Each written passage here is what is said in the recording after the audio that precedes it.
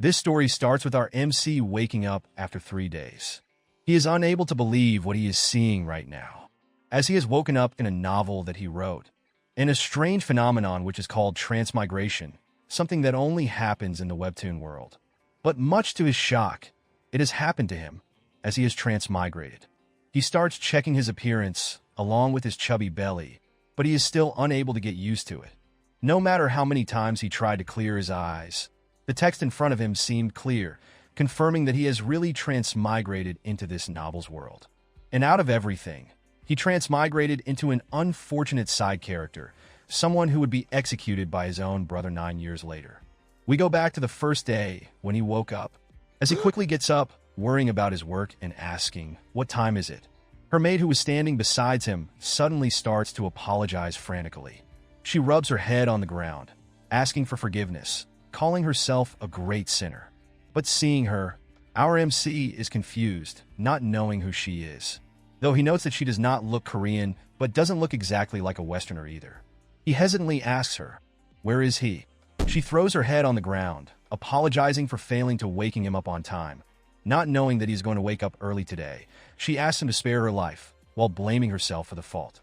Our boy is left shocked and confused at her actions. He worriedly asks her if she is okay, though she fears the incoming domestic violence and shouts loudly, begging him to not hit her. She then just faints, just by our boy getting out of bed, perhaps from his hockey riz. This is what happened to him on his first day, which caused him to be completely shocked. Now on the second day, in the character info panel, he notes that his name is Rasen Maiden and not Cha Minsung. That day, he also met a boy whose name is Hampton, and he seems to be here to record his daily log. Rasen wonders what that means, but Hampton hurries up and apologizes, saying that he will be quick with it. He looks over Hampton writing and remembers what is it now. Apparently, the successors of renowned clans end up having their day closely monitored, and there is a dedicated person for recording the successors' daily activities. This is normal life until they became 14 and commenced the pilgrimage. Hampton freaks out, seeing Rasen standing so close to him like this. In haphazardness, he spills the ink along the notebook and apologizes while saying that he would clean it up right away. Suddenly, Rasen charges up a kick as his body starts to move on its own when he is looking at this dark-skinned boy, but anyways, he lands a kick right on his face, thinking that his body seems to be programmed to do that. On that same day, his memories started flooding in, the memories of Rasen Maiden, which makes him incredibly worried. At the age of 4, he remembers beating up servants using a toy stick, and one of them was Hampton. At the age of 5, he learned the secret truth behind his birth, as we see him being disgusted at his own mother. Rasen was a child of the patriarch Dekatra and the servant Soso. Because his father had a weak pull-out game, he was born. Rasen really feared his father, but didn't fear Soso at all, as he spits on her face and curses at her. Remembering these memories now causes him great shame that these are actually his. And when he was 7, he truly had an incredible talent for being a shit stain. There were countless other incidents, which will take him a long time to tell. But after being rowdy at the age of 7, the real big incident happened when he was 8.5 years old. We see him beating up a little girl and making her his punching bag. Rasen, who was an edgelord and a man of equality, ended up beating up Rosalind, an 8-year-old and the only daughter of a renowned martial clan. Due to that, his father deeply regretted not wearing protection that day, as he had to lower his head down and apologize to Grandel's patriarch. And such, before Rasen could turn 9, he ended up being semi-exiled to the secluded Maple Annex.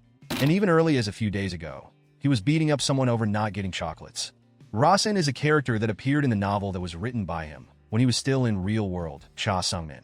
And he also wrote him like a bitch on purpose. However, he never wrote such a detailed backstory and setting for a side character like him. This world isn't one written out entirely by the author, Cha Sungmin, but it's an unwritten world. Therefore, there are events that naturally occurred in this world, and now he has collected most of his memories, though they are all trash. On day 3rd, he had no choice but to accept that he has transmigrated, realizing that it's not a dream, but reality, though he cannot just stay in shock like this. Rasen was the bitch-ass side character of the novel Syed, the Renowned Sword Clan, written by Cha Sungmin, but he never wrote stuff like his face or what abilities he had, as he was just a side character who appeared once in a blue moon. Since he didn't have a plan for him, the only thing he decided was his magic combat talent. It was there just in case, but he ended up not using it. And so, that ability might as well not existed to the readers. And in the end, he was executed at the age of 17. Remembering which, he shudders in fear, but he gets his thoughts together, prioritizing survival above everything else for now. Rasen is currently 9 years old, and he still has until 8 years to be killed off, which means he has 8 years to change the future. But the problem is after that, even if he works hard to change the future in 8 years, he would have to face off against the main character. The protagonist of this novel, Kazan Sayed. Maiden is a clan that Kazan is fated to fight. Dekatra, the patriarch of Maiden, ended up accidentally killing the first son of the Sword Clan long ago. Though currently it is complicated and a secret, but the truth becomes uncovered throughout the novel. And the tension reaches a breaking point, and in the end, the two clans even wage war, which came to be known as the War of Sword and Magic. Because of the title of the novel, the said clan is victorious in the end, and the Maiden clan is almost wiped out. As Rasen is looking at the window, the text keeps blinking as he wonders, what should he even do now? Cha Sung-min is the creator of this world. It might be a flimsy world that was written on the side while working full-time for a company. But despite this, he is still the creator, and all the encounters and lucky strokes of the protagonist were created by him. And he even knows the future, so as long as he can make it through properly, it could be like his original life.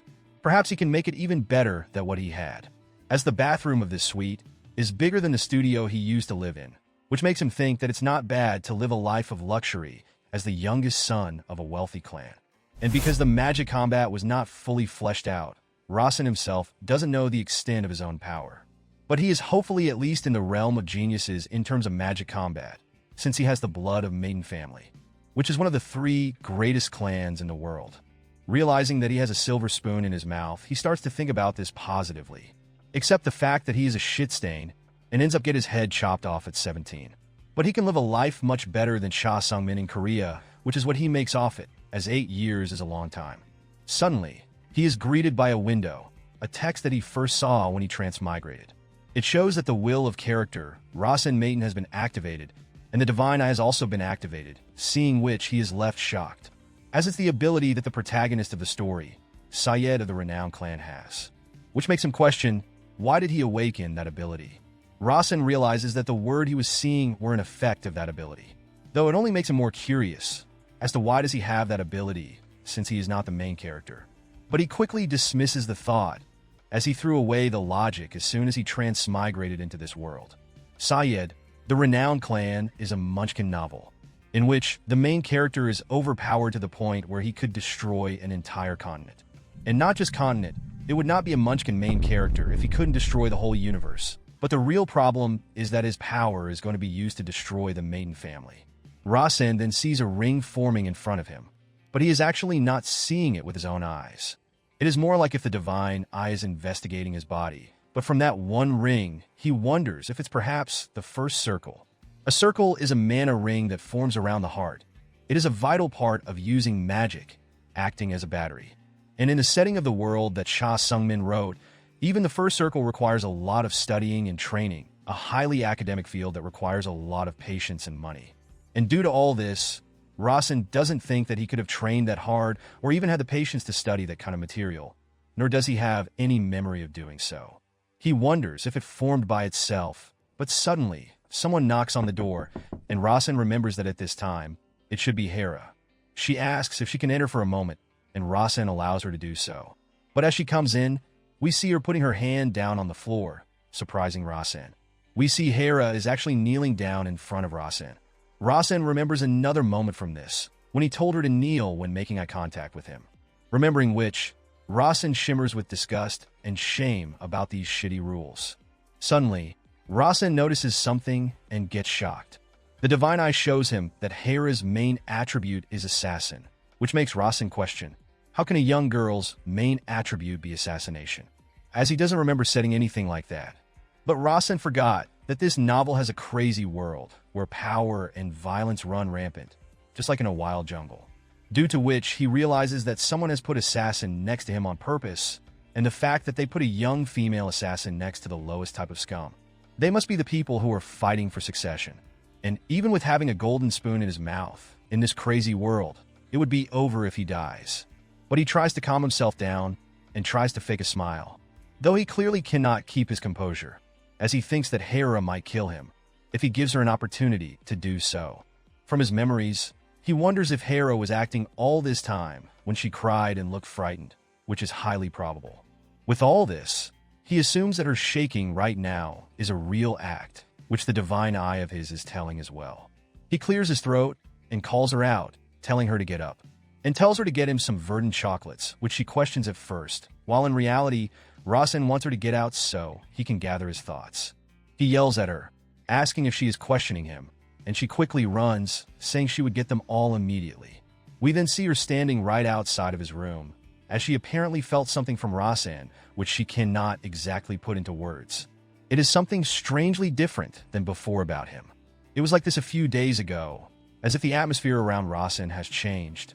Though she cannot say what exactly, but she is sure that something has definitely changed about him. We see Hera start to float in the air, and notes that even though the change is premature, she should perhaps report it to those people. Meanwhile, inside the room, Rasen decides to go over some stuff. Rasen Maton, now him, has been exiled to the Maple Annex. He seems to have been completely pushed out of his father's sight, and out of the line of succession. He believes that he does not have a chance at becoming a successor candidate in the Magic Clan, but in his case, that is a blessing, because the Magic Clan has almost an antagonistic role in fighting the Sword Clan. And for now to survive, he plans to act like a normal human being. And thankfully, as the creator of this novel, he has the power of the main character, and he even knows the future and his fate, also the location of ancient artifacts. So he decides that he must take part in the battle of succession. If he doesn't, he would be known as the trash of Maiden family, though he would only be able to join the battle when he is 10. The Rasen before would have stupidly acted like a bitch after 10 and depart this world at the age of 17. But with him here, he can eat all he wants without worrying about money, travel all over the place, and live a free and luxurious life, unlike before, and for that he just needs to secure his place around the middle and he would be fine. And apparently, he has done this many times before, as it is the Korean military's code of conduct. And with this, he has cleared up how he should act and what he must do in this world to survive. He then gets a message that his divine eye effect has ended due to insufficient mana. And once again, Hera comes knocking on his door, apologizing to him. She worriedly explains that she could not bring back verdant chocolates, because it is really difficult to acquire them. Rasen tells her that it's fine, since he doesn't actually needed the chocolate, but just needed some time. Hera thinks that she misheard, and asks again, but Rasen once again tells her that it's fine, so she should get lost. Rasen is acting like this since for now he still needs to keep up his shit-stain act but in moderate amount. But what he actually finds creepy is that Hera's footsteps are completely silent. She then once again tries to ask him about verdant chocolates. And this time, Rasen shouts at her to get lost, and she quickly leaves while telling him to have a nice day. Hera gets all concerned hearing what Rasen just told her, as she fidgets around, contemplating. But she remembers what Rasen told her, though she is unable to believe it, as he was supposed to be someone who would go crazy for chocolate. Hence, she decides to observe him a bit more. Then she would decide to report it or not. Now, fast forward to a week later, outside the annex, he tells Hampton to get ready. Hampton gets confused hearing that, and Rasen explains that they will be going to the training annex. Hampton is stunned at first, but quickly runs away to make an appointment after Rasen yells at him. Rasen apparently had many thoughts throughout the week, but he roughly sorted all of them out. Firstly, to survive, he needed to join the succession battle and act like a decent human being. Secondly, he must train very hard while acting decently. And lastly, he must survive at any cost and become independent. And to do all that, there is something critical that he has to confirm, which are the first circle, magic combat, and divine eye that Rasen has. As the day has finally come to test his abilities out, Hampton quickly starts running to the training center, saying that the young master has changed. He thinks the fact that he got bruised up because Rasen beat him isn't something to be angry about, but instead something he should feel sorry for. Blaming himself that it happened because he couldn't serve him properly, and because of this, he is quite excited and surprised that Rasen wants to go to the training annex. We go back a bit, as Rasen is asking Hampton about the training annex, while his divine eye shows that Hampton is a poison user, and due to having these types of people by his side, he calls it a complete shit show. He shudders, wondering when did Hampton start learning poison and fears for his life that he might be looking for a chance to come after him. Apparently, Every succession candidate of the Magic Clan is assigned a well-trained aide. They are trained and brainwashed from childhood to assist their candidate, and they devote their entire lives and loyalty to them. In the shadow of the seventh son is Hampton, which surprises Rasen that despite being a trash, he still got a shadow. But in the end, Hampton is simply a well-trained servant of the Maiden clan. We then see Rasen arriving at the training annex, and Hampton is quite happy, thinking that Rasen is here to train. But he still wonders what caused Rasen to change so suddenly. Though, he is not afraid that Rasen will cause trouble or anything. He shares his feelings, that it makes him sad when Rasen's actions cause him to be looked down by others. Hence, for now, he decides to believe in his young master. Back to Rasen, who upon seeing a modern building in a fantasy setting, realizes that he was quite lazy with the settings. But at least it's convenient and familiar thanks to that. We then see a guy wearing black robe come out, greeting Rasen. He introduces himself as Noah, who is the administrator of the Leaf Annex. Rasen politely greets him back as well, and he bows to Rasen, calling it an honor. But he is actually quite pissed at Rasen, as in the past, Rasen slapped him for not bowing respectfully, and yet he doesn't remember him. Rasen notes that the divine eye is not working on him, so he assumes that he must be far stronger than him, though it is to be expected of an administrator. As such, Rasen thinks to treat him well and not be a bitch. He asks Noah if there are any monsters he can fight because he wants to train. Noah is left surprised hearing that, and Rasen asks for some recommendations to fight, suitable for his age. Noah asks for his age, and Rasen replies, it's 9. But Noah actually knows it well, as he has been counting the exact time down to seconds from the day he humiliated him. So, he wonders what can he do to mess with him, but in a legal way, something that no one can blame him for.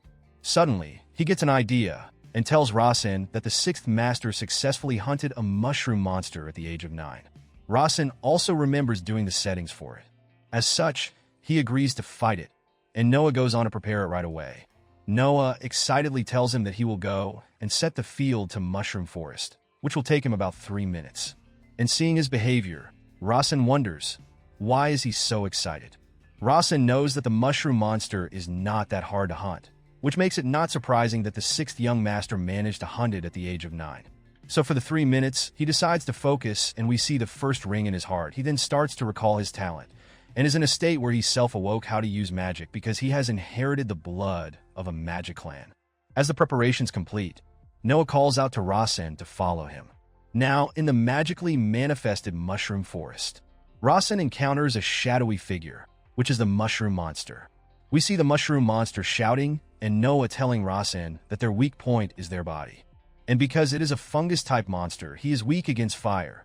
Though as Rasen has not seen a mushroom monster, he assumes that it's that, and calls it gross when it starts moving. But regardless, he gets ready to hunt it and charges up mana on his fist. But as he is about to attack, a message appears, informing him that the will of the body has been verified, and the combat magic imprinted on the body has awoken. Suddenly, the mana ring seems to expand, and Rasen's eyes starts to show a bright light.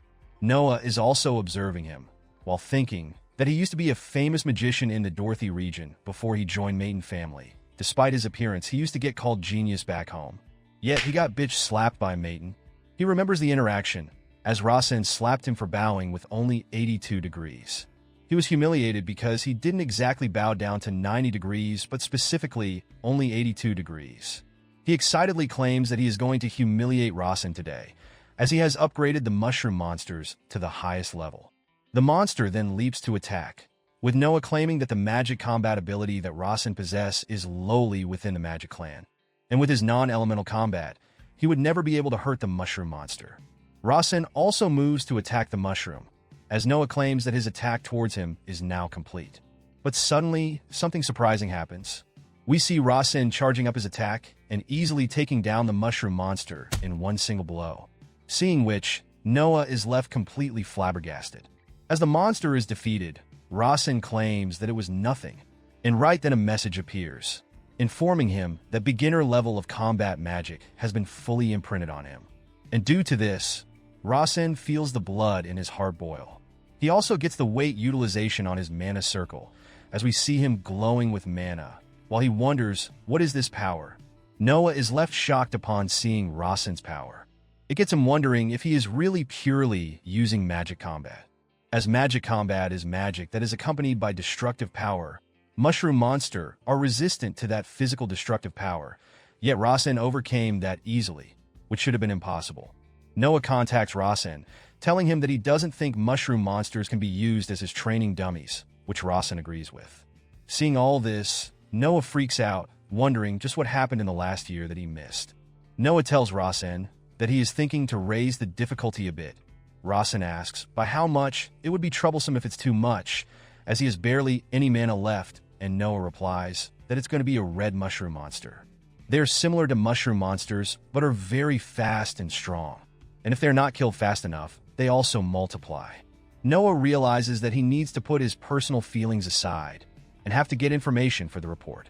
As such, he tells Rasen that he will end the training if it gets too dangerous, though Rasen doesn't remember setting up anything like a red mushroom monster. But he assumes that it's probably a monster derived from the original settings and agrees to hunt it. Noah then spawns the monster, and we see it's a Chinese-looking mushroom with red hat. Seeing it, Rasen doesn't see any difference from the previous one, except the color. But much to his shock, the monster is incredibly fast, as Rasen barely dodges his attack.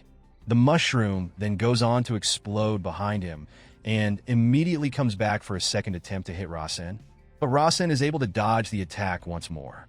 Despite being this strong and fast, Rasen notes that it doesn't look threatening at all. The monster again attacks him, and this time Rasen is able to block him directly. Seeing him block his attack like that shocks Noah. Fighting the monster, Rasen has realized something. Its attack pattern is quite simple.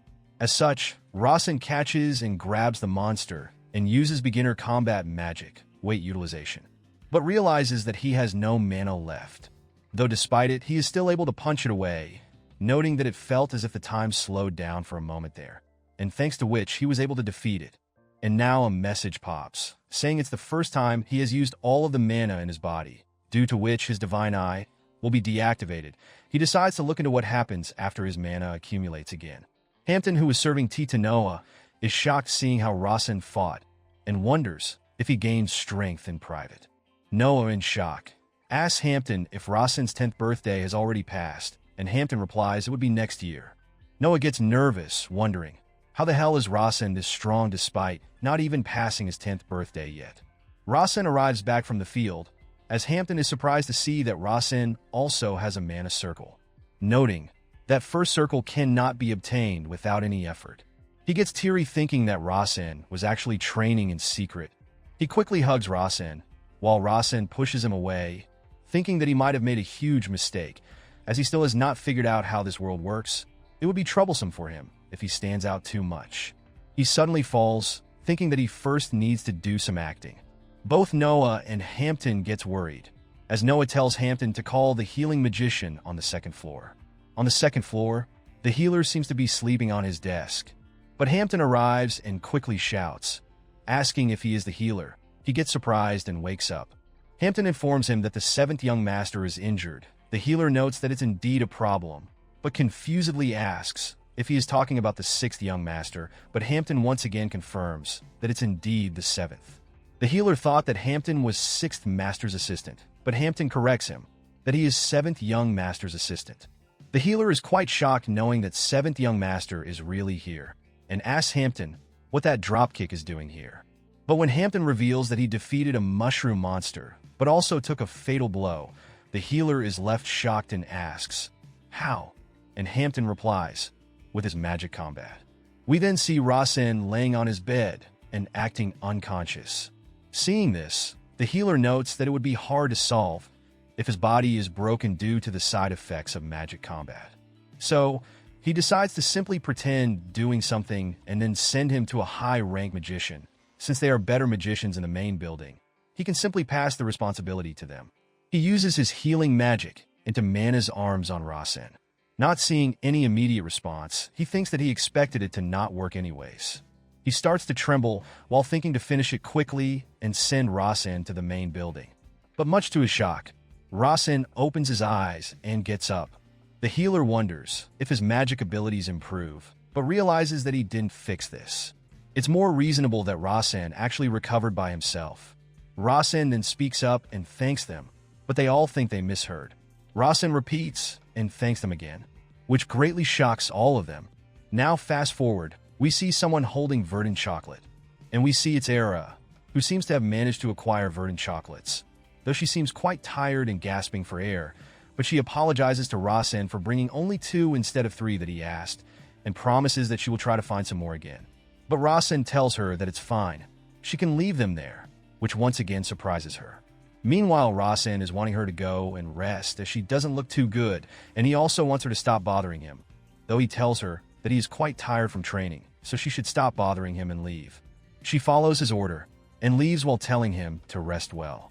In the kitchen, Era confirms with Hampton if it's really true that Rasen went to train, and Hampton confirms it as well, but Era still is unable to believe it. Meanwhile, inside the room, Rasen notes that while he doesn't like chocolates much, this one seems different, as it melts immediately upon entering his mouth, and the sweetness soon becomes warmth, and it feels as if his body is being covered in a fluffy blanket. But suddenly, he questions what if this is not just some kind of feeling. As such, he activates his divine eye and notes that the effects of the chocolates are spreading throughout his whole body. We see the chocolate is actually granting him mana, and Rasen finally realizes that this was the reason this body has gathered this much mana. Now he feels as if his character is more developed as the different random probabilities are slowly being connected. Though, he still finds it surprising that eating chocolate would give him mana. As in order to absorb mana, magicians have to travel to locations with abundant mana, and they go through hell to try to absorb a morsel of that mana.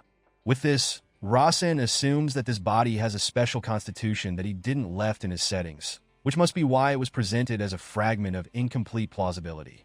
But with this free mana, there is also a side effect of getting fat. He then remembers the feeling he got when he was fighting the red mushroom. As such, he tries to reimagine the situation. And when he does so, a new attribute, Slow the Flow, gets activated. But suddenly, he gets a knock on his door by Era, and he tells her that he doesn't need anything else today, but Era tells him that a guest has come to visit, though Rasen asks her to tell them to go away. But the guest seemingly walks in, while remarking Rasen's rude way of speaking to his elder brother. We see it's his elder brother, Carlton Maiden, who asks Rasen if he wants to get beaten up, since he is not standing up, neither showing any manners. Rasen gets worried seeing him, as he remembers from the memory that he is someone whom Rasen was afraid of. He then goes on and bows to him, while Carlton calls him a good-for-nothing for doing everything slow like an idiot. Carlton then asks him, what is he waiting for? But Rasen doesn't get what he means. Carlton suddenly lifts his stick, asking him if he is not going to kneel and crawl like a bug. But Rasen's new ability, Slow the Flow, gets activated, and he realizes that it's the same feeling from when he fought that monster. And he realizes what he needs to do now, which is not get hit by an extra like the 6th young master. He also sees it as an opportunity to gauge his strength and see how good his skills are objectively. As such, he easily deflects Karsten's staff with a single motion from back of his hand. In surprise, Karsten asks, what did he just do? And Rasen replies that he simply invoked his right to defend himself. Karsten gets quite pissed hearing that, and asks Rasen to say that shit again. Rasen plays with him by saying that word back literally as it is, which gets Karsten even more pissed, as he finally yells at him and calls him a bug-like bitch. Karsten activates his magic and gets ready to kill him, and Rasen notes that he also has a ring around his heart. Karsten activates and prepares to use water magic. Meanwhile, Rasen observes that the water rings are created near both sides of his face and another by his chest, and it would get tricky to deal with if they form completely. As such, Rasen quickly dodges his attack and appears right behind him. He also nullifies his water rings and punches him right in the gut. It causes Karsten to cough blood and kneel down. Rasen gets worried seeing his state, as he thought he controlled his strength enough, and he asks Hampton to call a healer. He wonders if it happened that before the magic was properly formed, the interrupted mana exploded within his own body. Hampton arrives, asking what happened, and Rasen orders him to get a healer quickly, and he immediately rushes to do so. But Rasen thinks that he did beat up his brother a bit too much. But besides that, he thinks that he has discovered the most efficient way of facing a magician, and his first goal is to survive until 17, to which he can see the path a bit now. Now on the next day, Era is surprised to know what Rasen did to Karsten, though she is unable to believe it at first, denying that it could ever happen, but Hampton confirms that it does makes no sense, and if he hadn't seen it with his own eyes, he wouldn't have believed it either. He asks Era if he can start speaking more honestly to her. Era asks if he is going to tell her that he is a shadow, hearing which, Hampton is quite surprised, as it's supposed to be a secret. She informs him that besides Rasen, everyone already knows it. Hampton replies that he also doesn't think she is some normal maid, as her footsteps are abnormally light, and her movements are incredibly secretive. Era smiles and replies, it's another thing everyone knows besides Rasen. Hampton then asks Era if she still thinks that Rasen is a lazy bitch. But Era asks him to keep on talking and express his opinions. Hampton replies that he thinks with his 10th birthday coming up, he is finally starting to make his move. Meanwhile, we see Rasen is standing outside some huge building and is in quite awe at sight. And this is apparently the Starlight Library, where he would learn mana manipulation. Noting its sheer size, he comments that it's more of size of a shopping mall than a library, and he is actually impressed that Rasen has never been to such a place. As he walks inside, he sees an insane amount of books and wonders if this library continues like this up to the 3rd floor. Right as he is wondering how many books are here, someone replies that there are 200,000 books here. Rasen looks around, wondering where did that voice came from. And we see a woman is floating in the air, as Rasen asks her identity. And she replies that she is the librarian of Starlight Library, Evian. Back to Era and Hampton, as Era asks if Hampton thinks that he has been preparing for his 10th birthday, a dropkick like him. Was he really hiding his true nature? As to Era, it doesn't make any sense, but Hampton tells her that he has been hiding his strength for 10 years on purpose, and Era thinks that he is quite amazing to believe such a thing. Hampton informs her that he clearly saw him already complete the first circle, and if she really thinks that it could be achieved in just a couple of days. He asks her to think about it, as the 7th young master has never been discussed as a succession candidate because of his behavior so far, which Era agrees with. And since she was the only one who was observing him, it would have been very comfortable for him. So he assumes that Rasen purposefully lowered himself and hid his true abilities. But Era still doesn't believe it, as his talent is also limited to magic combat. But Hampton is quite sure about his assumption, and Era asks him, why is that? He replies, it's because he is his shadow, and he is sure that Rasen showed him the future. And since they both share the same fate of being discarded upon Rasen's death, he suggests Era to cooperate with him instead, but Era interrupts him in between.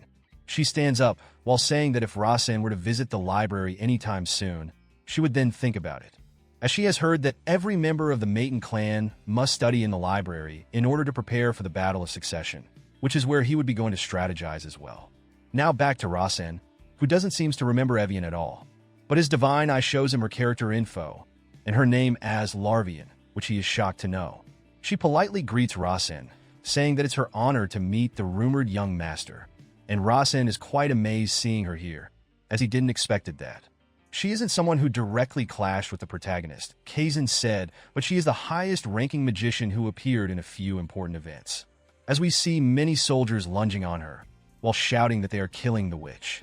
And notable, she is the monstrous magician who slaughtered Revedon's tyrannic lord and his knights, and also froze up the entire of Revedon's castle. She will be later known as a near disaster in and of herself in the North Sea War that will break out in the future.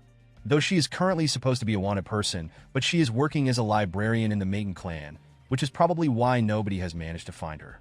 The Magic Clan, Maiden's library, is the holy place of magicians, because originals and transcripts of all the grimoires from over the world are sleeping here. And every librarian managing this place is a magician of the highest rank. Librarian have the right to manage and read every single book in the library as well. But Rasen questions, why did it have to be her, as the librarian, the legendary which rumored to freeze one to death upon eye contact? She asks Rasen to wait on the table on 2nd floor, and she would prepare some tea for him. She asks him for his preference, and if he likes black tea, which he agrees with despite not liking black tea. She suddenly disappears and goes on to prepare it right away, while Rasen thinks that this world is too dangerous, no matter how much he thinks about it, and he is glad that he didn't visited the library before, because he cannot imagine how she would have acted if he drop-kicked her, if he visited before transmigration. Fast forward at the table, she asks Rasen, what kind of book is he looking for? He replies it would like one related to mana cultivation, and she asks what kind of mana cultivation book. He asks her for the most basic one, the fundamentals, though she questions if it isn't unnecessary for him as someone from the maiden family. He replies that one have to be careful when leaping, and she doesn't understand him. Though, regardless, she uses search magic to get him the book. And we see a book floats and comes right to his desk. He then tells her that she can leave now, and she disappears while wishing him for a clear-headed contemplation. Rasen starts reading that mana is designating all kinds of energy in nature. One has to accumulate mana in their heart and create a circle in order to become a magician. And soon enough, he sees some equations on it, such as Largo's 8 equation theorem and Prado's 7th mathematical formula, which are required to this. But reading all this, he gets tired, wondering how are these fundamentals, and he deems it impossible for a modern person to learn magic on their own, as it's something completely incomprehensible to him. But just then, he suddenly gets an idea. He activates his divine eye to read, though he used it just in case, actually analyzed it, even though he cannot read it himself. It looks like a computer screen. As such, he labels it as a monstrous ability, though the problem is the fact there is someone who can use this ability way better than he can. We see the analysis completes up to 22%, but then his divine eye gets deactivated due to insufficient mana. Rasen wonders if it means that he would understand the book upon reaching 100%, which makes his highest priority to solve the mana issue. And so, he closes the book and decides to end for today. As he gets back to the annex, Hampton greets him and informs him that Lady Soso has visited him from the Maple Annex. At first he is confused, but is shocked upon noticing her. As we see Rasen's mother is standing around, waiting for him. He wonders what kind of crazy cliche is this and questions why did his mom appear at this point of time. The Cha Sung-min of Korea always missed his mother because he was unable to see her as a child. His mom died of cancer when he was just a child, as he begged her to not leave him. He also used to get bullied due to not having a mother in school as well. And Cha Sung-min had lots of internal struggles since then. And yet, he is quite shocked, seeing that she looks so similar to his own mother from Korea. With his divine eye, he also notices that she has early symptoms of azure spotting, which shocks him. Fast forward, we see Era is serving them tea, as they both sit at the table. Rasen seems quite anxious, as he remembers his memories of berating his mother, wondering how could he say such things to her.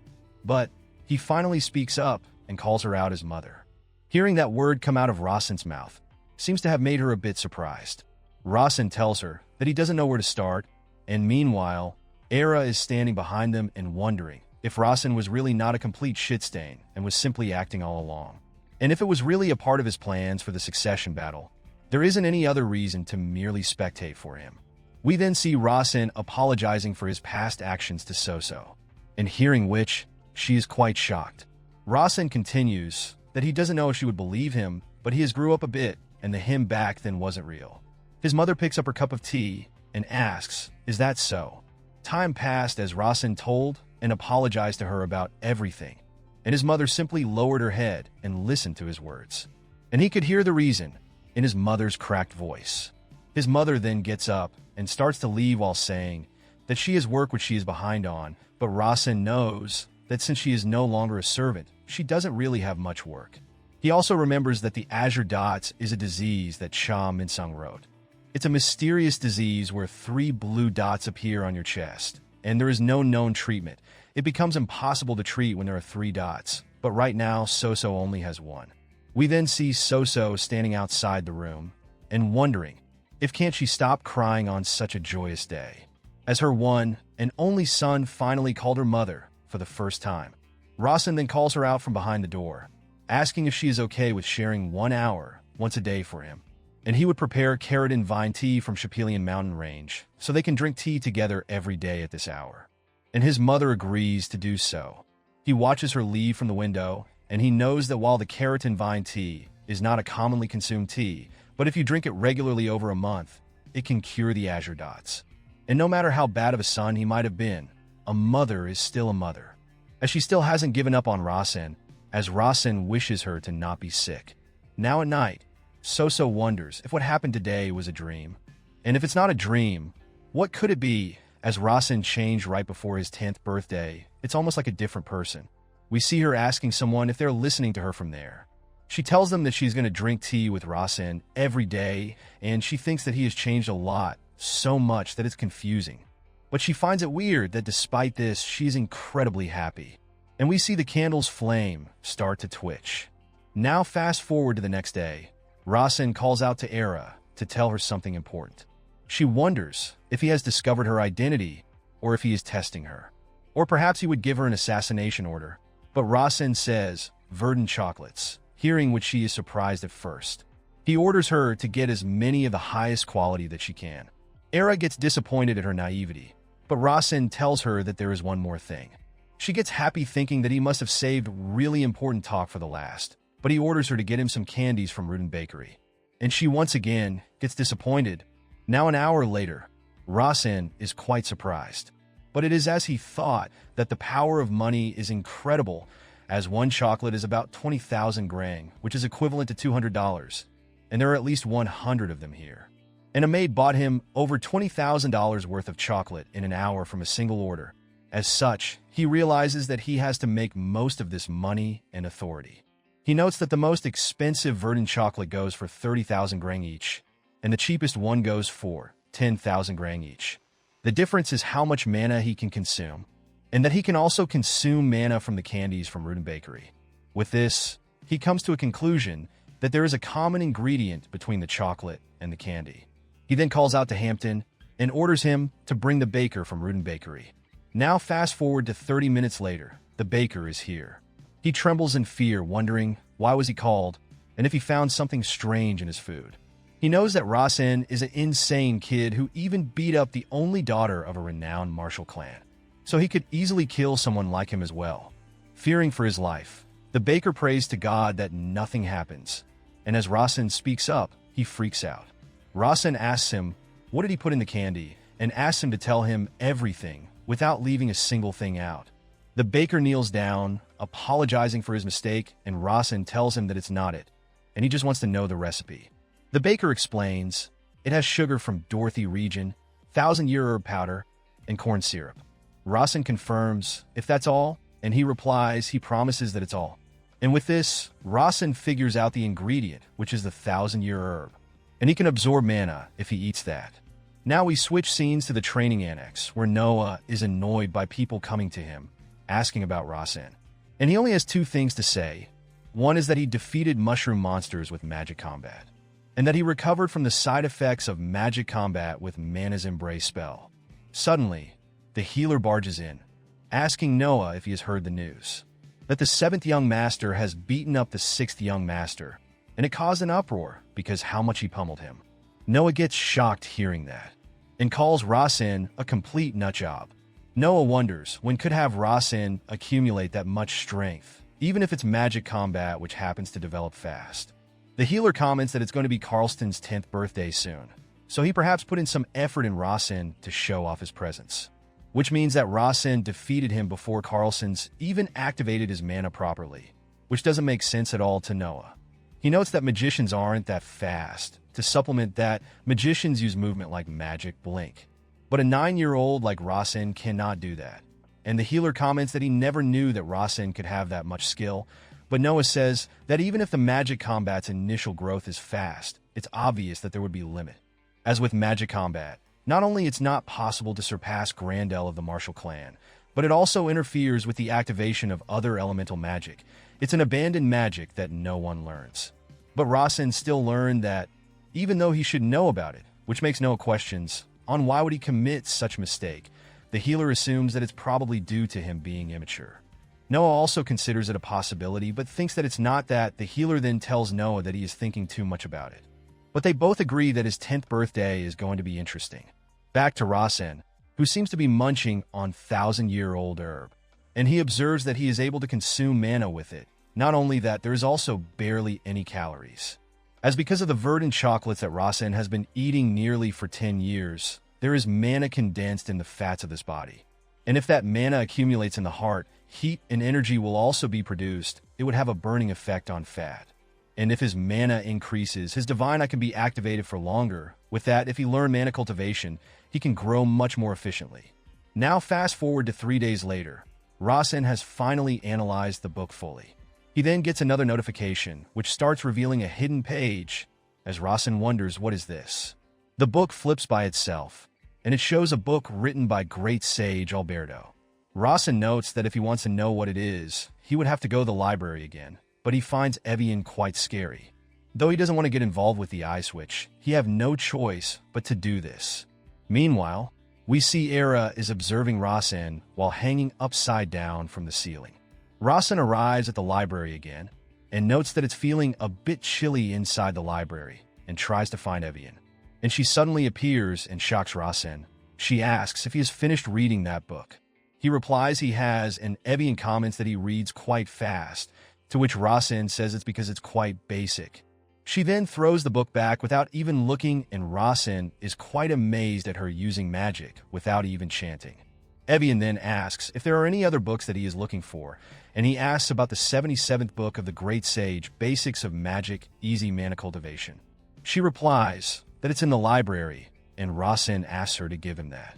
But she informs him that the book is classified as B rank because its content isn't interpretable or informative, but Rasen tells her that it's fine as he is just going to read it for fun. She suddenly starts sniffing and gets close to Rasen. Rasen is quite shocked and wonders what is happening. He gets the feeling almost as if a predator is sniffing its prey. Evian tells Rasen that there seems to be a nice scent on him. Rasen realizes what could she be talking about and takes out the verdant chocolate and asks her if she is talking about this. He asks her if she would like to have it, and she grabs it while replying that she doesn't.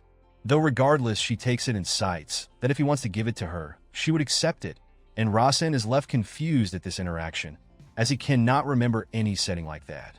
He notes that something feels off, almost as if there is a bug in the original setting, and he tries to think what it could be. Rasen then starts to leave, as he got his book, though considering the timing, he thinks to say something flattering to her. As such, he tells her that there is a lot of chocolate at the annex, so she can come by time to time. He would tell Era in advance to give her some to her. Hearing which, Evian is taken back a bit. They both wave goodbyes at each other, and Rasen hopes that she wouldn't actually come, as they were simply empty words of feigned greeting. Back at the annex, we see Rasen is able to analyze the book by 42%. He notes that there is not much information than he expected, and this book is full of words that don't make any sense either. Now we switch scene to an open ground and see Hampton and Era watching over Rasen training. Hampton notes that Rasen seems much busy nowadays, and he even went to the annex and library. Era comments that it's not just a simple jog, and Hampton asks her, "What is it then?" Suddenly, Evian arrives from behind and tells them that it's the process of melting the mana condensed in his body by body utilization. Era gets shocked seeing her and notes that she couldn't even sense her presence. Hampton asks her if she is here to go the Maple Annex, and she replies she is. He then asks if he should tell the young master, but Evian tells Hampton that it's fine. Hampton wonders why she's going to the annex, as a librarian should be a highest rank magician. He wonders if she is here to assess Rasen's growth or perhaps to help him in Succession War, but disregards it, as librarians are supposed to be neutral. Evian comments that Rasen looks different from the rumors she heard. Era then takes out a chocolate and tells Evian that Rasen ordered her to give this if she ever came here. Evian doesn't say anything, and Era says that she didn't think that someone like her would like chocolate, and she is only giving her this due to what Rasen said. Meanwhile, thinking that when you gift someone, their rank should also be considered. And someone like Evian, who is a librarian, it could be considered an insult. But she accepts the chocolate while citing that she cannot just ignore Rasen's sincerity. Era looks over to Evian and wonders what was Rasen thinking when he ordered her to give chocolate to Evian, and questions what kind of relationship do they have. Now 3 days later, Rasen has finally analyzed the basics of magic, easy mana cultivation, and it gets imprinted onto his heart. He smirks, thinking that he finally mastered easy mana cultivation. But suddenly, something happens inside his body, and he falls to his knees. He notes that his mana is overflowing, and if he doesn't read the flow properly, his heart will explode. Rasen realizes that he needs to read the flow with his divine eye, and that it's a world where one can die if they don't analyze the book properly. But since his mana is still fine, he begins to focus. Now fast forward and it gets evening, and we see Rasen is back to normal. He gets a message that due to effects of easy mana cultivation, settings that couldn't be seen are now visible. And with this, Rasen thinks that he should be able to understand why he felt something weird related to plausibility from Evian. In her character settings, we see that she likes chocolates, and Rasen remembers. It was back when he babysat his friend's son. His kid scribbled some settings in his book, which is why Evian likes chocolates, and so he finally understands her strange actions. Suddenly, someone tells Rasen that focusing isn't going to do him much good, and Rasen notes that he is surrounded by fire and wonders what is going on. But he notes that the fire isn't hot and sees a shadowy figure in it, wondering, who is there? The red-haired girl calls him Pig, and we see it's her elder sister, Persha Maiden, who asks Rasen, why is he pretending to focus? Does he have a death wish? Rasen remembers her as an insane magician with 3 attributes, as he wonders, why is she here? She starts to get turned on while thinking to cut Rasen, as she cannot hold herself back, while Rasen notes that she has quite sick hobbies. Persha again asks Rasen, why was he pretending to focus? And right when he was almost about to apologize, he stops himself. Since Persha hates weak and pathetic people, if he apologized now, she's going to cut off his arms and legs. As so, he realizes that it's some sort of test from Persha. Rasen replies that he wasn't simply pretending to focus, and Persha asks, what was that? Despite saying something on his own, Rasen is still terrified, but he decides to roll with it regardless and tells Persha that he doubts her abilities are that lacking. She tells Rasen to keep on yapping, and Rasen continues that he is sure that she was aware that he was actually focusing. And what she said makes him think that she wanted to know if he would apologize falsely or not. Hearing all this, she bursts out laughing, and Rasen wonders if it worked. She is actually surprised that the rumors about him having changed were true. And Rasen replies that he is simply starting to shape up as a person, and Persha asks if it isn't too late for that. He replies that when you think it's too late, that is the time you can do it the fastest. Suddenly, a huge fire snake appears in front of Rasen, and we see it's Persha's who tells Rasen that when he thinks it's too late, it is too late. The fire snake grabs Rasen, and he tells her that he knows very well that he cannot become the patriarch, as he knows his caliber. But he can help the one who would become the patriarch. Persha feels better hearing this and tells Rasen to go on. He continues that he can at least be a small variable, but Persha asks if there is even use for a trash like him. And Rasen replies, it depends on the abilities of the one using him. It's like how a single pin can change the world. She then questions on whose variable does he wishes to be, and Rasen realizes that she is asking who he is going to back.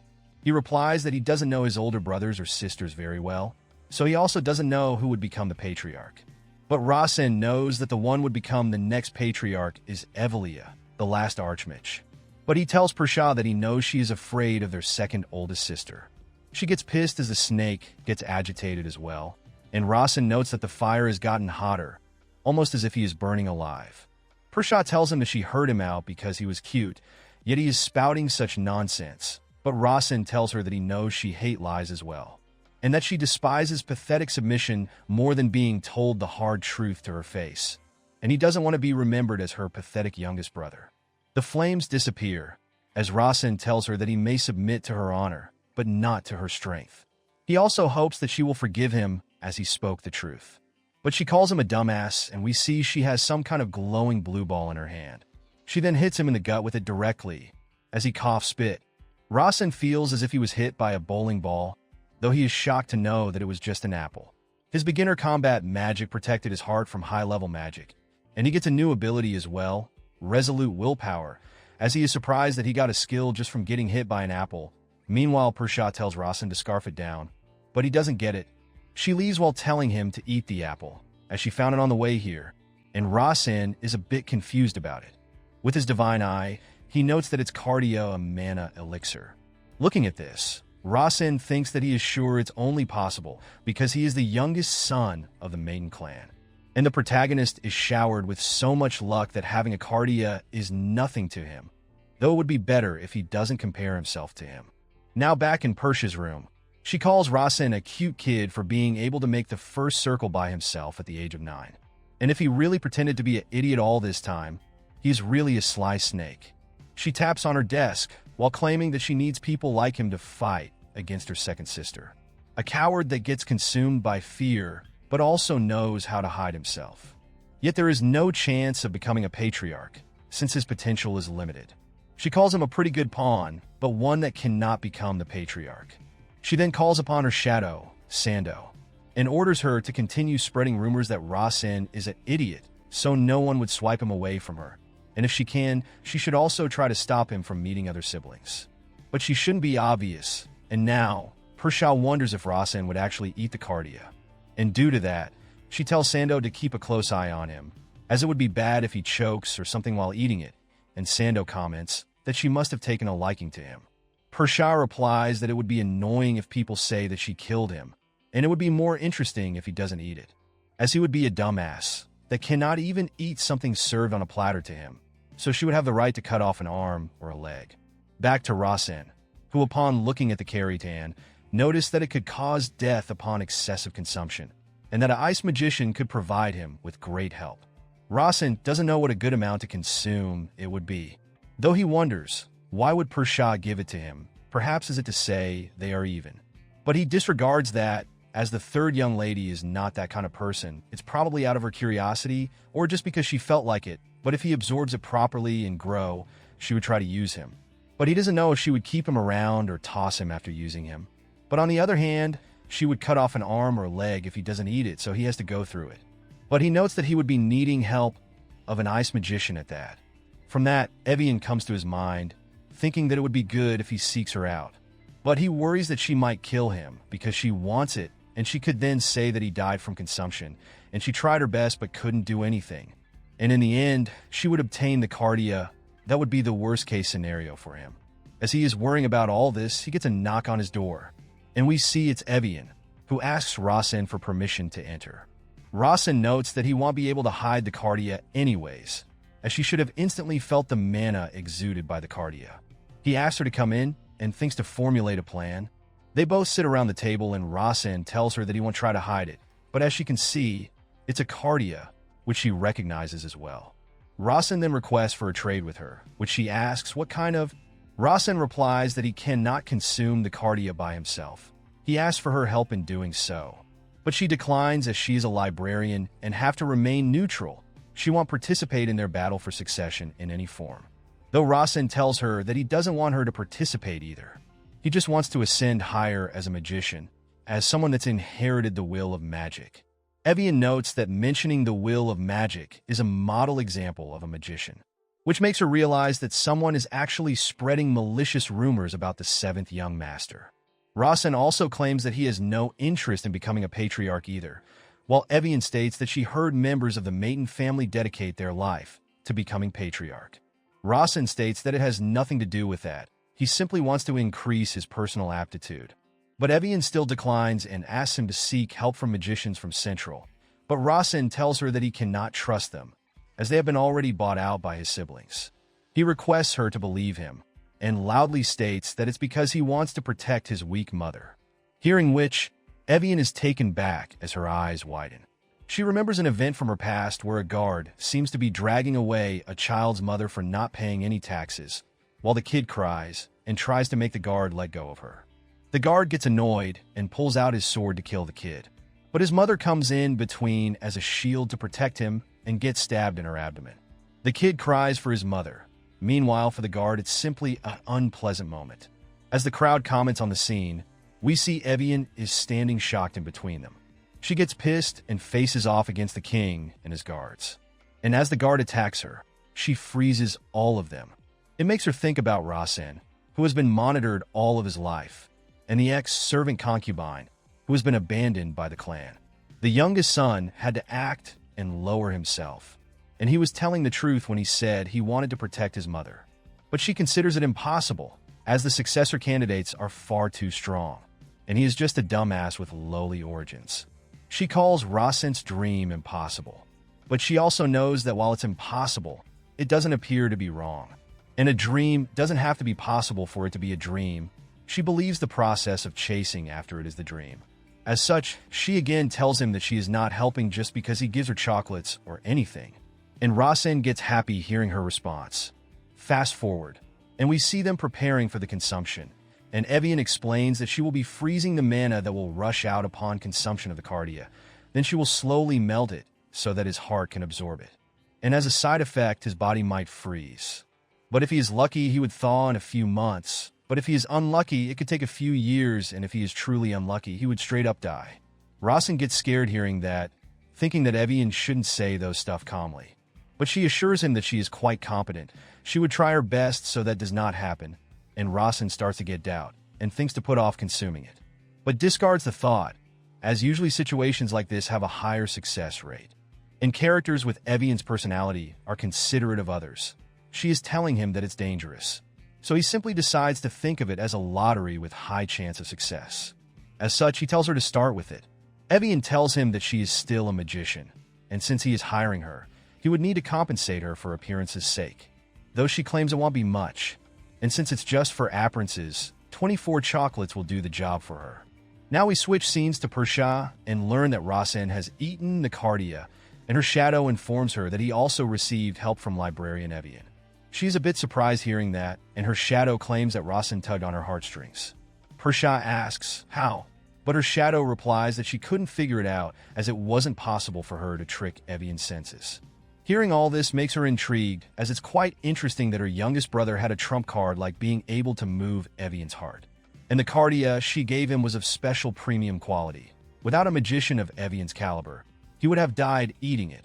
And she bets that Rasen already knew that Evian is Larvian, which her shadow agrees with.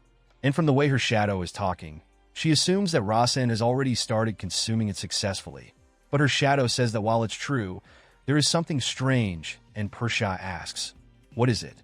Her shadow replies that the seventh young master's body appears to be far too sturdy, which surprises Persha, and her shadow claims that even Evian, an ice magician, was shocked. And the rate at which he is absorbing the frozen mana is unbelievable, and yet his heart rate and temperature remains uniform. Persha replies that it means his heart is that strong. After all, he is a maiden as well. She then asks Sando, how long does she think it would take him to fully consume the mana, as normally it takes 3 years, but she assumes that Rasen can do it in 1. But Sando replies that at his current rate, 3 weeks will suffice, hearing which leaves Persha speechless. Now back to Rasen, as he suddenly wakes up while sleeping, and we see his whole body starts glowing blue, and he starts panting while claiming that his body is too hot. Rasen then goes out to run at night, and notes that even after running for hours, he isn't tired at all.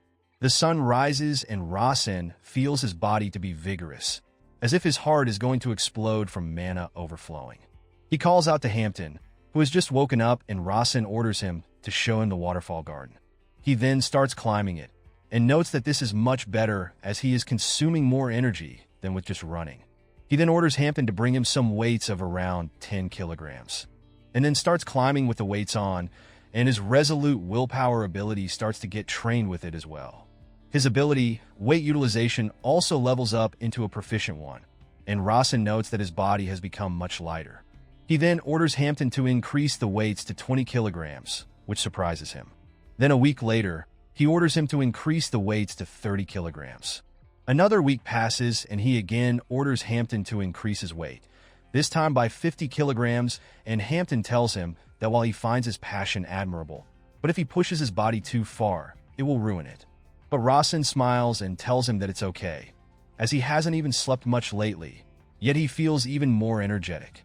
Now at Persha's office, Sando informs her that he has absorbed all of Cardia's mana, and labels his body as truly monstrous.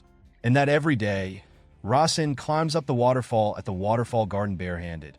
Persha asks if he is using magic, and Sando replies that he appears to be using combat magic. Persha comments that combat magic has fast early growth, but it has a clear limit, so Rasen just have to play his role as a small variable. Sando then adds that he is climbing every day wearing 50 kilograms weights. She is surprised as she thought it was only 5 kilograms, and Sando adds that he can climb the 30-meter high waterfall in less than 5 minutes. Persha laughs and states that he must be overflowing with energy, and wonders how many days he would survive. Sando claims that at this rate, he would die in 3 months, as he has too much mana in his body. Without a special power to protect his body, it would explode. But he might survive if Persha were to help him, but she doesn't want to, as giving him cardio was enough, and so she looks forward to see how he survives. But in the event he dies, Persha at least wants to make him tell how he managed to move Evian. Now back to Rasen, who seems to be styling his hair. And we then get a complete look at his body, which seems to have changed a lot after he absorbed the mana. He then meets up with his mom. As Era pours them tea, Soso is concerned that he is losing weight too quickly, but he replies that it started going away after exercising a bit.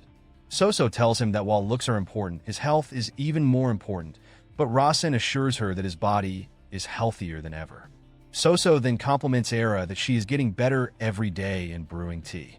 She blushes and smiles hearing that compliment, and thanks her while saying that she also looks beautiful by the day. Rasen also notes that Era is unusually friendly towards her mother, but he is sure that it's a good thing.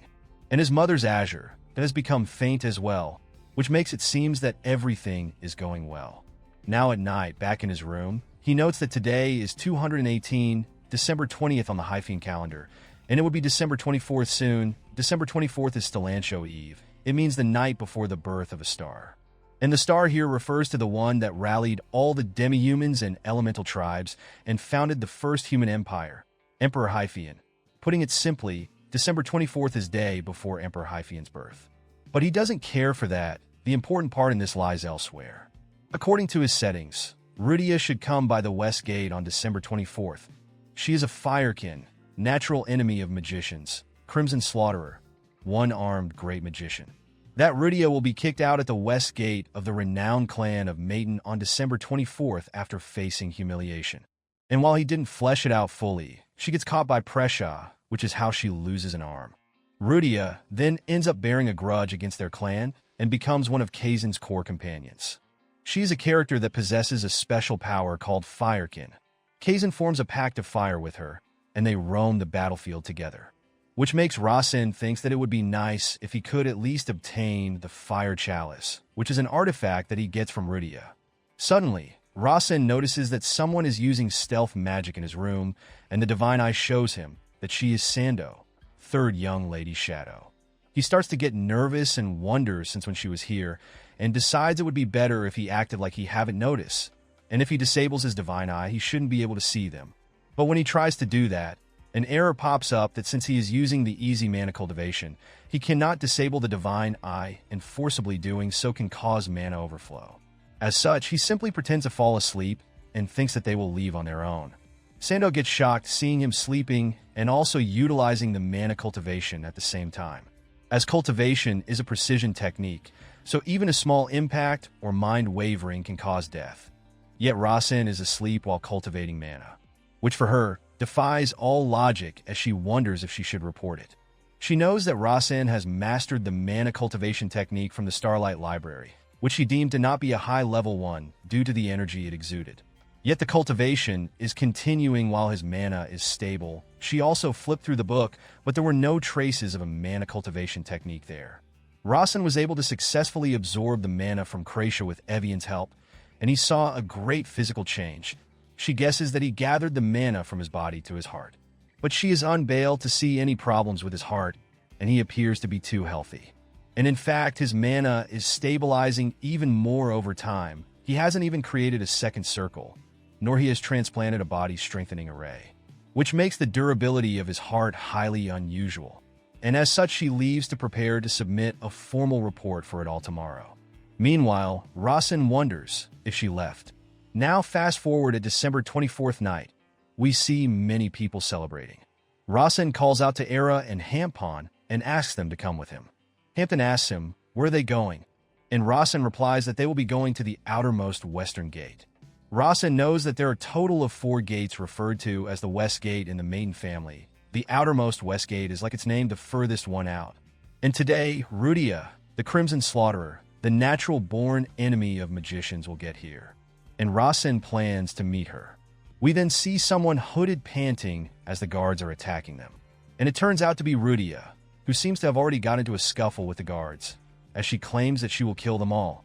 And seeing the situation, Rasen wonders if he is too late.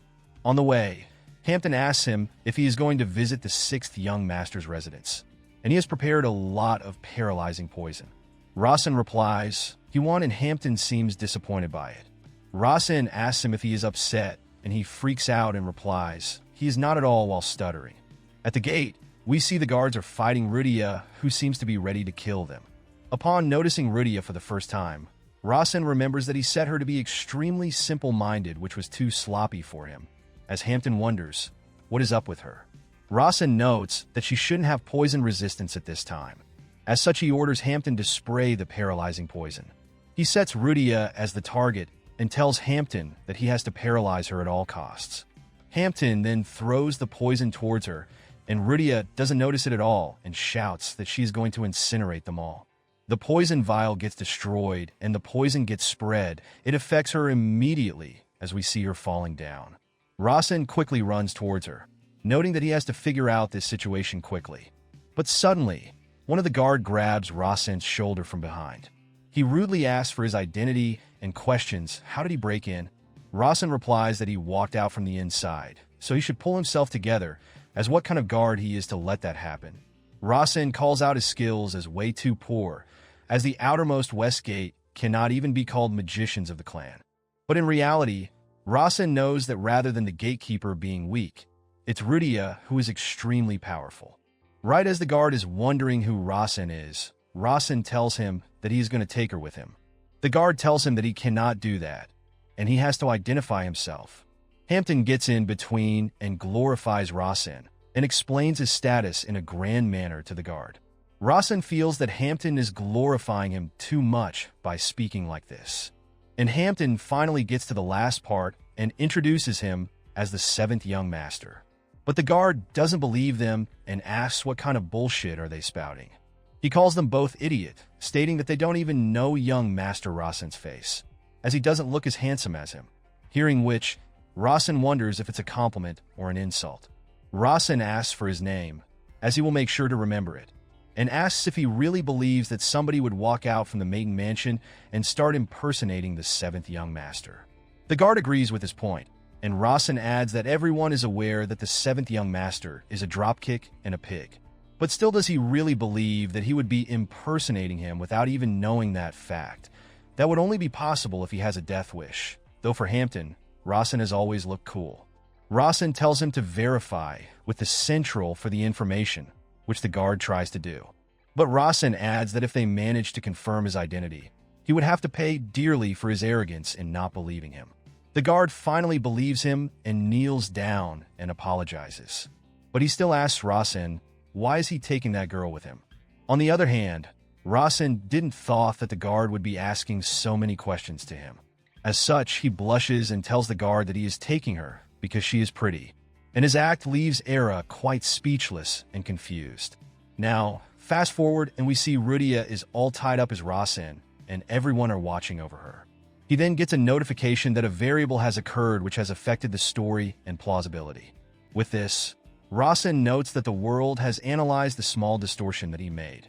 Suddenly, Rudia wakes up and tries to speak, and Rasen, while not too sure, thinks that she must be swearing and cursing. And since he has set her character to be extremely simple-minded, he decides to treat her in the simplest way. He tells Rudia that he has heard that her dad is sick, so he will help her, hearing which shocks her. Rasen continues that his mom was really sick as well, and he knows why she came here, and, judging from her robe with a moon on the left side of the chest, she must be a magician from Hiran. On top of that, since she is using fire, she must be a firekin.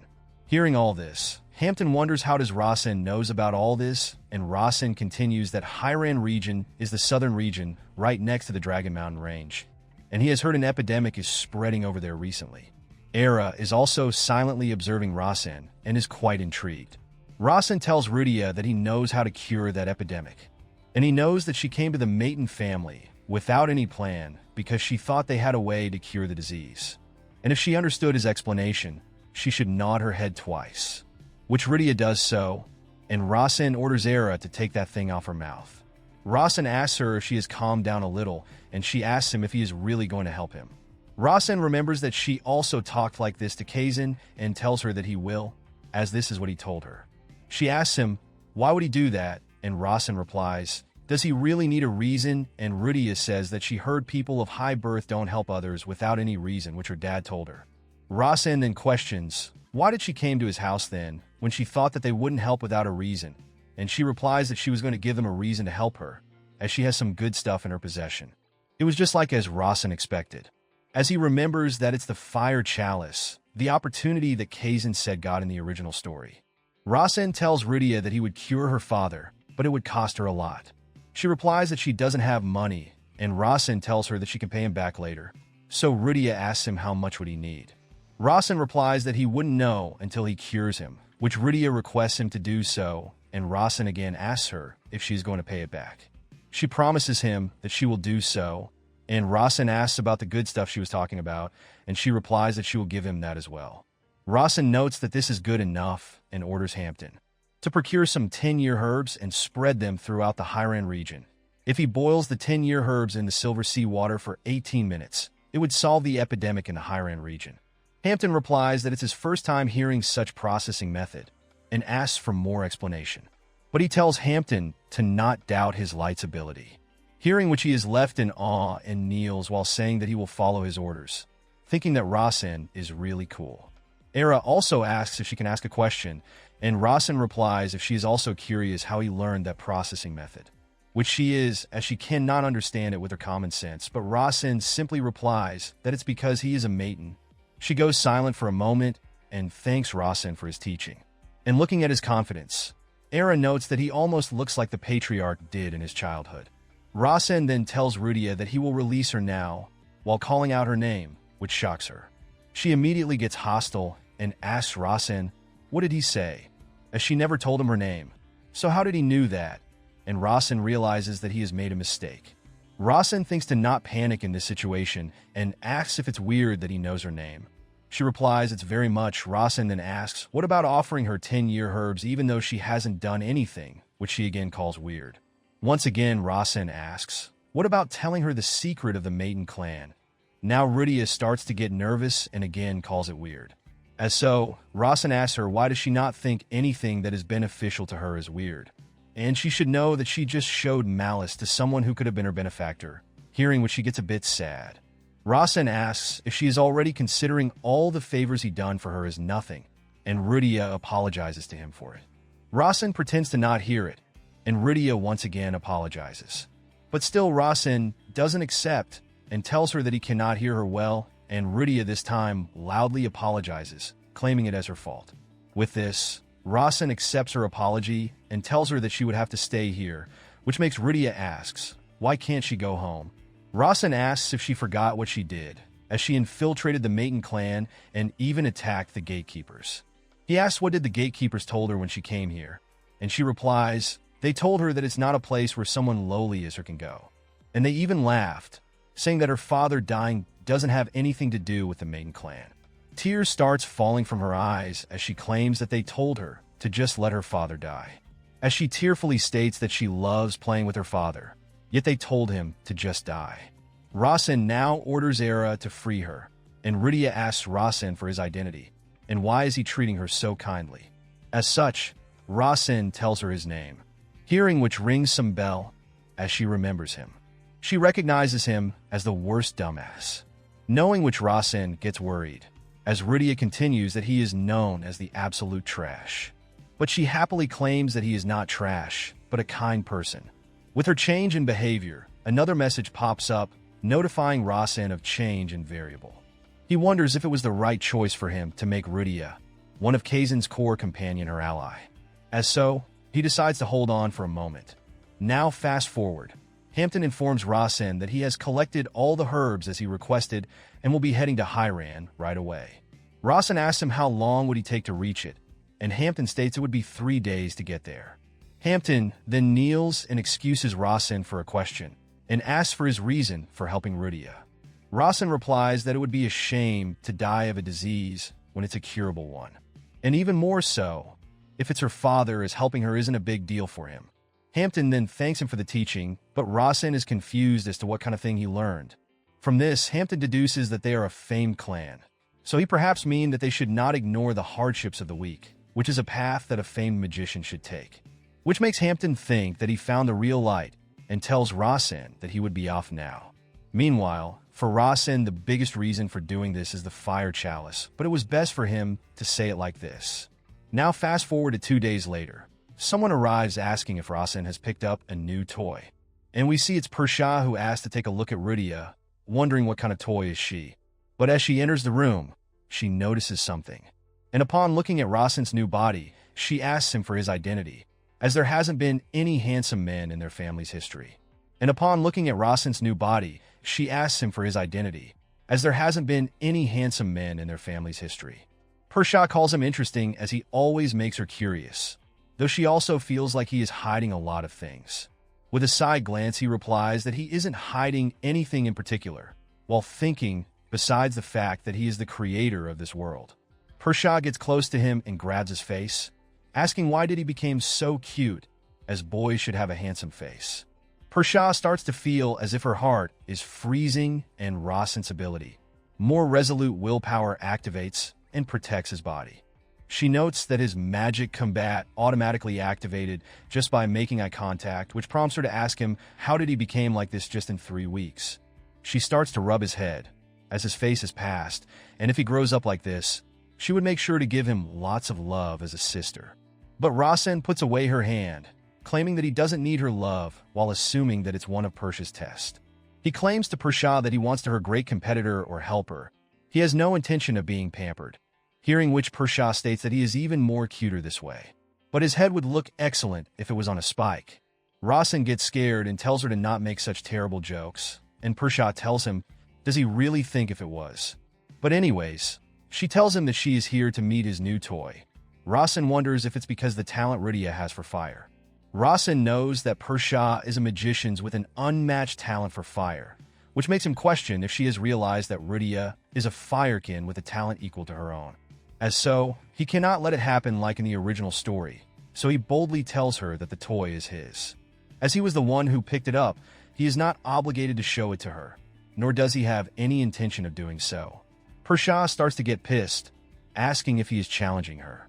Rasen's resolute willpower starts resisting her energy, which makes her angry as how dare he, who is just a halfling with nothing but magic combat, dare resist her.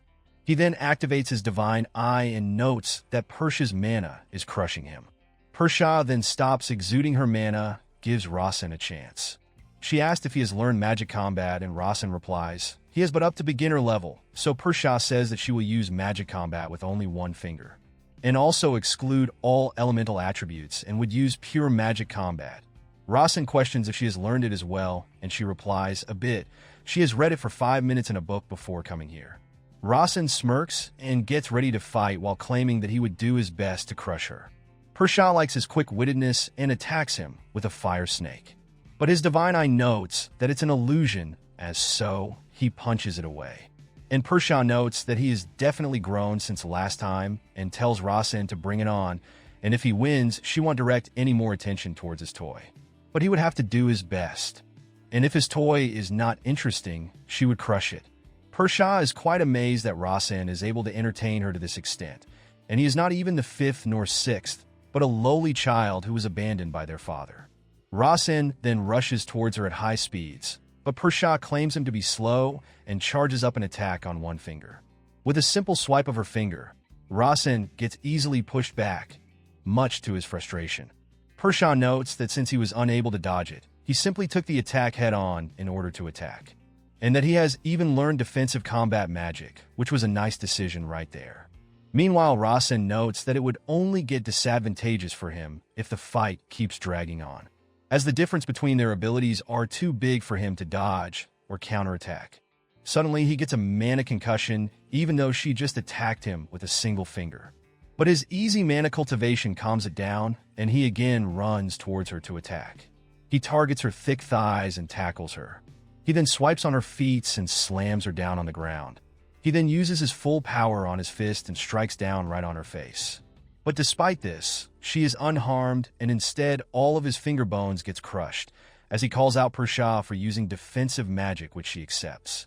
She asks if he rushed at her from the beginning with the expectation of catching her off guard, which he replies to, that it was his only chance, which prompts her to say that he took her off guard and cling to her in such insolent and indecent way, which Rasen replies, isn't magic combat always like this? Which is the reason Persha seems to hate it, as it lacks elegance, and Rasen replies while it may not be true, she still lost to him. Persha agrees with him and notices his broken fingers. She then lifts him up and smacks him in the wall behind. Rasen coughs blood, and Persha claims as he won the bet, she would take her eyes off his toy. However, she is only getting more and more interested in him.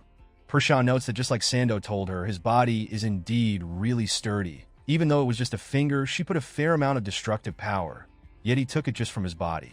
As such, she tried checking how sturdy he really was, but in the end he is still pretty weak, and so she tells Rasen that she would be seeing him later, and she disappears in flame.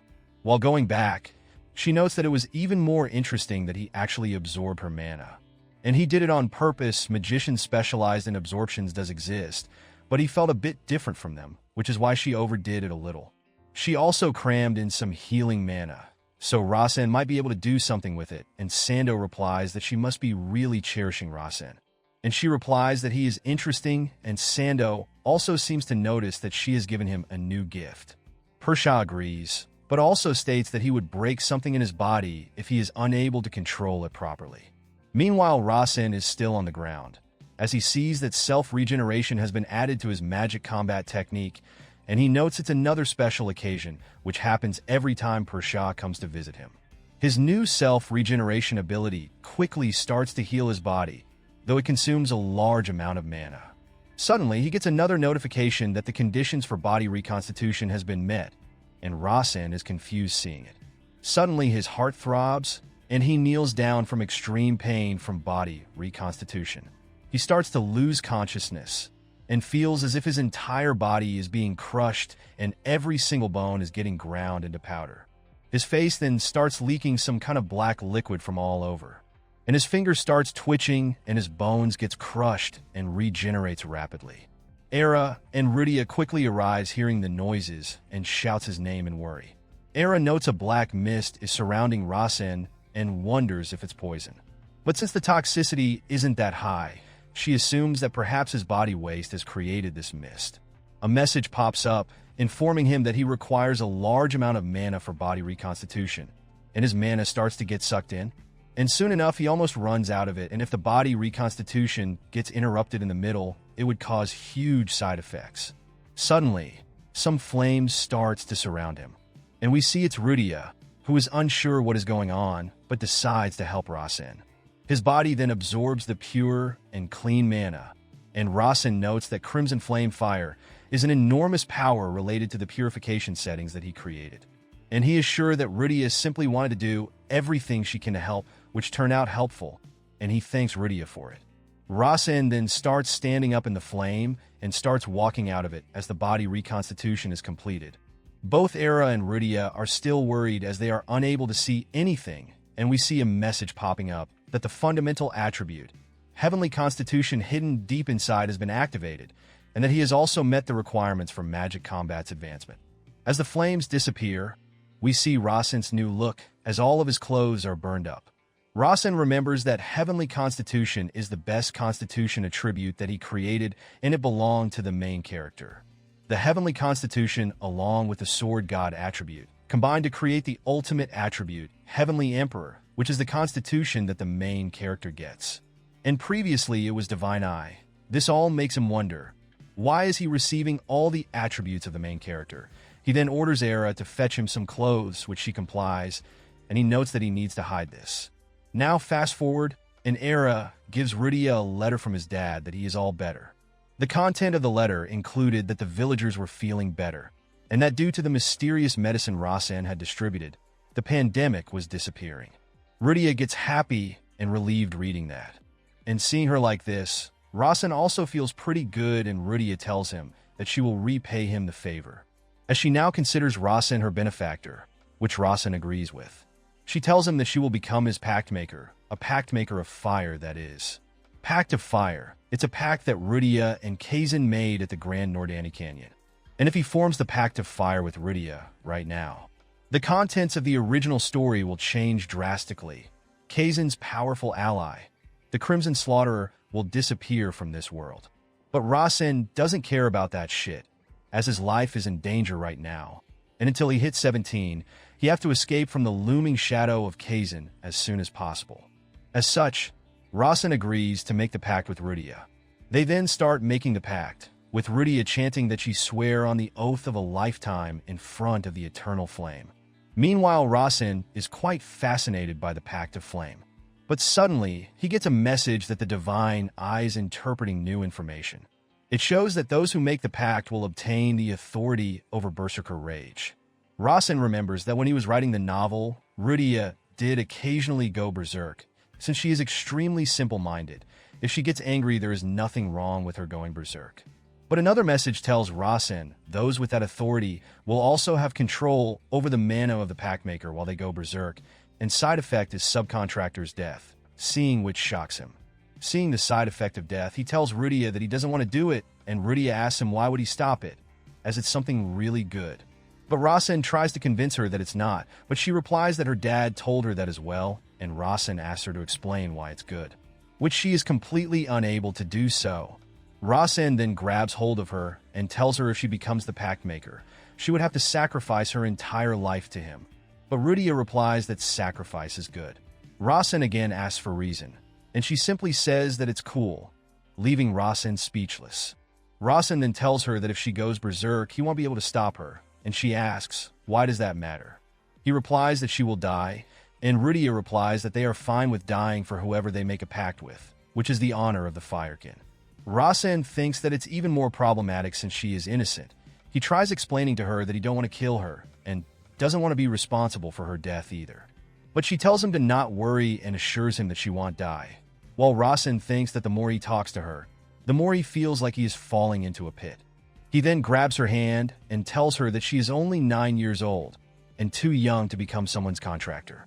Rudia replies that age isn't an important factor in this, but Rasen tells her to not shove the Firekin beliefs onto him, as he isn't one.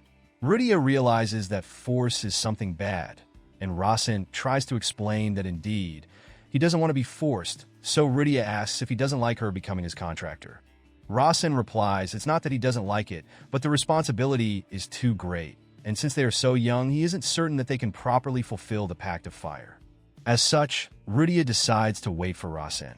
She then calls him a good person, hearing which Rasen asks why, and apparently her dad told her that they must be careful with whom they are making a pact with, and that if she makes a pact, she would be perfect for just be used as a tool, but if there was someone who rejected the pact for a legitimate reason, that would mean they're a good person, and to also never let that person go. Fast forward, Rudia is excited upon being given chocolates, which she finds really tasty. She calls Rice really nice as he fixed her dad and gave her tasty stuff to eat. Rasen asks Rudia to give him the good stuff now, which she also suddenly remembers, and Rasen notes that it should definitely be the Chalice of Fire, the relic that is the closest to the Firekin. It should be hidden within the Dragon Mountain range near Hiran. It's within a small stone grave that can be activated only by the Firekin, which is where it was hidden in the original story. Rudia tells him that there is really good stuff near their neighborhood. It's apparently ultra amazing stuff which her dad said told her. He asks what it's called, while Rasen wishes for Rudia to tell him that it's Chalice of Fire. But much to his disappointment, she doesn't know the name. Rudia tells him that she only knows it's just a good cup, and Rasen regrets making her too simple-minded. But for now, Rasen tries using his divine eye to learn more about the Chalice of Fire. To put it short, with Chalice of Fire, you cannot die of poison, nor can you be controlled by mind magic. Even if you eat bad food, you won't get stomachache. It's an item that can grant long life with no disease. Though another text pops up, saying so was recorded, which Rasen wonders about. Rasen quickly gets ready to go out and asks Rudia to come with him. Era asks him if she should ask for some protectors. From that, Rasen realizes that it's perhaps the Tiger Order, and he remembers. The main family of the Maiden clan always brings an entourage of magician bodyguards called protectors when they go outside. Even he, the throwaway youngest child, is no exception. But Rasen wonders what should he put as a reason for going to Hyra, and what would the main family do if they heard that he is going there to receive a good cup. He knows that he cannot start off with lying, as a seven-circle magician will be sticking to him 24/7, so there is no way he could. And the even bigger issue is that each of the protectors is probably backing one of his siblings. The battle for succession is about making as much of the family a part of one's forces as possible, so there is no way that they aren't backing one of them. But he still doesn't want to give up on the Chalice of Fire. He can either take the risk of being caught or just give it up. But he arrives at a decision quickly.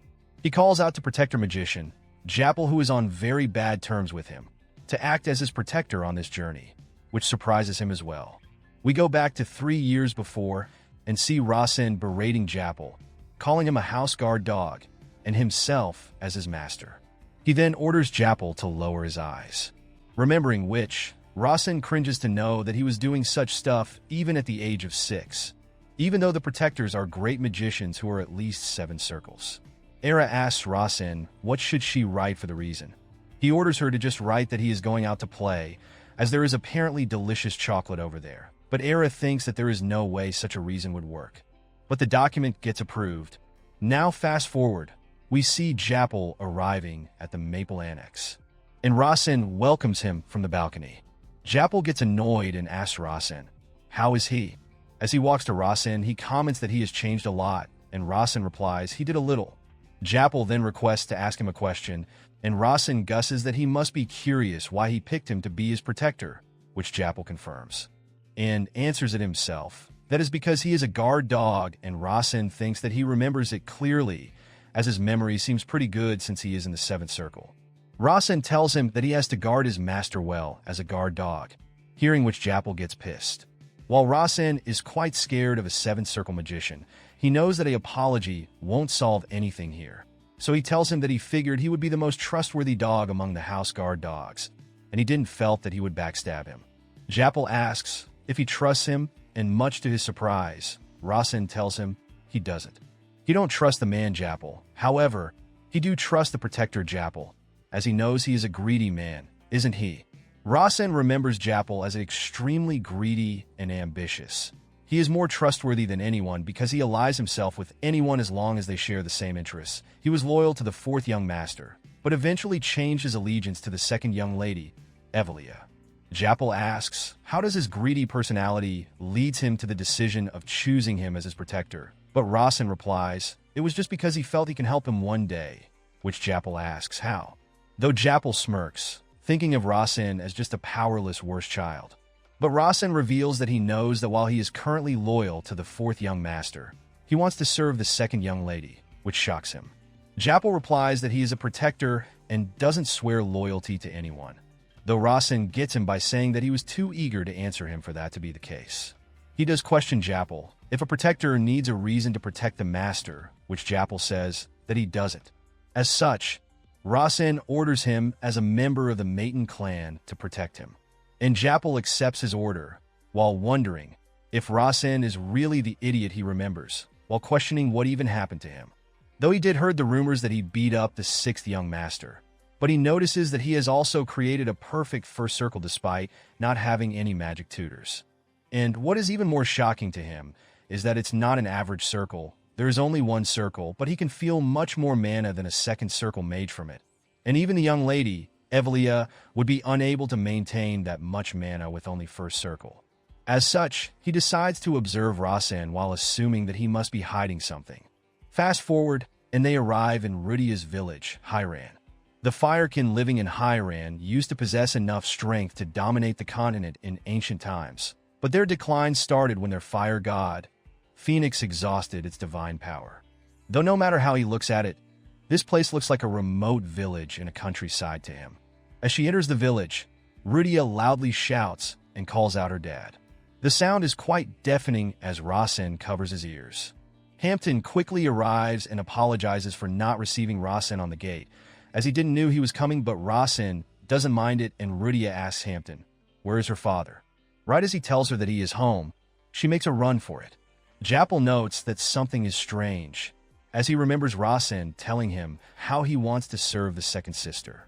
He wonders, how did he knew, as he never expressed what he was thinking inside his head.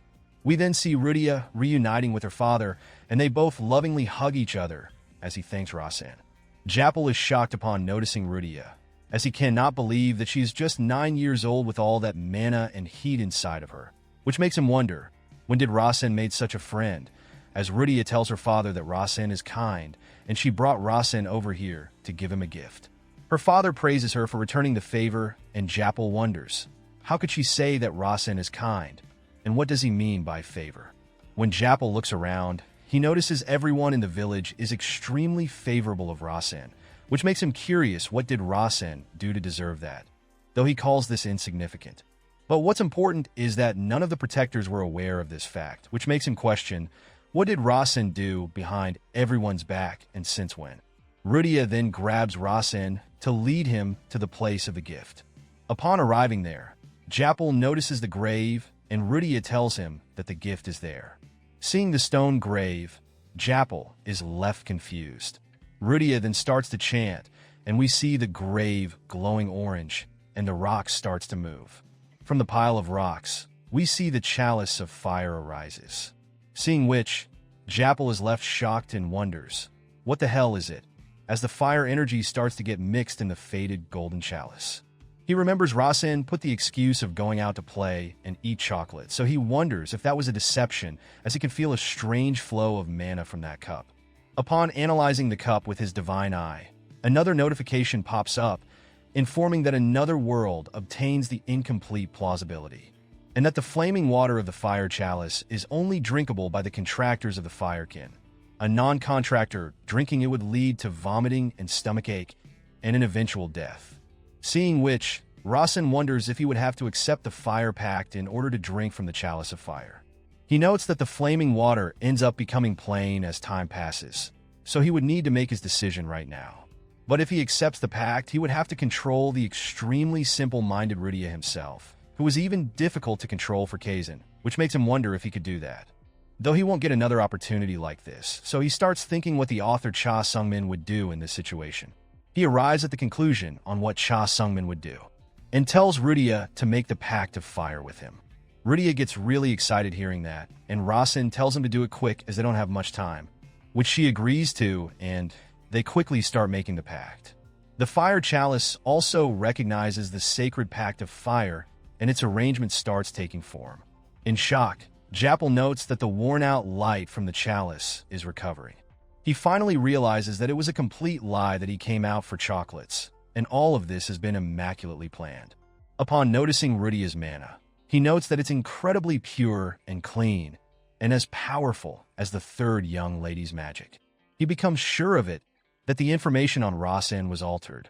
Rudia and Rasen finally completes the Pact of Fire, and Rasen notes that the heat he felt earlier has disappeared. The fire chalice, upon witnessing the sacred pact, turns into pure fire chalice, and Rasen grabs hold of it, noting that flaming water has been upgraded to pure flaming water. He starts drinking it and notes the taste just like carbonated water. His easy mana cultivation starts controlling the heat, and the heat that appeared in his stomach starts moving towards his heart. He then sits down to do mana cultivation while telling Japel to protect him. Seeing him do that in an open space like this, he is surprised, and also notes that it's not an outstanding cultivation technique either. He wonders if Rasen really trusts him that much, as even a small amount of impact during mana cultivation can cause serious problems with body. Rasen should also be aware of this fact, but he remembers his words about him trusting the protector Japel. As such, he puts up a barrier while saying that he repays trust with trust. Meanwhile, Rasen notes that it wasn't plain water inside the cup at all. The water starts to make scratches of different sizes in his heart. He opens his eyes again as his mana cultivation technique was able to control the flaming mana, though he stopped midway in analyzing and decides to try analyzing it later. We see it has gotten night as Japel asks if he is done, and Rasen replies, he is, but it took longer than expected. He then thanks Japel for protecting him during it. Japel replies that he was just doing his job, but rather than that, he congratulates Rasen for obtaining some new power, but Rasen calls it not a big deal. Japel also informs him that this is the entrance of the Dragon Mountain Range, which Rasen also knows. Japel continues that powerful mana can be felt from halfway up the mountain, and someone is approaching them without concealing themselves. They're coming while letting them know of their presence. Rasen asks if he is sure, and he replies that the powerful mana from him earlier that flowed out from the golden cup attracted them. Rasen wonders if it was really that powerful, as he didn't think it was enough powerful that a seventh circle mage described it to be powerful. He then asks Japel if he recognizes them. Japel replies that if his instincts are correct, they must be swordsmen, as he can feel the characteristics and energy. They're also approaching quickly and are going to meet them soon. Rasen then asks if there is any hostility, which Japel replies it's difficult to tell. And they all also seems quite skilled. Rasen remembers that swordsmen and magicians in this world don't go well together, though he is not sure why they are suddenly running towards them, but he cannot run away now. Since if he runs upon hearing that swordsmen are coming, he would get purged by his father before even get to have his 10th birthday. Since he also has a 7th circle magician with him, there is no reason for him to do so. As they finally arrive, Rasen activates his divine eye and is shocked. Another variable seems to have occurred that could change the story. The real protagonist of the story, the genius among geniuses who gets countless opportunities and lucky encounters. The overpowered protagonist in a classic overpowered novel, the monster created by Cha Sung-min, Kazin said. Rasen wonders why is he here, and Japel notes the blue eagle engraved on his chest, and that he also the same age as Rasen. He is the second young master of the renowned sword clan. Kazin said, and along with him are the guardian spirits of their clan. All 3 renowned clans have a special ability to recognize each other, and Rasen notes that Kazin must have also realized that they are from the Maiden clan. Kazin walks forward and bows down while telling them that he came here after feeling a powerful wave of mana, and Rasen notes that he looks really graceful and refined despite being a 9-year-old. Rasen asks about it, and Kazin replies that the guardian spirits told him that fire mana had burst out, which he sensed as well. Rasen notes that Japel also told the same thing, and wonders if it was really that powerful. He then asks Kazin if this was the reason he came all the way here, and Kazin replies that he was curious. A message tells Rasen that Kazin has always been a curious boy. He needed to resolve his curiosity whenever it peaked, which also became foundation for his growth. Rasen replies that he seems to know who he is, and Kazin says that while he is not exactly sure, he can tell Rasen is from the Maiden clan. Since he looks slightly older, he thought that he must be the 6th young master. But Kazin knows that the 6th uses water magic, while he cannot sense it from Rasen. As such, he questions if he is the 5th young master, and Rasen doesn't want to be related to him no matter what, and wonders if he should let him mistake him for the 5th. But he discards it as it would be troublesome if he gets find out later. So he tells Kazin that the 5th has learned mostly earth attribute magic. In shock, Kazin questions if he is the 7th young master, and Rasen chuckles, asking if he seems different from the rumors, which Kazin thinks he is, and his guardians also gets worried, and Rasen notes the astonishment in their eyes as well. Rasen calls Kazin a friend and tells him to talk casually, which he agrees to do so. Kazin was well off in every aspect of his life: parental love, excellent teacher, and appropriate education. However, there was one thing he lacked. Kazin didn't have friends his age, his family couldn't fill that, and he always lacked it. Rasen calls it quite understandable, as who would want to become friend with Kazin. The son of renowned swords clan, Rudia wakes up and asks if Kazin is also a friend, and Rasen thinks that special people who felt comfortable with anyone were the only ones who can become his true companions. Rudia introduces herself while calling Kazin handsome and asking for his name. He tells her his name, and Rudia calls his name pretty and his face is handsome, and he blushes while asking Rasen to explain about the mana wave earlier. Rasen simply explains about the special opportunity. Kazin questions what kind of power did it had, as it felt so mysterious. Rasen replies it has the power to protect him from external stimuli. Kazin asks, like poison, and Rasen agrees, which prompts Kazin to call it a nice power. Japel observes them and notes that the Sword Clan is more powerful here, and if they were to attack them, they would be defeated. Yet Rasen is chatting with him carelessly. Rudia asks if she can touch his sword, and Kazin wonders why is she so friendly towards him, though he doesn't feel bad about it. Rasen notes that since they won't meet each other for a while after parting ways today, he should leave a good impression after getting moderately close to him. As such, Rasen forwards his hand to him, saying that it's his first time meeting someone from the said clan, and they're the same age as well. Kazin grabs his hand while saying that it's his first time meeting someone of his age as well. Rasen says that he has heard people from the Swords clan clash with their swords before becoming friends. And Kazin replies that it's called martial arts contest, and Rasen asks if he wants to try doing it, as he has heard it is a necessary step to go through before becoming friends. Kazin replies it's not really necessary. Rasen pushes for it, saying that doing that would be better, isn't it? Kazin understands and asks if he is challenging him to a martial arts contest right now. And Rasen replies he is, while thinking that it's the perfect opportunity for him to confirm the current gap between Kazin and himself. Japel gets worried that Rasen is challenging Kazin to a martial contest in this situation, in a situation where the opposing side has 2 of their guardian spirits with them. as safety isn't guaranteed in a situation like this. However, that doesn't mean that he can simply step in, as Rasen, at the end of the day, is one of the main bloodline of the Maiden clan.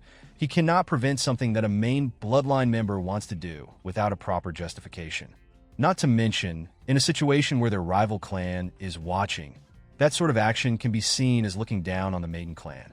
Kazan asks Rasen if he is also trained in swordplay, and he replies he is trained in magic combat. Hearing which, Kazan comments that he has heard that is only seldom practiced, but Rasen replies that it's the only thing that he is good at. Kazan then questions, why is he requesting a martial arts contest, as Magic Clan people doesn't tend to like them? Rasen replies that he knows Kazan doesn't have any friends. Hearing which shocks both the Guardians and Japple, who wonders why is Rasen saying shit like this. Rasen continues that he doesn't have friends either. It's the same situation as it is for Kazan. Kazan doesn't say anything, and Rasen tells him that it's because of their origin as science, while claiming that it's even more difficult for him, since his clan does not allow him to make friends. With the only exception being someone who is at his level, then only through the family connections are they allowed to finally meet his friends, and Kazan questions, how is that a friend, which Rasen agrees with. Which is why he has no friends, but if it's Kazan, he thinks that his clan will give him permission.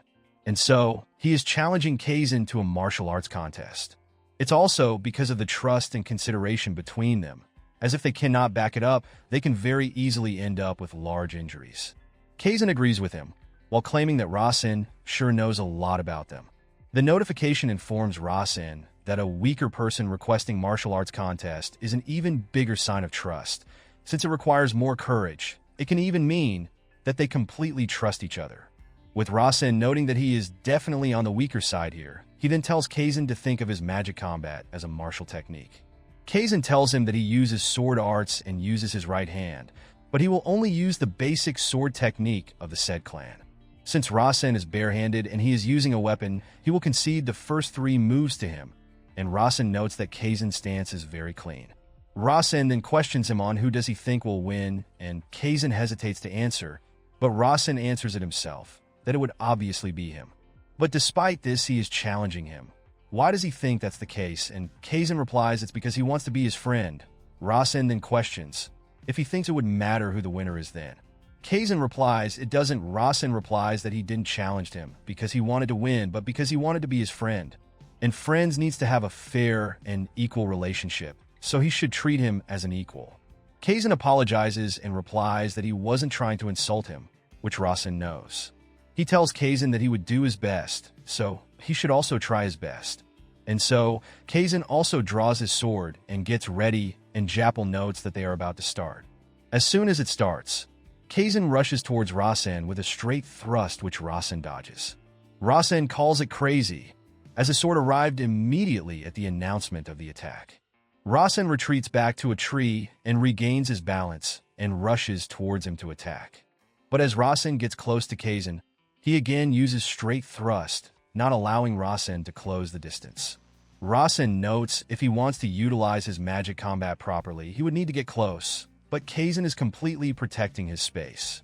And if he approaches recklessly, he would get in range of his sword, but that doesn't mean he can avoid approaching, since he can also attack at a distance quickly. Upon witnessing the power of the main character, Rasen initially, though that he cannot win, but now it seems much more possible, as he can see the path of his attacks, and as long as he can predict them, he can approach him. Kazan uses horizontal slash, but Rasen dodges as he knows it's a feint, which he will use to attack with straight thrust again. But it doesn't turn out to be a feint, as he changed it into a real attack, leaving Rasen with no choice but to let him hit on his left side. Rasen then uses arm to try and block Kazan's slash. The slash does quite the damage to him as he kneels. He thought being hit on the side would be better, but it still caused him mana concussion. And so Kazan points his sword right at his face, and Rasen accepts his defeat. Japple is quite surprised at both of them, but is glad that it didn't end up in some kind of accident. Kazan asks Rasen if his arm is alright, and he replies that it is, though it feels as if it was smashed with a steel pole. Kazan calls his defense impressive. Rasen asks, even though he wasn't properly able to block it? But Kazan tells him that he really thinks it was impressive, as he was completely surprised by the sudden sparks, hearing which Rasen wonders, what is he talking about all of a sudden? He looks over to Rudia, wondering if she did something sneakily, as since the situation passed so suddenly, he wasn't able to see what happened. Kazan informs Rasen that his sword is an artifact, about which he doesn't give much reaction at first. But when Kazan reveals that it can even cut through steel, Rasen gets shocked and scared that he tried to hit him with such thing. Though Kazan claims that he still tried to control his strength and lower its destructive power, and so calls Rasen's defensive technique truly impressive, and Rasen thanks him for the compliment. And while he expected to lose, he didn't know that the difference would be this big. Kazan forwards his hand towards Rasen, claiming that all the other have much more difficult times against him, and Rasen replies that they are much weaker than him. But Rasen asks if that would make him weird, and he replies that it's not weird for a weaker person to have a difficult time against a stronger person, and Rasen replies that he just thought he can trust him. Kazan also smiles, claiming that it's his first time meeting someone like him. As Kazan is leaving, he tells Rasen that he is glad he got to meet him and that they will meet again soon.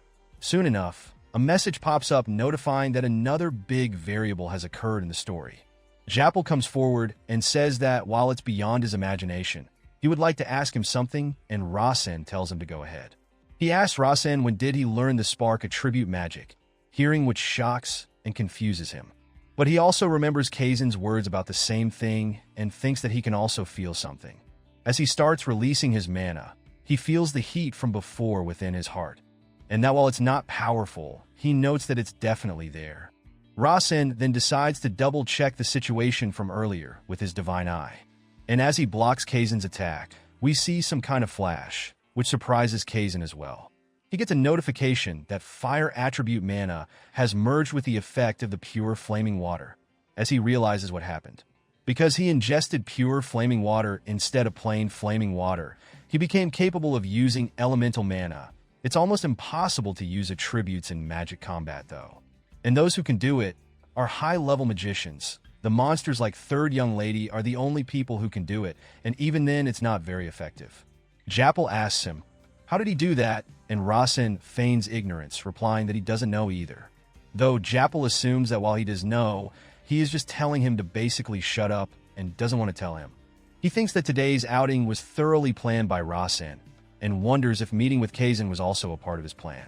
And considering that none of the protectors realized it, an important higher-up must be involved in this, someone with as much authority as Third Young Lady, and so Japple decides to be careful with his actions. So he decides to guide him back to the Maiden clan. Rudia then speaks up and asks Rasen to take it back, and he is confused. What could she be talking about?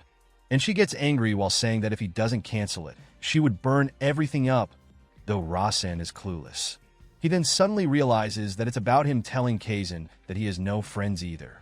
Rudia throws a tantrum while saying that she thought that he was her friend, which is why she made a pact with him.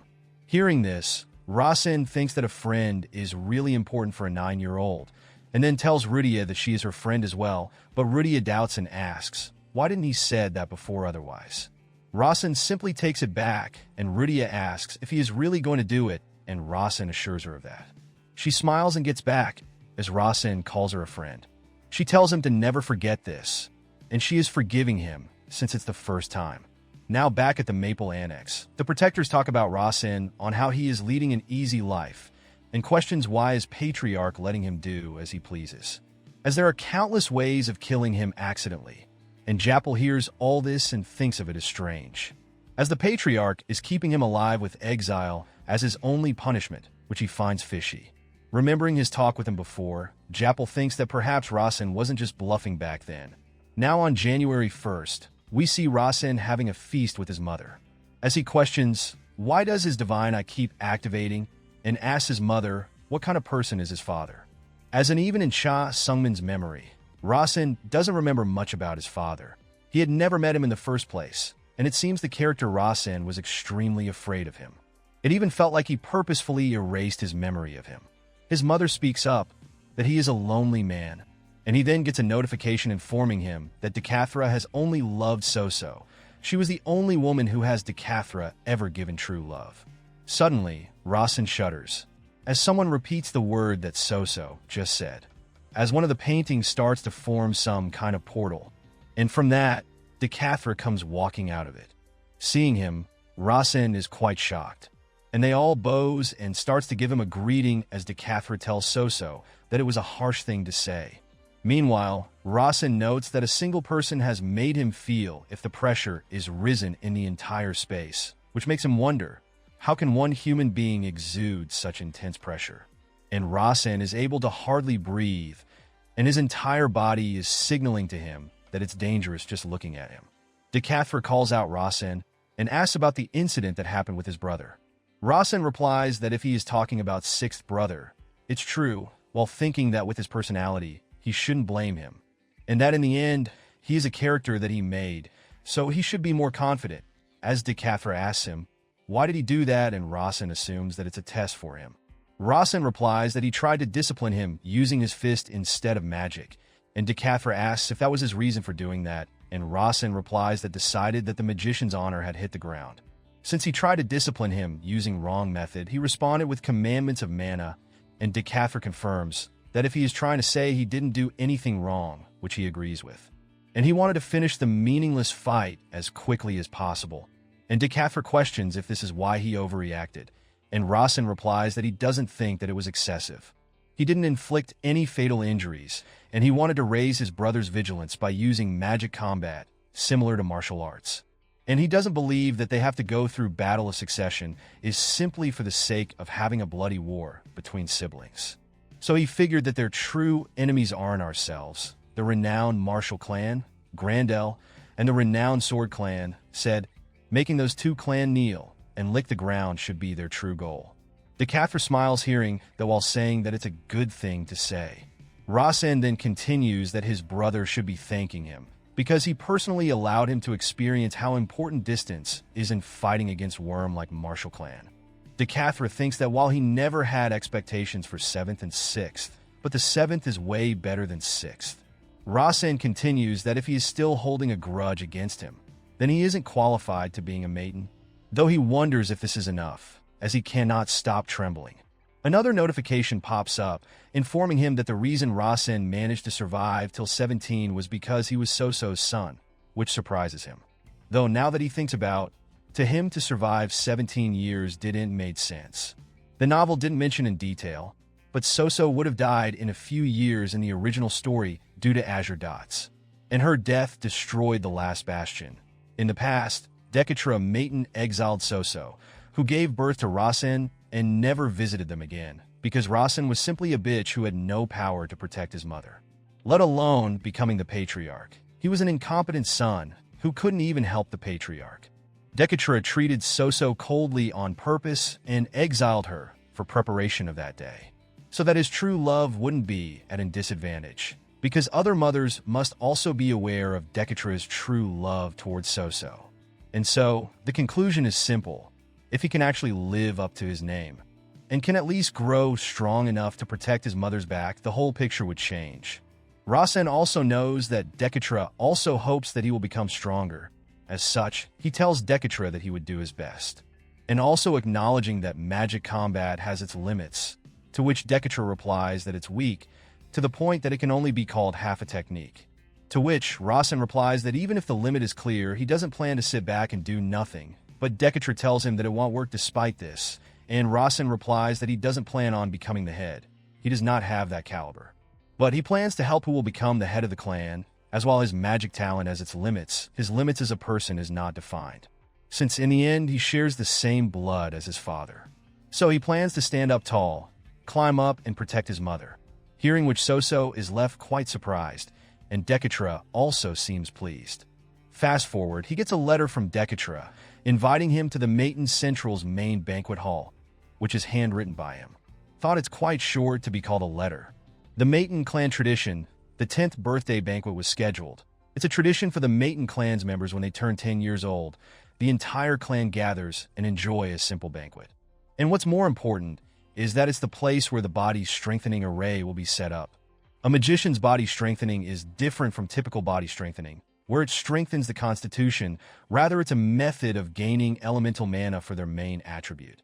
We then see Rasen getting all ready to attend the banquet, while thinking that it's quite different now from back when he transmigrated, as not only his physical appearance has changed, but also his mental state. He then arrives with Era to the Maiden Central's main banquet hall. While walking, he looks around the hall and notices the effects of magic left on the furniture as he calls the Maton family being overly extravagant with their money. He asks Era about his seat, and she tells him that it's across the patriarch. He then asks about his mother's seat. Era replies that his mother wasn't invited, which is something Rasen expected. Suddenly, Carlston enters and is quite surprised upon seeing Rasen there. Seeing him, Rasen sarcastically remarks and asks about the place he hit him on. Seeing his tone and confidence, Carlston feels something is different about him, thinking that he is acting up because he was able to get a hit on him last time. But Rasen realizes what he is thinking and tells Carlston to challenge him again if he feels that he only lost due to being caught unaware, though this time it would hurt even more, since he has gotten stronger. Carlston walks away frustrated, saying that he will stamp him down someday like an insect, which Rasen welcomes him to do so, if he can, that is, while thinking that rather than Carlston shaking in fear, this is much better.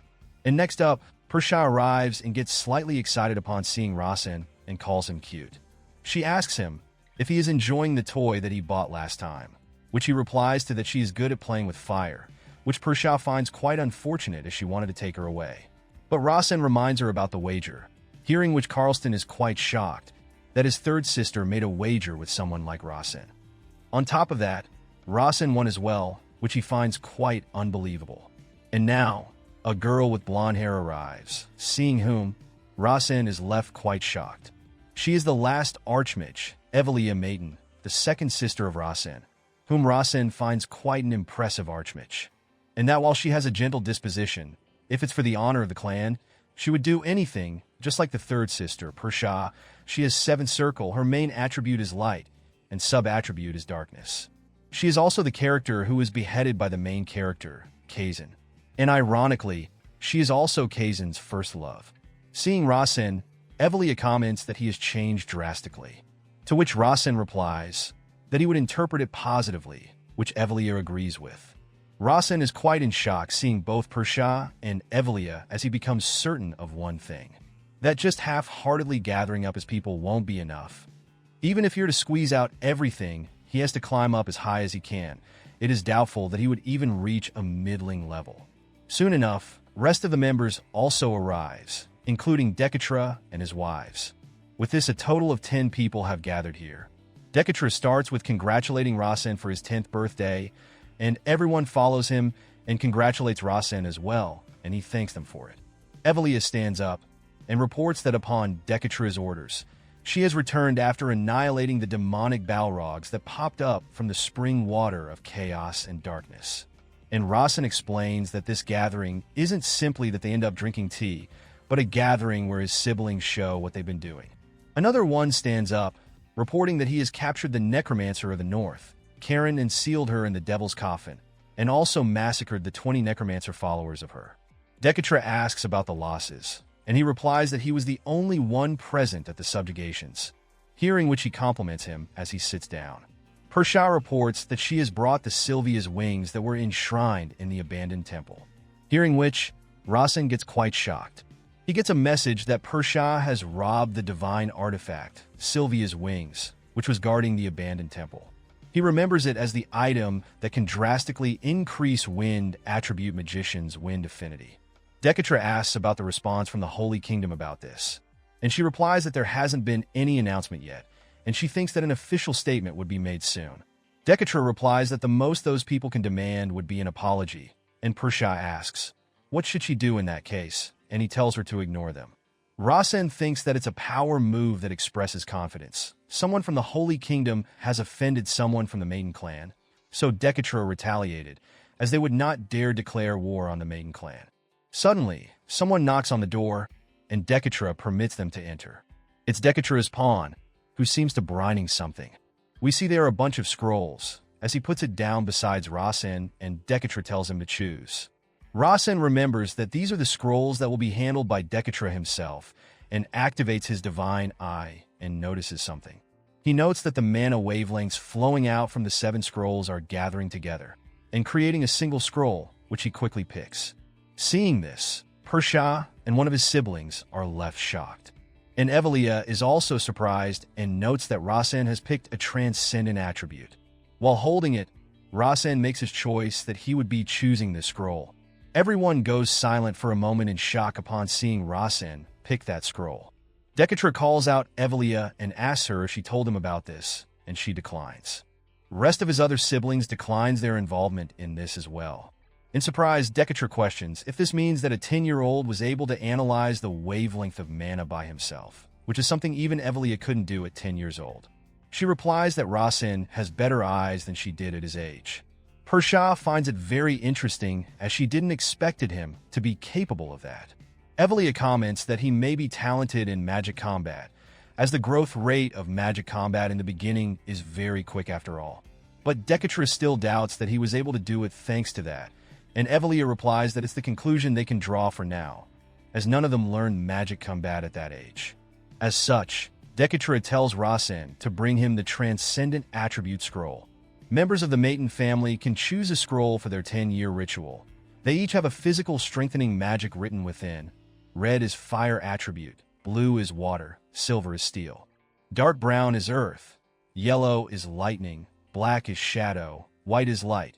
Combining them all creates the Transcendent Scroll, which allows one to control all 7 attributes. It's simply a mixture of all the scrolls, and Rasen thinks that having everything in one isn't always good. Dekatra tells Rasen that he didn't thought he would pick that scroll, and Rasen replies and takes it as a compliment. Seeing the way he talks angers Carlston due to his tone with Dekatra, as he wonders if Rasen lost his sense of fear. Dekatra tells Rasen that Evelia would be the one in charge of the operation of the physical strengthening magic. Rasen questions that he thought Dekatra was the one who carried it out himself, and Dekatra replies that if he does that, then there is a 99% chance that he would die, though he is still willing if Rasen wants. Rasen questions if it would be different with Evelia, and he replies that his likelihood of survival would go up to 50% since her mana is much softer than his.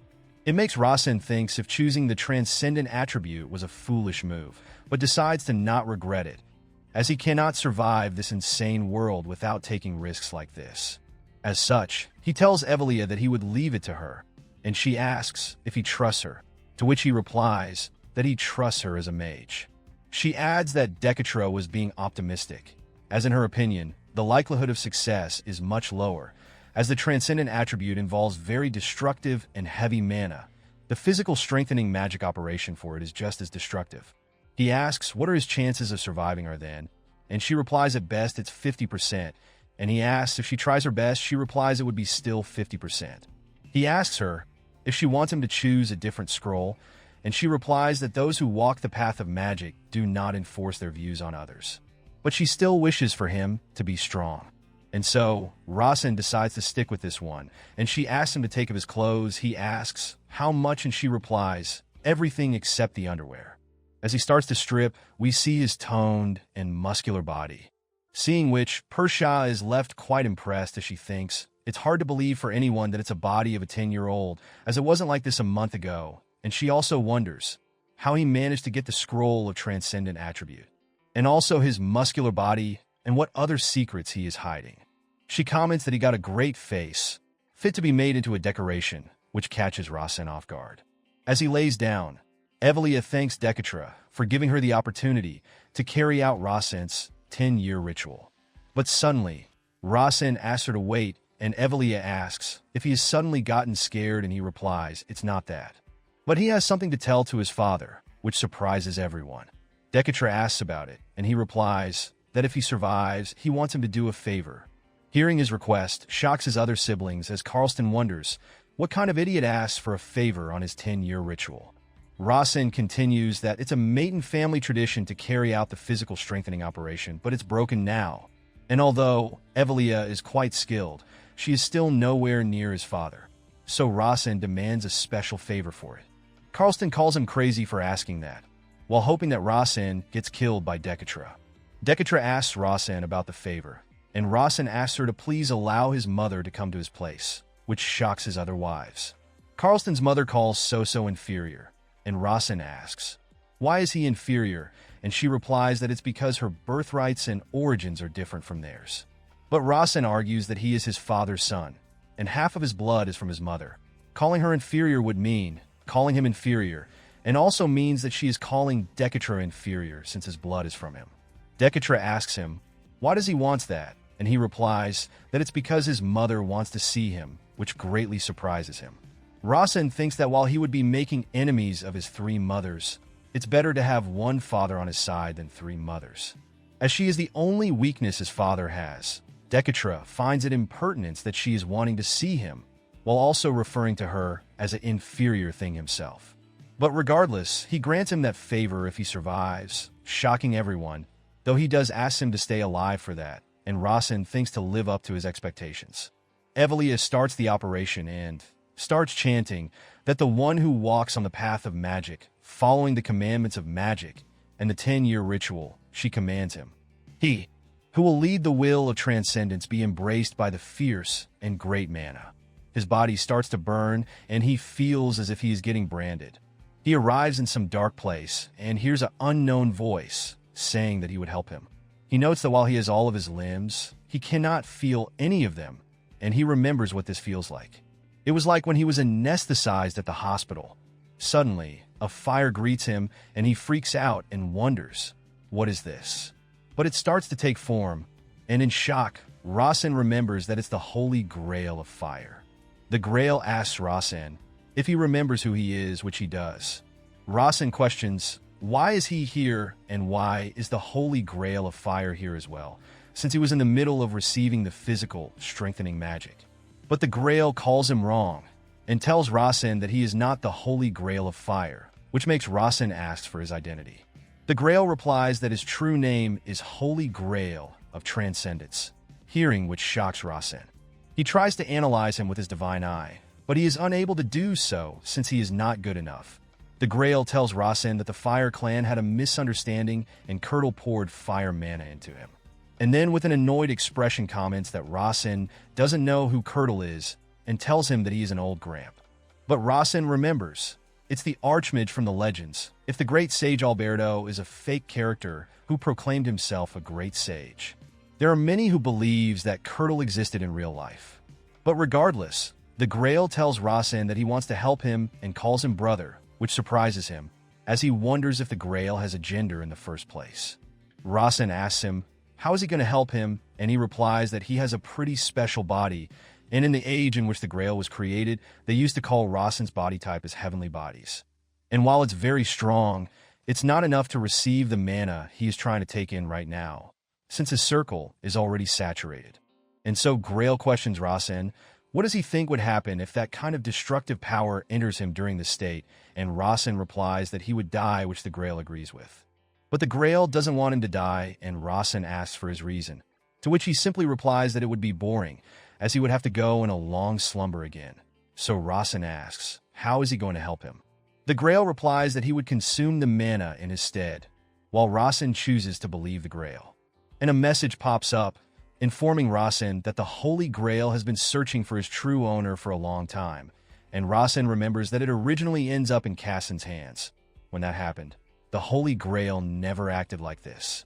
The Grail tells him that it's hard to explain, but Rasen has the qualities to be his owner. As his existence is full of holes, which is what is required to take the Grail in, Rasen asks about it, and the Grail replies that he would know in time, but he would get to the point for now, and asks Rasen to be his owner. As right now, he is melted into Rasen's heart.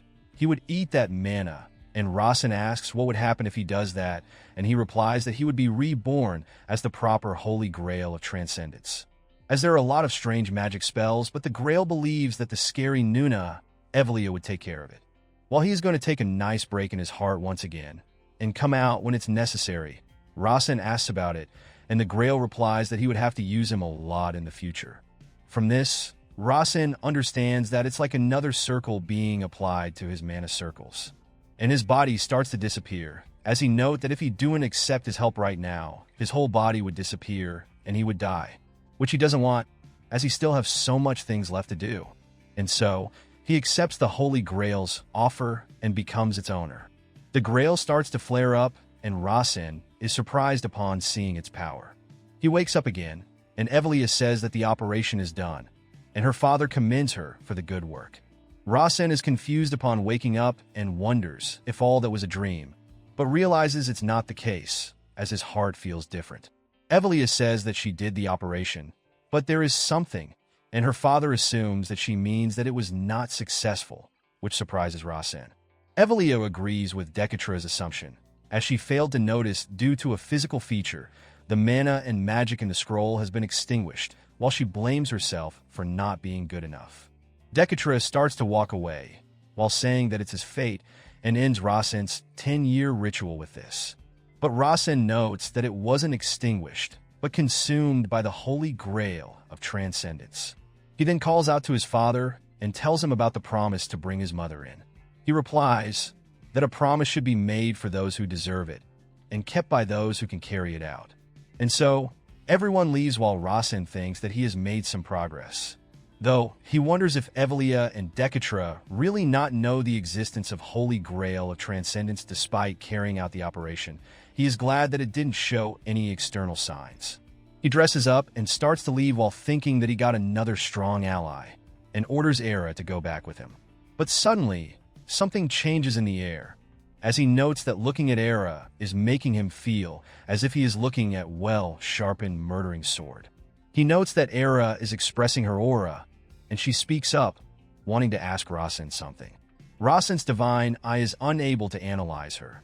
Not even the basic information is available, as he thinks that she is showing her true self in his father's presence. He gets a notification that the highest level of security magic has been activated in this place, and he notes that only Decatra can use such magic. Era asks if he is aware of what she has learned, and he replies that if he should be, and she says that his attitude towards her has changed, and Rasen replies that he has gotten himself together only recently. She asks him a question: who does Rasen think has hired her? And he replies with an assumption that it must be his father, and she asks, why does he think that? And he replies that it's because she is not hiding her aura in the main building while his father is here. Era finds his answer quite amusing, and asks if he can feel her aura. Rasen replies that it's sharp and thrilling and scary, to which Era replies it's because he is still weak, and Rasen comments that of course he is since he just turned 10. She then questions if that is a sufficient reason for him to think that she has been hired by him. Meanwhile, Rasen wants to run away since she is so scary, though he cannot, since she can easily catch him.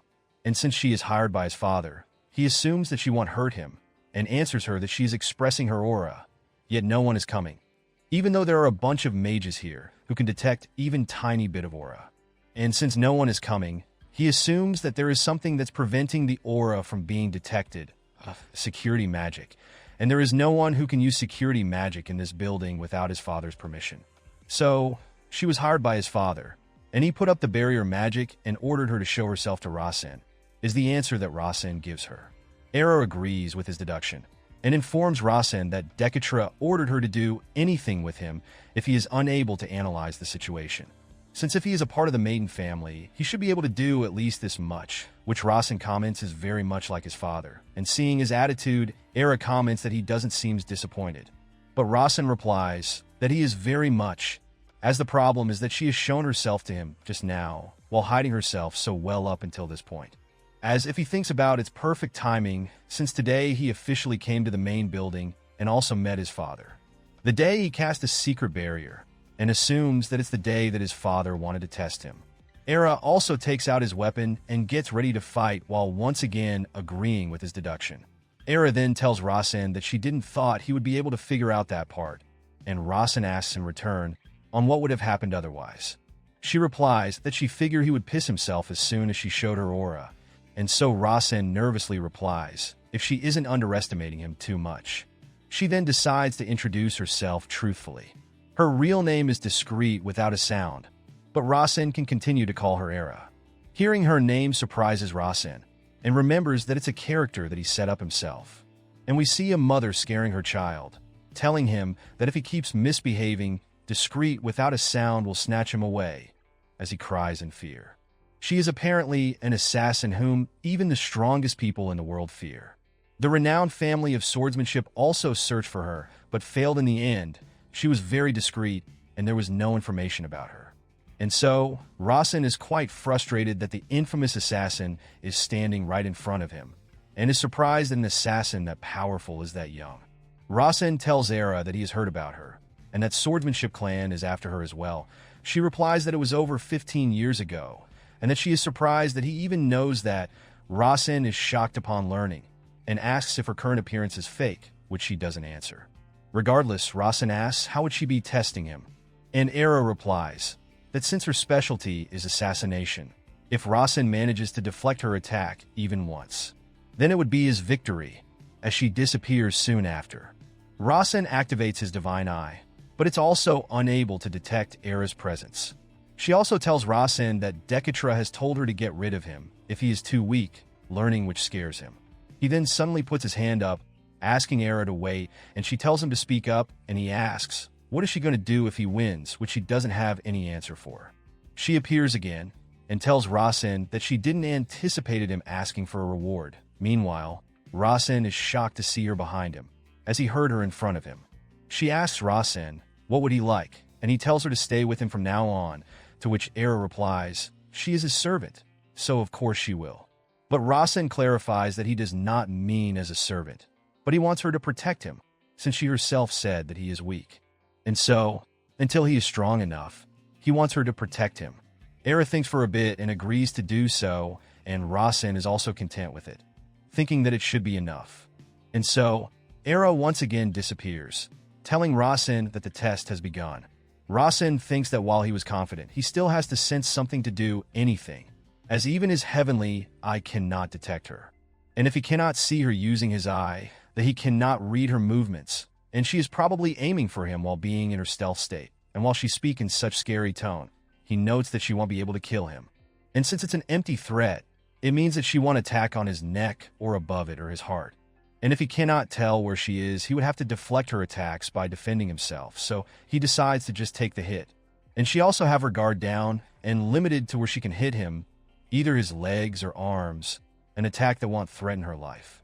He also assumes that he would be able to detect her location the moment she attacks. And he also have flow slowly and heavenly eye. Suddenly, he notices that flow slowly doesn't only make time go slower, it also lets him see mana in slow motion, and that its quality has changed from before as a purple mana ring starts to form in front of him. He also gets a notification that his mana is reacting to will of the enemy, and his advanced will technique is substituted with the advanced self-defense. The holy grail of transcendence lets out mana from within his heart, so all of his technique and skills gets upgraded. We then see Era beginning to attack Rasen, and he is able to see how she will attack him. He notes that it's either his side or his leg, and he can see it clearly now that it's going to be his leg. And while he can dodge if he wants to, he cannot deflect it if he dodges. There will be no point to it. And so, he decides to take the hit and counters with his own punch. But Era is able to casually block his punch, though she comments that he almost got her chin, and Rasen asks if this counts as deflection, which Era says it does. She sheathes back her dagger and keeps her promise. She bows down and swears to protect Rasen with everything she has and disappears immediately after. We see his hand bleeding from the strike he blocked, but he smiles regardless as he was able to pass the test.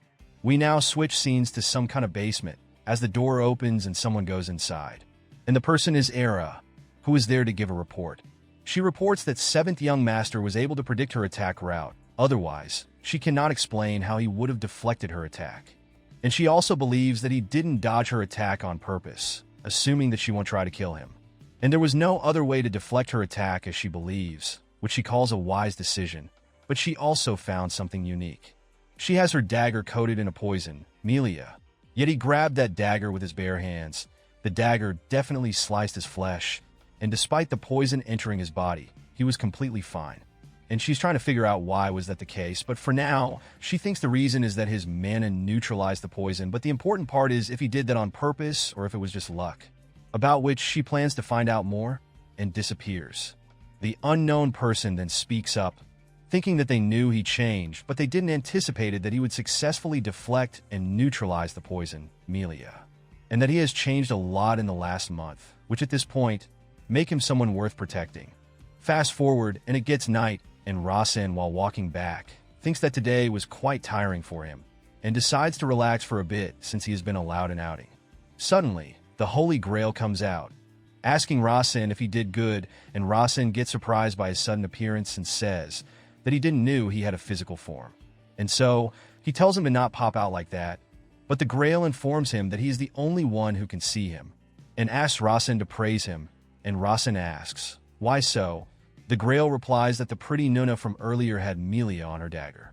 Rasen doesn't understand what does it mean, and then a notification window pops up, informing him that it's a deadly poison.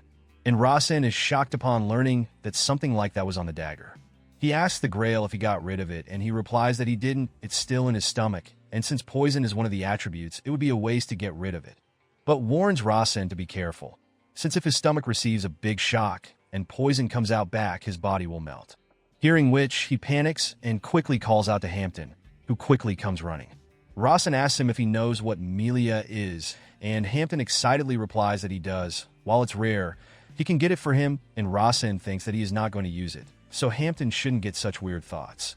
He asks Hampton about the antidote, and he replies that it's much easier to find, so Rasen orders him to get some for him. Rasen is quite glad that his shadow's main attribute is poison, while her maid is an assassin.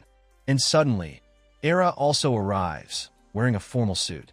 He asks if she changed clothes, and she replies that she has been put into a shadow position to assist him as best as she can, while a new maid will replace her work, which makes Rasen comment if he has two shadows now, and Era asks if he has a problem with it.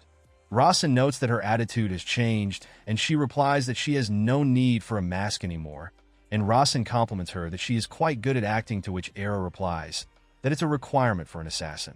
He then asks if she put a deadly poison on her dagger, which takes her by surprise as she asks if he was aware of it, and Rasen replies that he was, but pretended not to know earlier, but it has made him angry, since he assumed that she wasn't trying to kill him, yet she used poison on her dagger. She questions why did he pretended to not know, and he replies to show that he is okay even without an antidote. He figured that she wouldn't underestimate him much then. She then informs him that Melia is a deadly poison, and Rasen replies that he knows it's from poison horn starfish from the Southern Sea, and Era is surprised to learn that he knew this as well, though Rasen only learned this recently. She notes that Rasen not only have excellent physical capabilities, and realizes that she has underestimated him. She then tells him to become stronger, as while she has promised to protect him, she has set a time limit to until he is strong enough. So he must become strong for her, so that she can be free of this responsibility. Rasen replies that he's going to do his best, and she also states that she will help him as best as he can. So Rasen asks, how is she going to do that? She replies that she will think more on that. As his second shadow, she will protect him however she can. He then asks if she can get him some Eastern prickly pear powder, and she replies. Suddenly, Rasen starts feeling thirsty and wonders the cause for it, and quickly orders Era to get some water as well. He knows that powder is very bitter, and he don't know why, but he suddenly wants to take that powder with water. Era suggests to go back home and see some doctor, but Rasen tells her that there is no time to do that. And as she gets him the powder, he quickly starts to eat it and drinks water on top of it, as he asks her to bring him a lot more. While he is drinking water, we see his body getting surrounded by mana, which Era takes notice of and gets surprised. Upon observing him, she notices that something is changing. He gets a notification that a special requirement is fulfilled, as the powder contains a small amount of unknown substance, ether, which reacts with the poison and causes it to expand. We then see the Grail inside Rasen starts to get drink and vomits. Suddenly, he drops the glass and notices that his heart is starting to expand. Era notices this as well and wonders if it's mana expansion, and realizes that if she moves him right now, he would die, but she has to protect him since that's her job. Since she promised him to protect until he is strong, but she's not a mage, so she doesn't know what to do right now. And so, she can only think of one solution right now, which is to take that mana into her own body and die for him.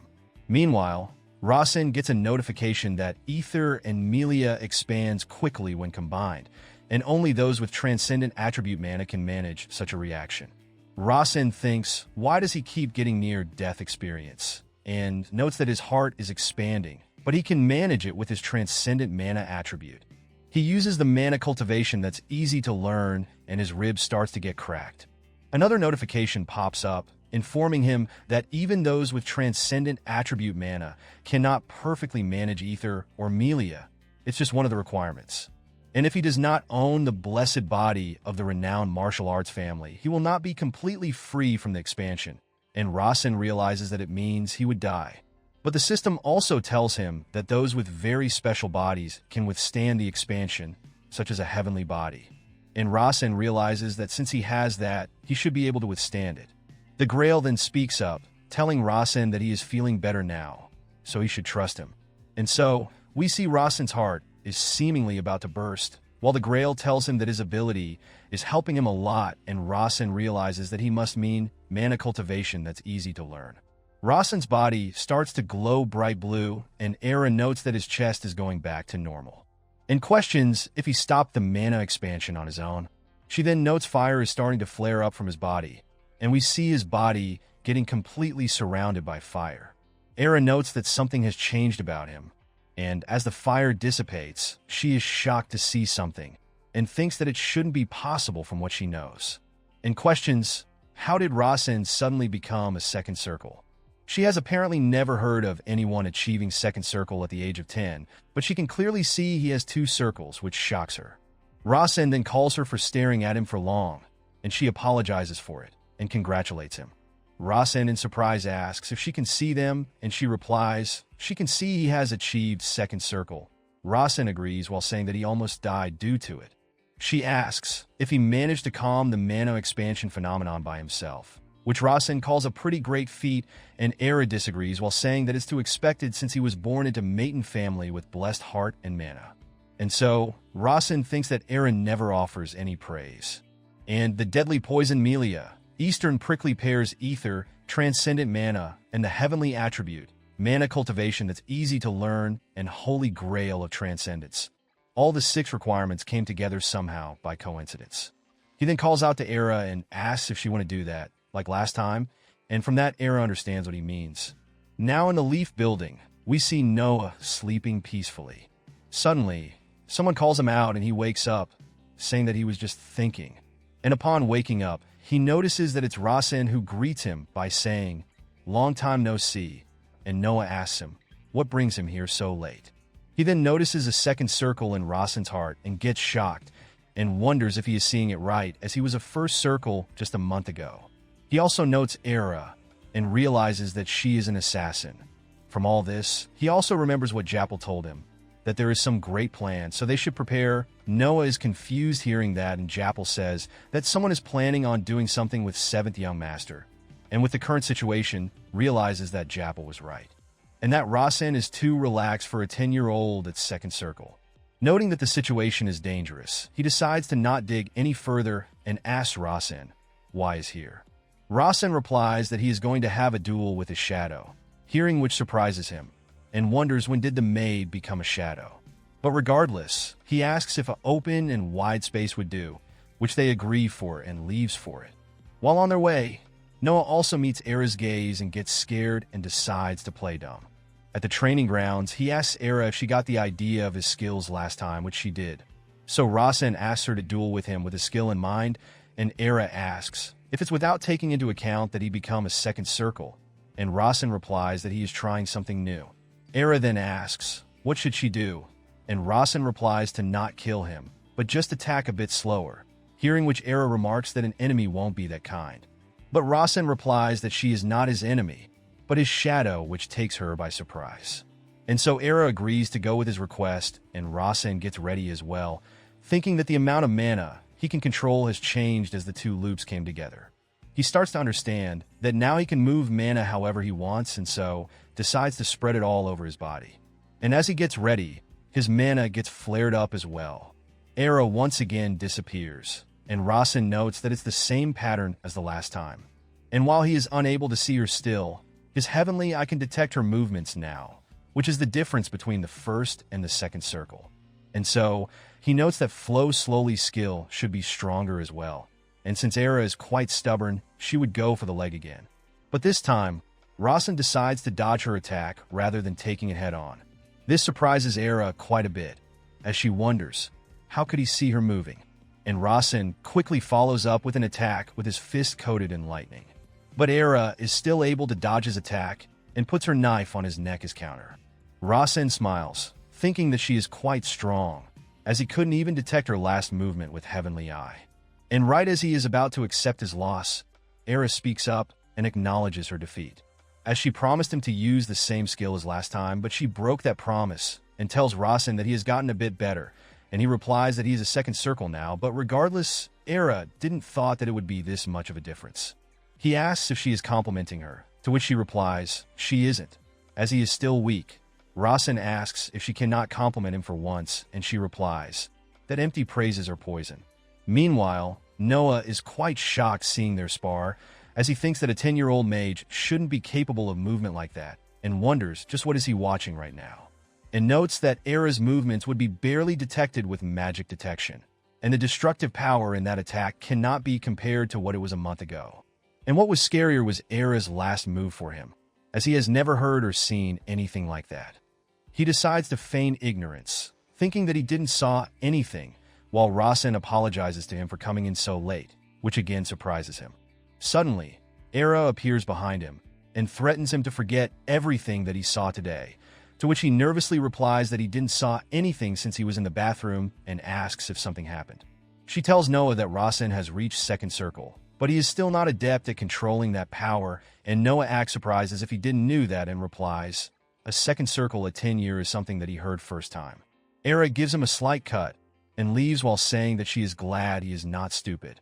Meanwhile, Noah is in shock as he wonders what is happening. Now, next day in the morning, we see Rasen training. And Era arrives, informing Rasen that there is a letter for him, which surprises him. And upon reading that letter, he falls down in shock, which makes Hampton asks if he is all right. And in shock, Rasen tells them that the renowned swordsmanship family has sent him an invitation, and realizes that it's not something that he wrote about, and that it's a variable. Fast forward, and we see him walking down the hall as Dekatra has called for him. Rasen assumes that it's probably due to the invitation by said clan. We go back in time a bit, as Rasen tells Era to let the Central know about the invitation, and Era confirms his decision once again. Rasen replies that he had his 10th birthday, so he must also participate in the battle for succession, and that if he wants to catch a tiger, then he would have to enter the tiger's den. Though he thinks that if possible, he would like to be on the same side as the tiger. On the tree, Rydia speaks up, saying that she wants to catch a tiger as well, and Rasen plans to take her with him, saying that Kazan would like to be her friend as well, which she is happy about as she doesn't have many friends. Back to the present, we see Rasen is standing on the door, thinking that he should try looking at the future like an author would. An invitation from their ultimate rival clan could have a lot of different meanings to it. As he enters the room, we see both Dekatra and Evelia is standing there. Seeing this, Rasen thinks that it's just as he expected and decides to change the original story and write out something completely new. And so a notification comes up saying that a variable that may affect the story has been created. Rasen asks Dekatra if there is something that he wishes to tell him, and he replies that he should already know why he called him here. Rasen asks if he called him here due to the invitation from the said sword clan. And suddenly, we see Rasen getting attacked by a huge layer of ice spikes, which stops right at his throat. He asks Dekatra, why is he purposefully stopping? And in return, Dekatra asks, why does he think that it was done on purpose? And Rasen replies, if he wished to kill him, his life would have ended already. However, it was not what Dekatra did, and he does not believe that he did anything wrong either. Dekatra repeats what Rasen told him, that the set are bugs that must crawl at their feet, and Rasen once again agrees with his saying, and continues that they will become dogs who will lick their feet and bugs that crawl in the mud, but Dekatra replies that it's not what he thinks looking at his behavior. Rasen says that as he may know, he has already met Kazan in the Hiran region, where he requested a martial arts contest against Kazan. From their perspective, a martial arts contest is something they consider as a method to get friendlier. Dekatra asks him, how did he know that Kazan would be there? And he replies that it was a coincidence. He believes that it was an opportunity provided by the heavens to stomp down the said clan. Dekatra then moves on about him requesting a martial arts contest, and he replies, magic that cannot be seen is more dangerous than magic that is visible. Meanwhile, Evelia thinks that she felt it during the 10th birthday as well, that Rasen is different, and wonders why were there rumors like that about him. She believes that it's not he has changed, since humans don't change their roots. If Rasen was originally like this, it would mean someone was going out of their way to distort information about him. And so she thinks that it was her father who did that. Rasen tells Dekatra that he already had his 10th birthday, and now he is planning on actively entering the battle for succession.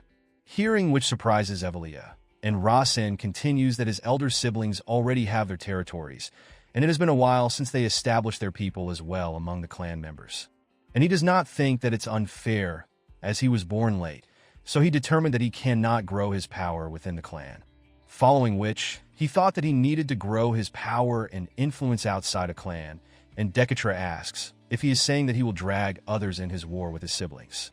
He replies that he has no leeway to care whether the water is cold or hot, and Dekatra asks if he is aware of what he is saying right now. Rasen replies that he does understand, while telling his plan that he made contact with Kazan to one day turn him into his dog. But Dekatra argues that it can also eat their owner, to which he uses his father's words, that is also up to one's luck, as if he is consumed by his dog, then that is his own luck. But he will raise him like his own dog, and he will bark when he order him to bark, crawl when ordered to crawl, instead of a sword clan, into a sword pack, hearing which Dekatra smiles. But he will raise him like his own dog, and he will bark when he order him to bark, crawl when ordered to crawl, and he will turn them into sword pack instead of a sword clan, hearing which Dekatra smiles. Rasen agrees, but he did not know who would be called with him, and thinks that Dekatra would never send him alone to the said clan. He would call someone to go with him as a chaperone, and it had to be someone who he could trust while having the authority to act as a chaperone. And to Dekatra, that person is Evelia. Evelia tells Rasen that his conversation with Dekatra felt as if he went over it in his head multiple times, and he chuckles and replies. He practiced it ahead of time, otherwise he would have become all stiff in front of him. Evelia replies that when she was his age, she was unable to speak with him like that at all. She then stops in the middle to ask Rasen of one more thing as she encloses the space around them. She asks if the body strengthening array really failed, and Rasen replies, it did not, so she asks what happened to the transcendent mana within the scroll. But Rasen refuses to answer her that, and Evelia asks for reason, to which he tells her that his father is also keeping silent about it. Realizing that what she thought was true, she becomes certain of one thing, that Rasen is actually a variable that her father has arranged for her. And if it's not the case, there would be no way Rasen could be speaking this straight with father. And how she will use him as a variable will be up on her own ability. If she cannot use him properly, then she assumes her father will hand him over to other siblings, and that he handed her the opportunity first, so she plans to nurture Rasen. Rasen then speaks up, telling Evelia that he has something to show to her, and she asks, what is it? And we see Rasen gathering a purple mana in his hand. Seeing which, Evelia is quite shocked as she thinks that it makes no sense to her, the fact that Rasen is able to materialize the transcendent mana and maintain it as well. He then asks Evelia if she can see this, to which she replies that it's transcendent attribute mana, and she can feel every type of power while its base is fire mana.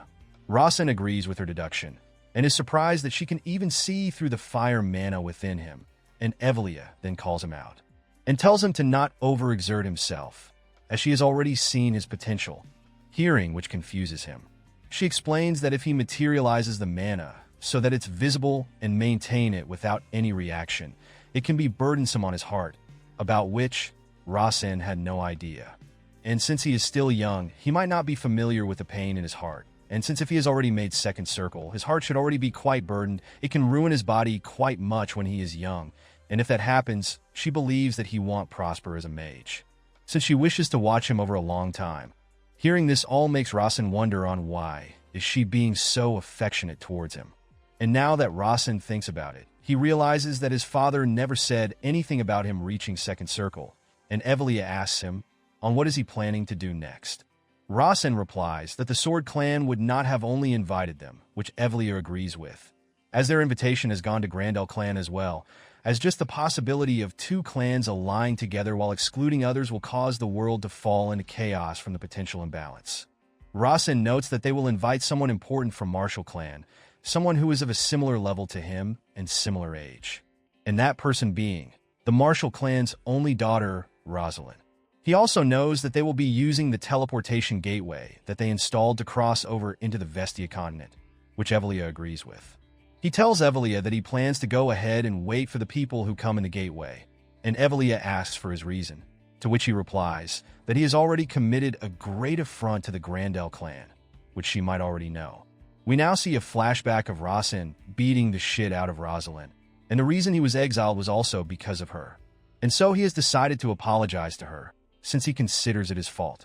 Evelia says that a person of the magic clan should never bow their head to anyone, to which Rasen replies, once one has gained the honor of a mage, that mage should never bow to anyone. But if that honor as a mage falls, he believes it would be different. He hit Rosalind. A mage did not behave in the way he should, so he believes that it's correct that he apologizes to her.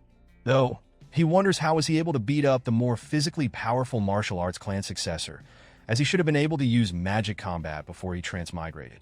The system pops up informing him that she was originally delicate and kind. Unlike the daughter of Martial Clan, she believed that hurting or using violence was barbaric, but Rasen remembers that in the future, her personality was more violent and vigorous instead. And the reason for the change was, it was when she first realized that being powerless was sorrowful. Therefore, she gritted her teeth and began training extensively, and the patriarch, Pon Grandel, trained her even more attentively. It was only that she did not want to learn it.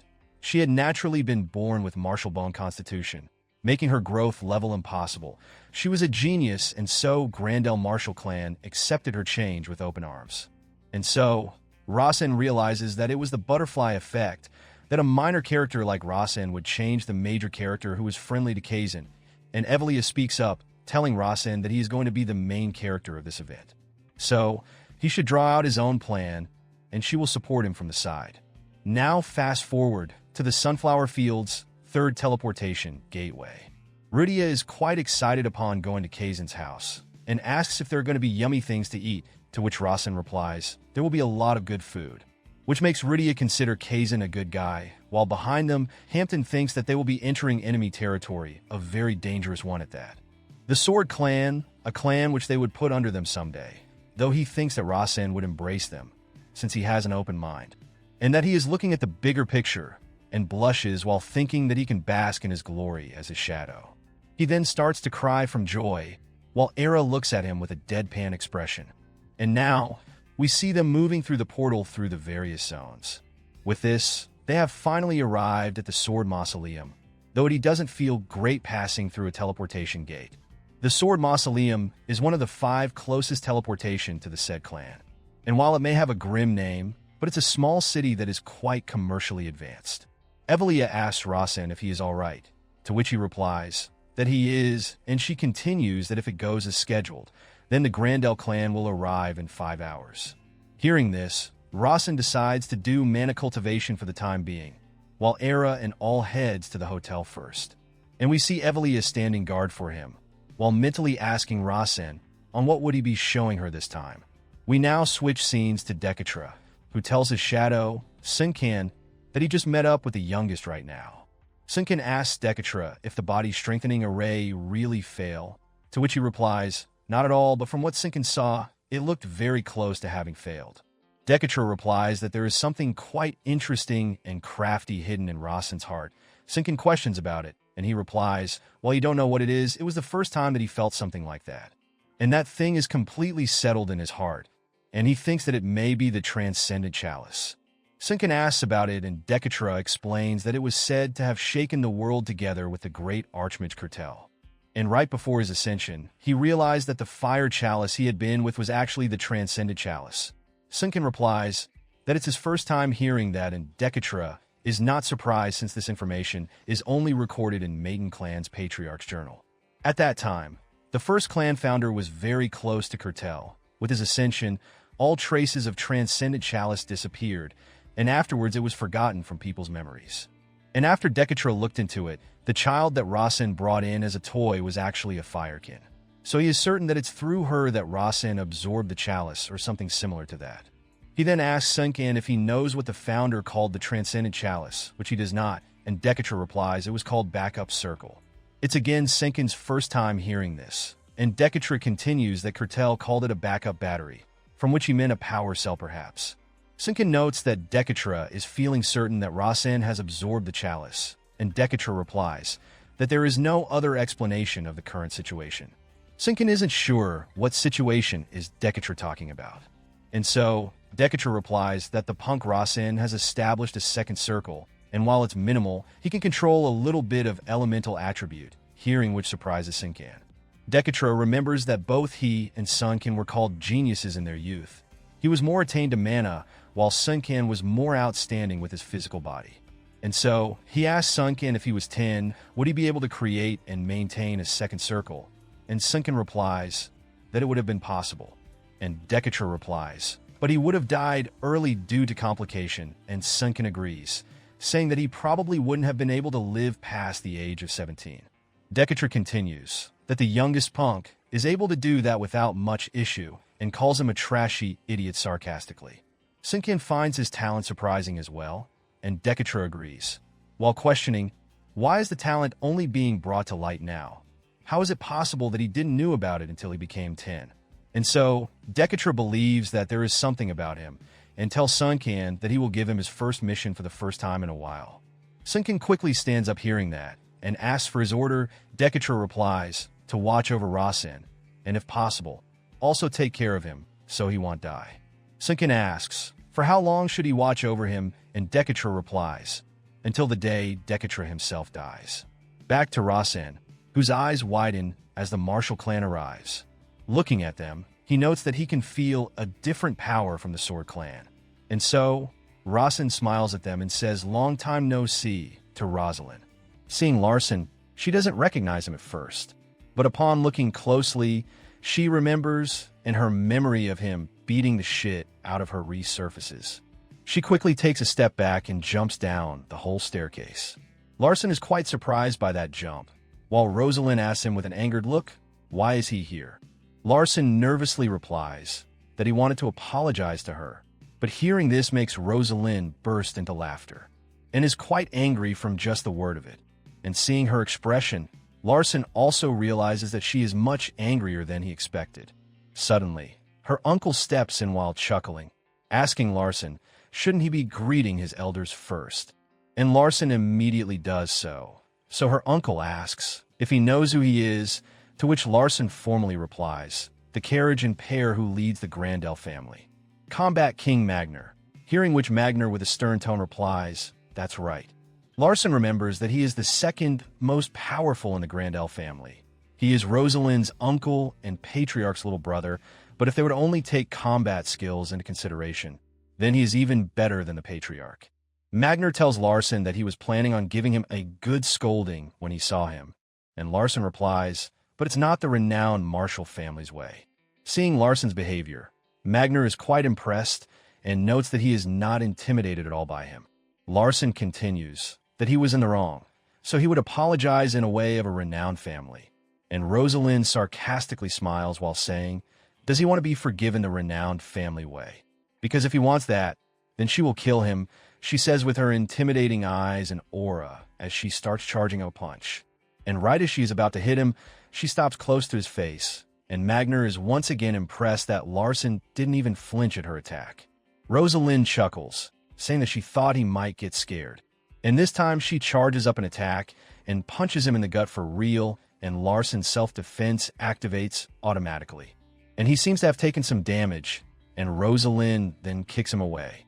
Magner, watching all this, wonders if Larson is using martial arts magic, and remembers that Maton family calls it magic combat. And he was able to react properly and took the hit from Rosalind with just defense magic. Rosalind gets angry at him for staying still and not defending. And Larson simply apologizes, and it confuses her even more. He continues that he was in the wrong 2 years ago, and he means his apology while thinking that apologizing isn't difficult for him since he lived in the present society. But Rosalind still doesn't take it well, and questions what kind of bullshit is he spouting, and suddenly, Rasen tells her that she was too pretty, hearing which confuses her. And Larson continues that she must know how boys are. He wanted attention from her, so he bullied her. In return for hearing that, she sighs and gives him a kick on his knee, and calls it boring, which confuses him. Rosalind angrily nags that it's boring to fight someone who doesn't fight back, and asks Larson to fight back, as it's the only way she would feel better. Larson barely stands up and agrees for the fight, but not now. Magner steps in, agreeing with Larson that it's not the place, but Rosalind argues that she would only feel better after she kills him. Larson asks her to look around her, and we see a crowd has gathered, and now if they were to fight, everyone would talk about it, but Rosalind doesn't care. And so, Larson tells her that people would be hurt if they were to fight here, which surprises her. And Magner smiles a bit, thinking of Larson as a wise kid. Rosalind asks Larson that he was going to apologize, and he replies that he will, but somewhere better. And Magner agrees with Larson, since they have to get to the sod residence, so they should take care of this there. Suddenly, Larson starts hearing Magner's voice, who tells him that he is good at staging, as he pretended to be friendly for now, since he doesn't want rumors going around that there was a fight between Grandel family and the Maiden family. Meanwhile, Larson is surprised that he can hear his voice despite him not speaking. He then gets a notification that Combat King Magner has taken an interest in him, so he would analyze and give meaning to his behaviors, which creates a variable. Larson realizes how the Combat King will analyze his actions, and just then he gets another notification that the Mage of Heavens has doubts about lacking probability. And that Mage of Heavens is none other than Decatra. Another notification states that 2 requirements have been met. He has succeeded in influencing an influential character's thoughts through intentional acting. And Rasen realizes that those 2 are doubting the probability. And so a new probability gets created, and he gets creator's privilege, which is related to probability. And in surprise, he notes something is forming right in front of his eyes, as he's been given lacking probabilities set up. And we see it's a notebook with information written about Larvian. And Larson remembers that it's the setup that he made. And the notebook also contains the stuff he wrote down. But there is more empty space than words. He assumes that it's a lacking setup, something incomplete, and starts to question, why did he posses Larson? Why are these opportunities and plot points being made? A notification then informs him that he has reached the time limit for the setup usage, and the notebook disappears, making Larson realize that he can only look at it for a certain amount of time, lasting around a minute, and he assumes that he would have to wait a certain amount of time again or fulfill some requirement before he can look at it again. And so, Magner tells Larson to head to the restaurant where Ivelia is waiting for them, which they all do so, as Larson wonders what will change in the future. At the restaurant, both Ivelia and Magner greets each other like old friends. She comments that she would be able to beat him in about 5 years, and he replies that he would accept her challenge anytime. Ivelia replies that she could have challenged him whenever she wanted when she was young, but now she cannot, since she is one of the Maiden matriarchs. Magner replies that she lost her childish cuteness, as when she was younger, she used to charge at him whenever and wherever. She even burned up his hair once when he was sleeping. She chuckles and replies that she was trying to burn his head but failed, while Larson notes that he is unable to keep up with their conversation. Rosalind steps forward being all shy and greets Ivelia, and introduces herself, saying that they once met 2 years ago, so does she remembers her. Seeing her like this, Larson wonders if she is the same girl from before. Rosalind excitedly tells Ivelia that she wants to become strong like her, since female martial artists are at disadvantage compared to men, and Ivelia notes that she cannot use her fighting spirit yet. Just as swordsmen uses swords as their weapons, and mages uses magic, the martial artists use their physical capabilities. A human body has limits, but they can use fighting spirit to defy physics and do the impossible. And Rosalind tells Ivelia that she would become a strong person like her, and she replies that she would be waiting. Fast forward after the lunch, Ivelia tells them that the portal gate will be reactivated today at the 7:17. She's going to operate it herself and asks Magner if he would like to come, and he agrees to do so. Meanwhile, Rasen notes that those 2 ate all the food. And since there is still an hour left, she tells them that she wants to talk about something with Larson, and asks to excuse themselves, which they agree to, and decides to meet up at the portal. We see both of them taking a stroll at the beach, as Evelia calls him her cute little brother, and asks about what happened earlier, and Larson confirms if she means what happened at the portal gates. She asks, did he plan all that? And he replies, he did. She continues, if he also knew that she was going to attack him. She asks, did he plan all that? And he replies, he did. She continues, if he also knew that she was going to attack him. Larson asks if she wants to ask him why he used the magic combat technique there, which she is. He replies it was because Combat King Magner was there, He is the most powerful person in the Grandel family, and he is probably thinking about the fact that he effectively used the magic combat technique. From this, Evelia assumes that Magner would have thought about Larson's proficiency with the magic combat technique being higher than what's expected of 10-year-old, and would have also noticed the large amount of mana in Larson as well. And since Larson has a reputation of being a scoundrel, the most logical that Magner could have come up with would be that Larson has either changed or he was raised to be a variable. But Evelia also doubts that Larson knew Magner well, and if he predicted all that and created this situation, then it's very impressive. And Larson tells Evelia that Magner will think that he is a variable that Mayton family developed, and he would want to know more about him. And from this, she remembers her father's words to make it obvious that Larson is a variable, and Evelia realizes why her father said that. While his magic combat technique has a limit to his potential, his ability to plan things out while considering his immediate situation and possible variables are excellent. And the most important thing she thinks is the fact that he is only 10 years old, and she believes that he has more potential than anyone else. And now, regardless of her father's words, she wants to make Larson one of her people. She tells Larson about the time when she met Magner, and it was as a pilgrim rather than a mage, and asks Larson if he knows that the successors of Mayton family go through truth-seeking and pilgrimage before becoming a candidate, which he does. She continues that she didn't know who Magner was back then, but if she has known, she would have tried harder to kill him. Hearing this, Larson thinks that while her expression looks warm, what she's saying is incredibly brutal. Evelia remembers Magner telling her to kill him if she was upset, and that he would give her 3 chances. Larson didn't know that she had memories with Magner, but he does think that they are good ones. She continues that he is the kind of person who has to find out everything about something he deems suspicious or curious, even if it's a teenage who is trying to kill him.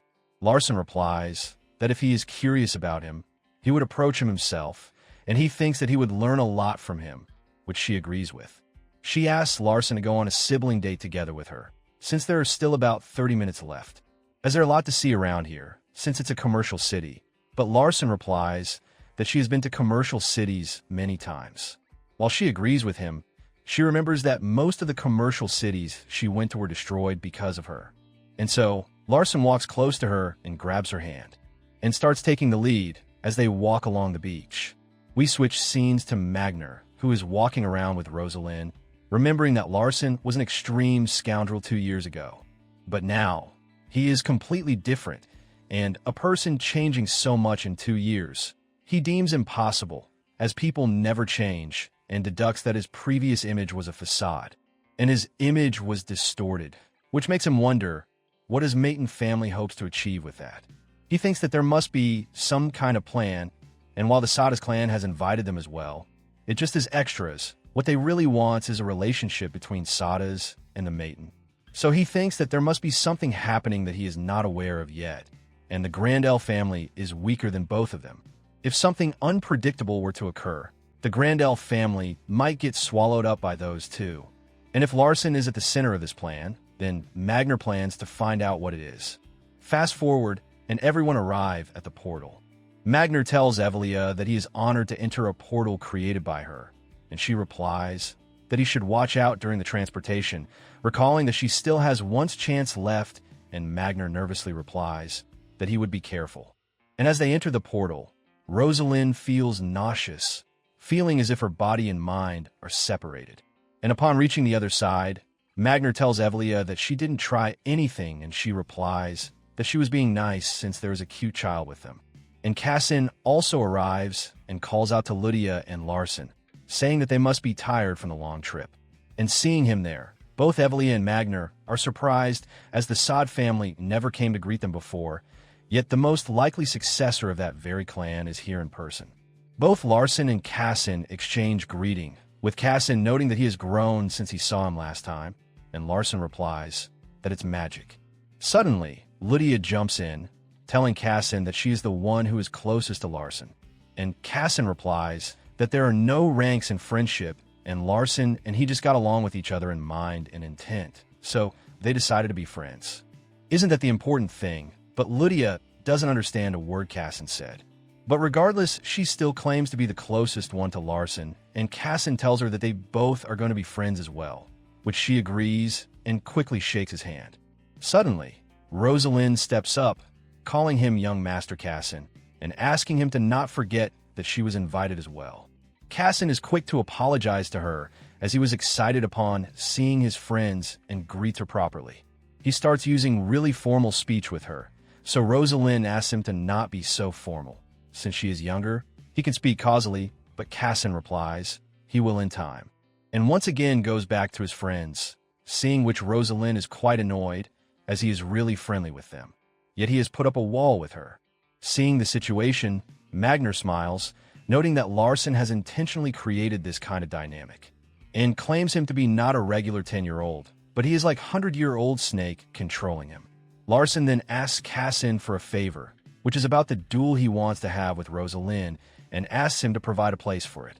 Larson thinks that his opponent is a renowned martial arts family's only daughter. The setting is renowned swordsmanship family's dueling grounds, and there are people watching from all three families, so this will be the scoundrel Larson Maiton's debut stage. Fast forward, we see everyone in the Sod clan seems to be talking about the upcoming fight, and all of them believes that Rosalind will win, even though she cannot use her fighting spirit yet, since Larson is a scoundrel in their eyes. One of them states that it would depend on their physical capabilities, so the other guard assumes it would be Rosalind's win then, but they also find it interesting that Larson's main skill is magic combat technique. Now, we are introduced to the Sod clan's family patriarch, Carcius Sod, who asks his son, who does he think would win?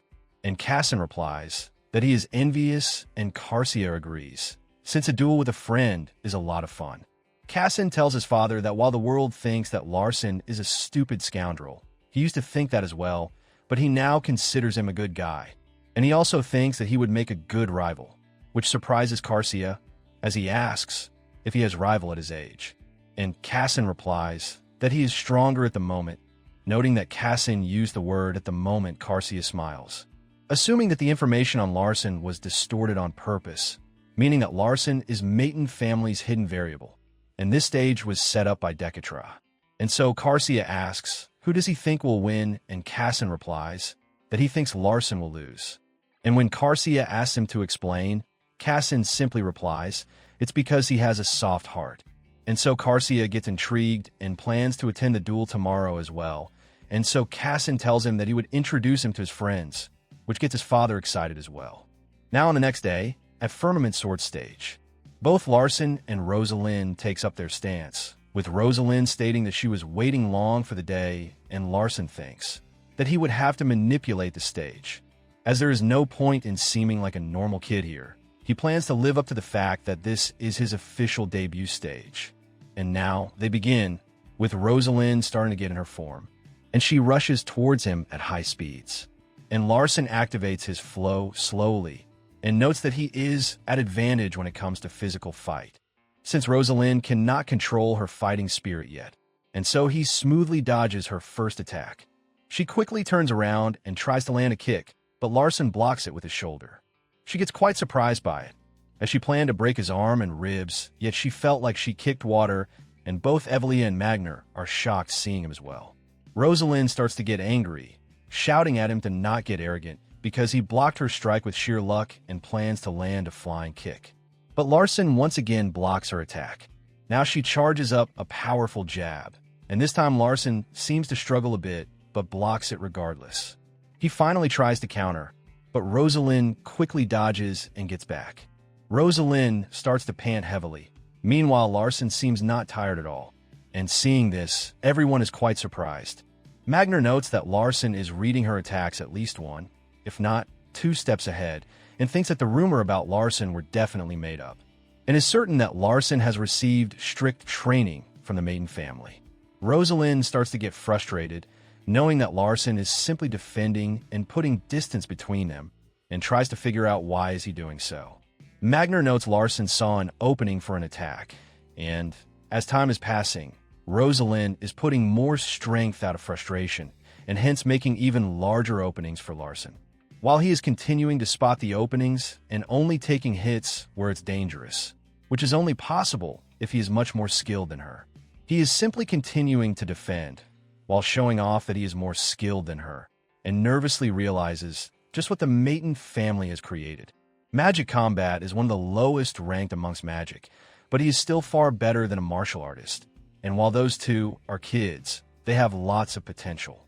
And there are two reasons Larson is acting the way he is. One is to show off that even a lowest ranked magic combat is better than martial arts. The other is to show off the power of Maiden clan, where 3 families are present. And Karsia seems to have similar thoughts about this as Magner. Magner comments that Larson seems to be raised in secret as a mage who specializes in magic combat techniques, which Karsia agrees with him. Though, he wonders, why is Larson revealing that here?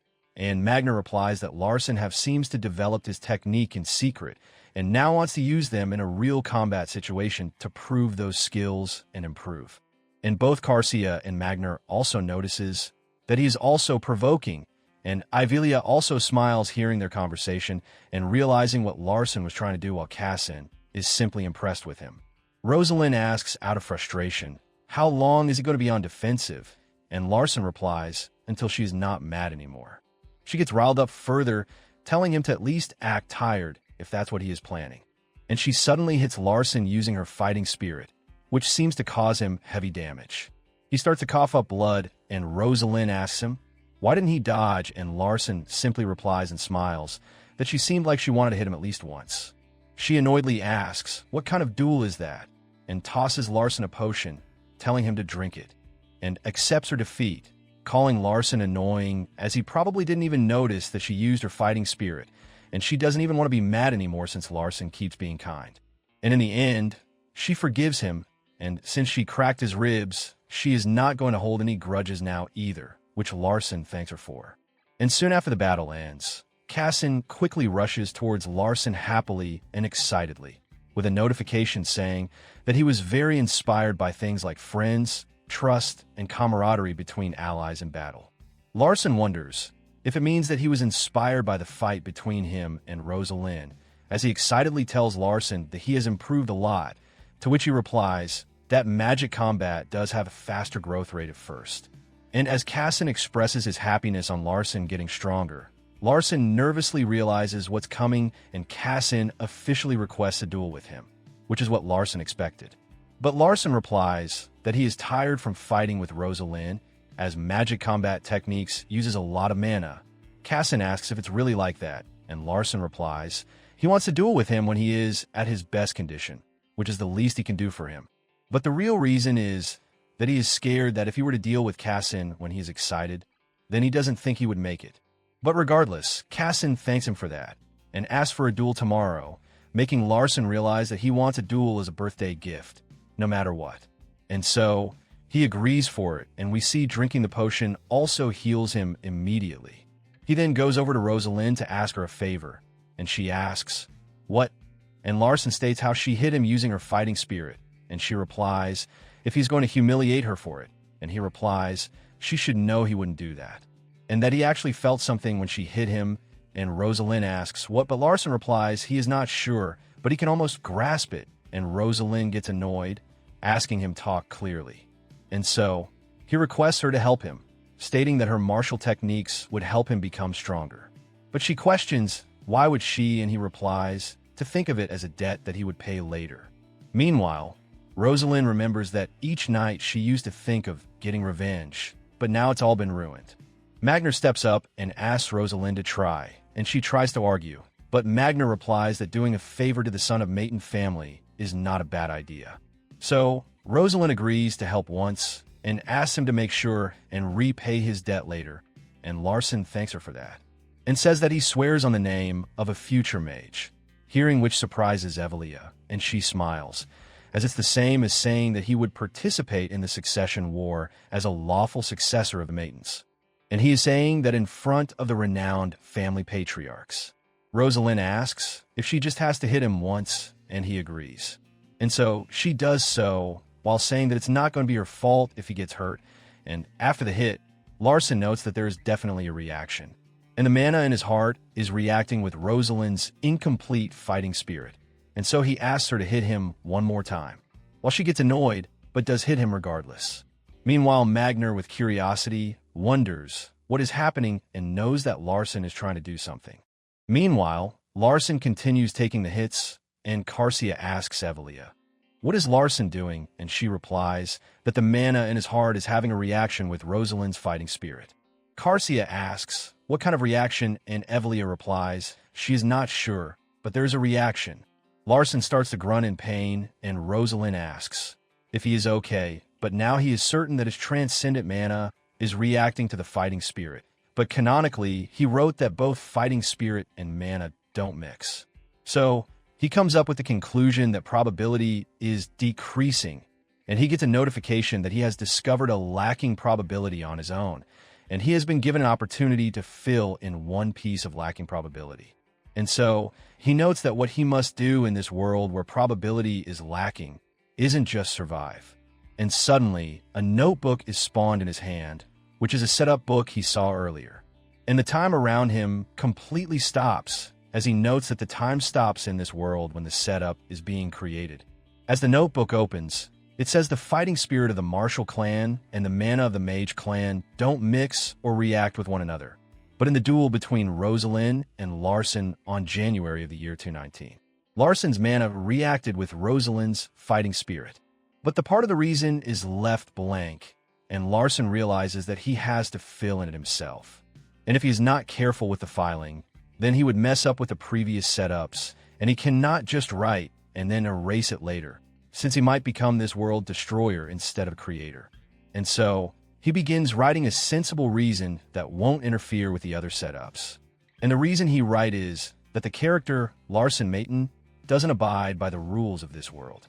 He first thought of writing different reason, such as having the holy grail of transcendence or transcendent attribute mana, but decided it would be better to focus on the character Larson itself rather than relying on an external factor. And if he sets himself up as someone who isn't abide by this world's rules, he would be free from this world's probability and won't run into any other preset world settings. Because it means that Larson Mayton is an irregular. Now, due to obtaining lacking probability, he gets a privilege of adding another line for 10 seconds. Now fast forward at night, we see someone is knocking on the door, and Lydia seems to be sleeping. She then wakes up and opens the gate, and we see it's Magner, who Lydia asks the identity of. He replies that he is Rosalind's uncle and asks for Larson. Lydia gets defensive hearing that, and asks if he's going to harass him, and he replies if he looks like a bad person to her.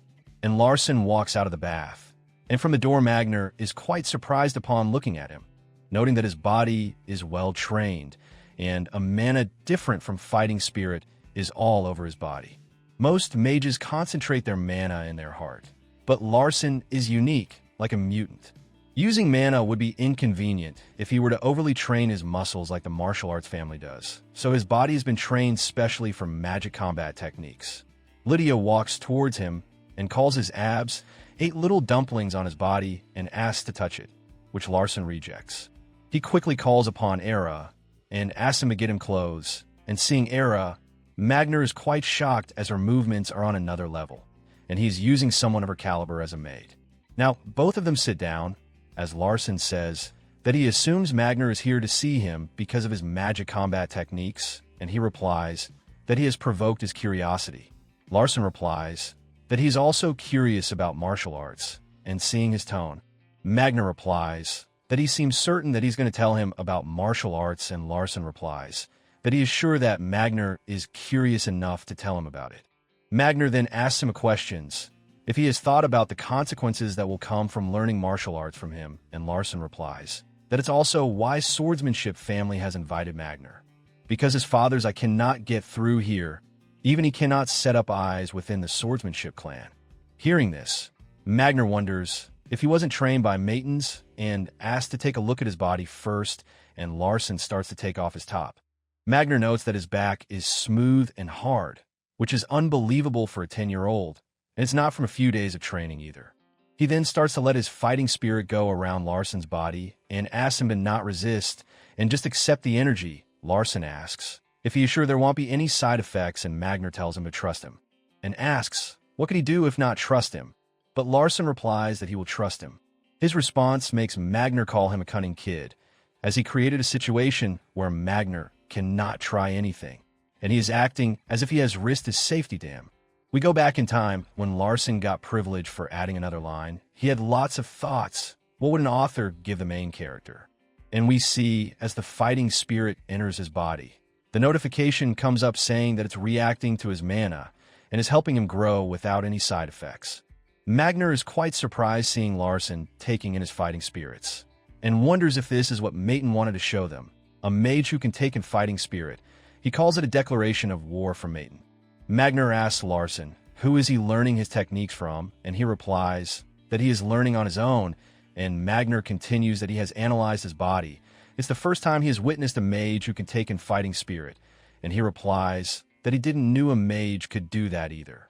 He asks Larson is he is acknowledging that someone from Maton clan will grow using fighting spirit, and he replies that he is learning what can be learned.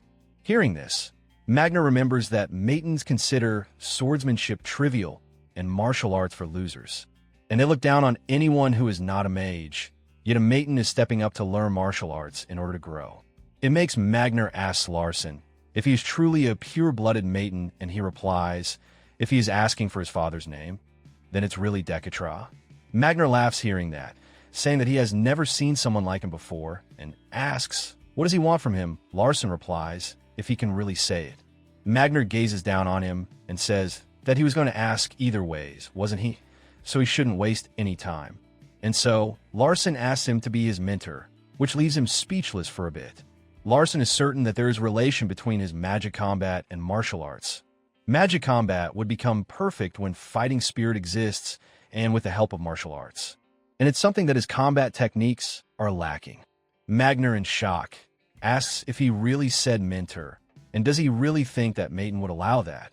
Larson replies that he would make sure they do, making Magner shocked once again as he asks, who is he? And Larson simply replies, he is the seventh son of Maton, but Magner says it's not what he is asking.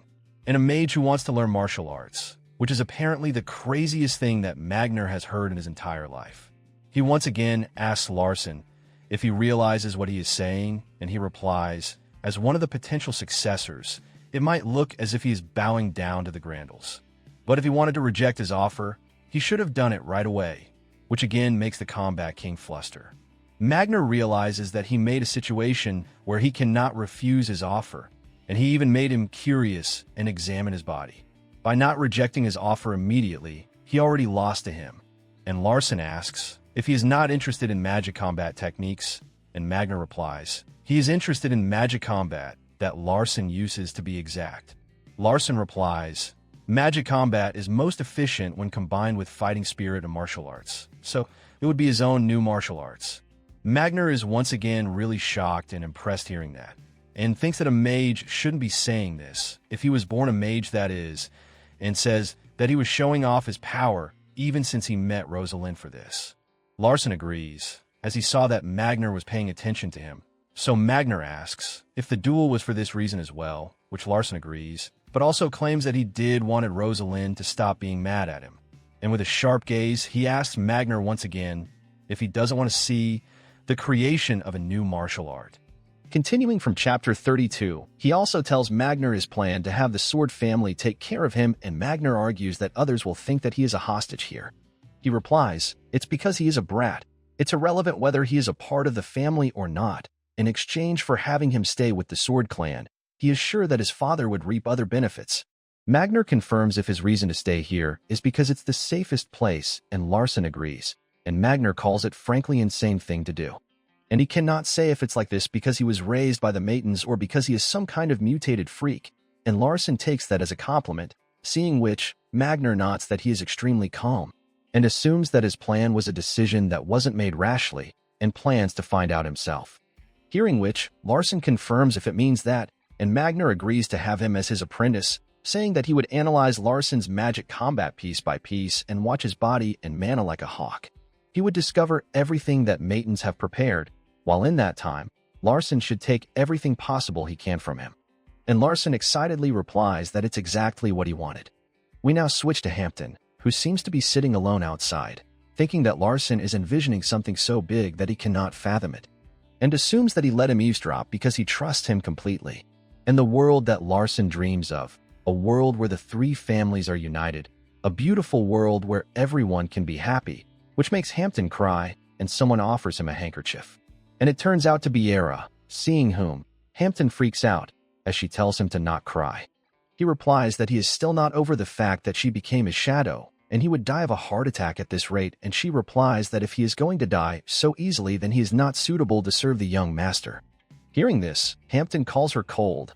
Era switches topic, saying that he must have heard what Larson said, and he agrees.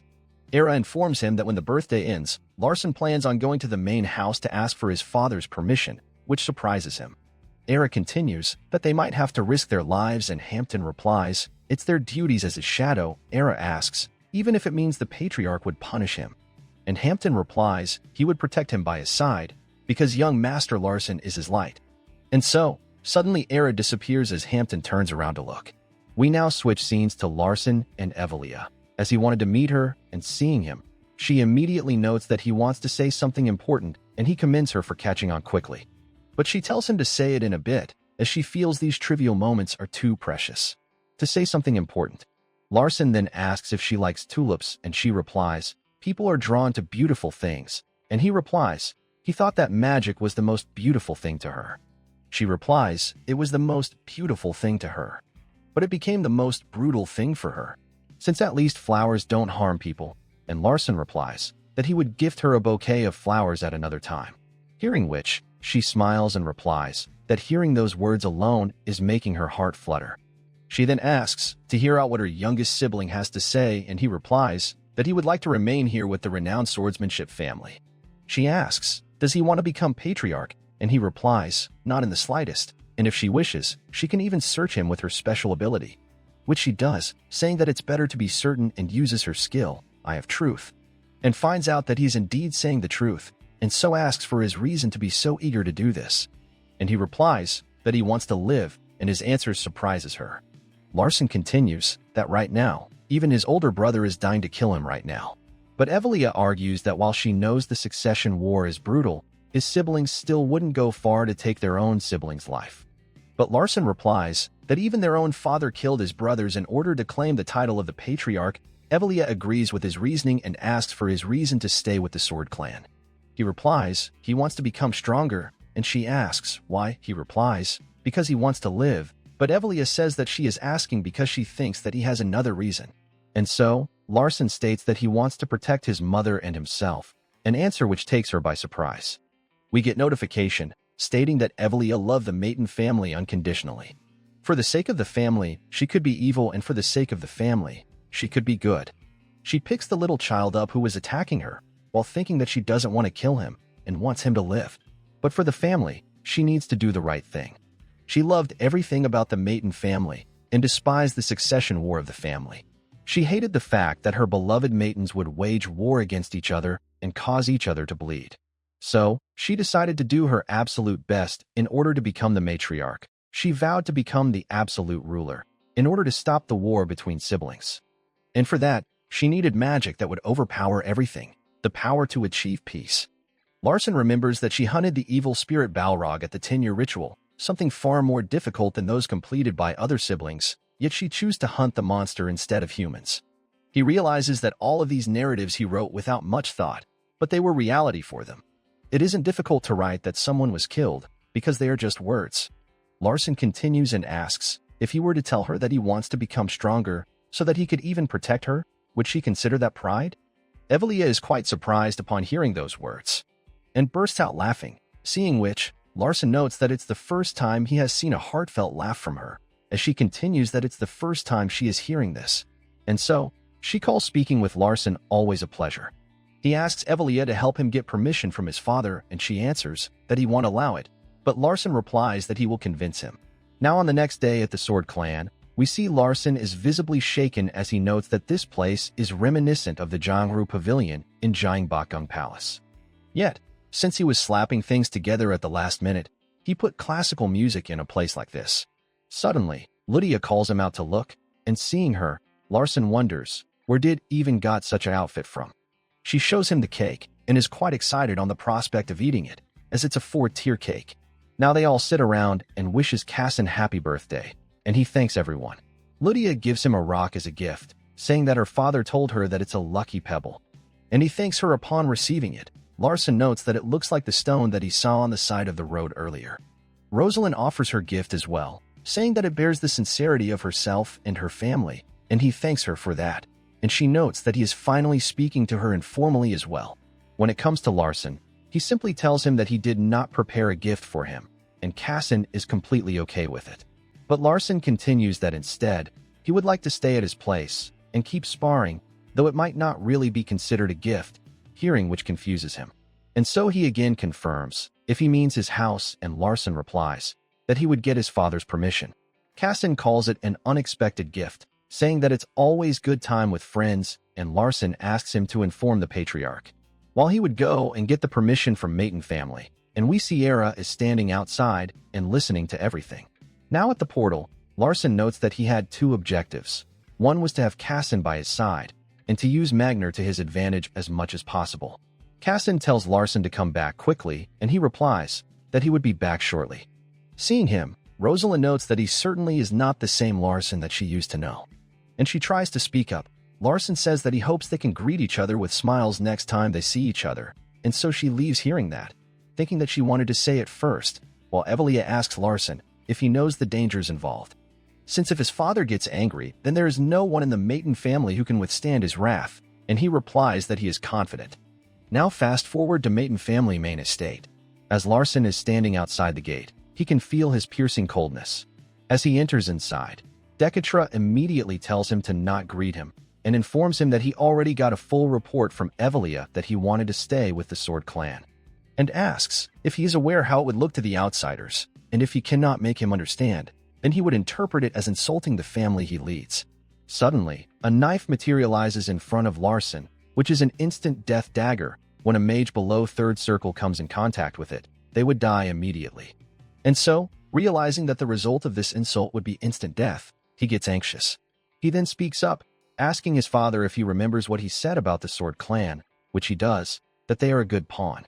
Larson continues that he met Casson, and he is especially weak to human relationships and feelings. Dekatra asks, so, and Larson replies that he is confident that if he stays with him, then he can turn him into his dog, and Dekatra asks if this is the reason that he wants to stay at the doghouse. Larson replies, the rest of the world sees magic combat as an incomplete study, but he has seen its potential. Intrigued by this, Dekatra asks him to go on. He continues that as he knows, he has already got his second circle, and there is something very special concealed in his body, and Dekatra asks if he is referring to the Holy Grail of Transcendence. Larson is surprised that he knew already and continues, while having transcendent mana, Holy Grail, and the unique constitution of his physique. On top of that, his body has also reacted to the fighting spirit of the martial arts clan, and he has also absorbed a bit of it, and it is slowly building up inside his body.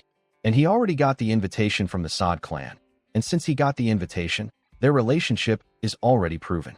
The descendants of the three great clans interacting with one another for the betterment of the world and peace, would it really seem like defeat? The doghouse of swordsmanship doesn't not engage in petty battles of public opinions, but if they were to start a rumor that they have bent Maiden to their will, then he plans to take full responsibility and take his own life. Seeing this, Dekatra comments that he seems confident, and he agrees, so Dekatra asks for the next step. Larson immediately kneels down, saying that they have offered hand first to achieve unity, and now he is sure that Dekatra can figure out how the rest of the world would see them. Absolute force and power are the most effective methods for ruling in his opinion, but a warm embrace and humble stature are what makes a true ruler. Dekatra replies that if uttered those words without any change, then he would not be breathing, hearing which scares him. And so, Dekatra gives him the permission, saying that he would observe him to see whether or not he will come to possess the ability he speak of, and he thanks Dekatra, saying that he would meet his expectations.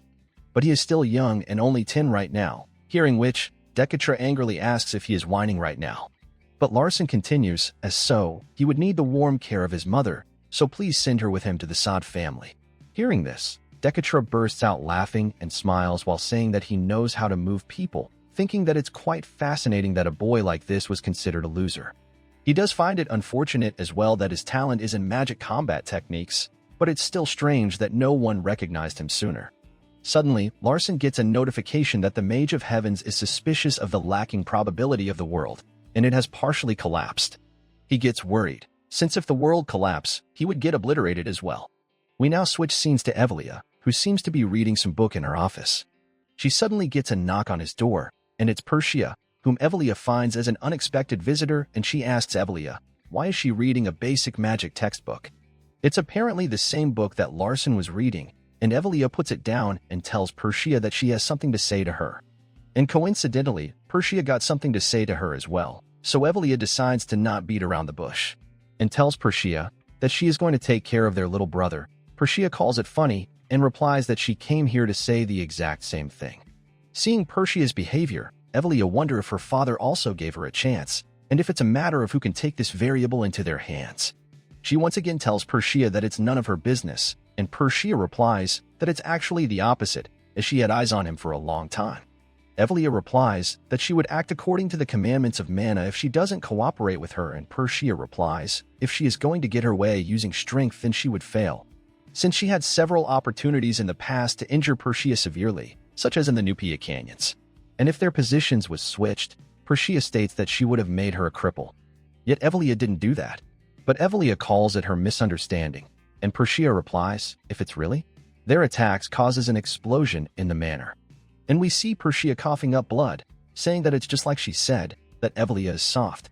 Evelia then steps on Persia, and Persia asks, why is she so interested in the youngest, and she replies that it's neither a want nor a need to tell her.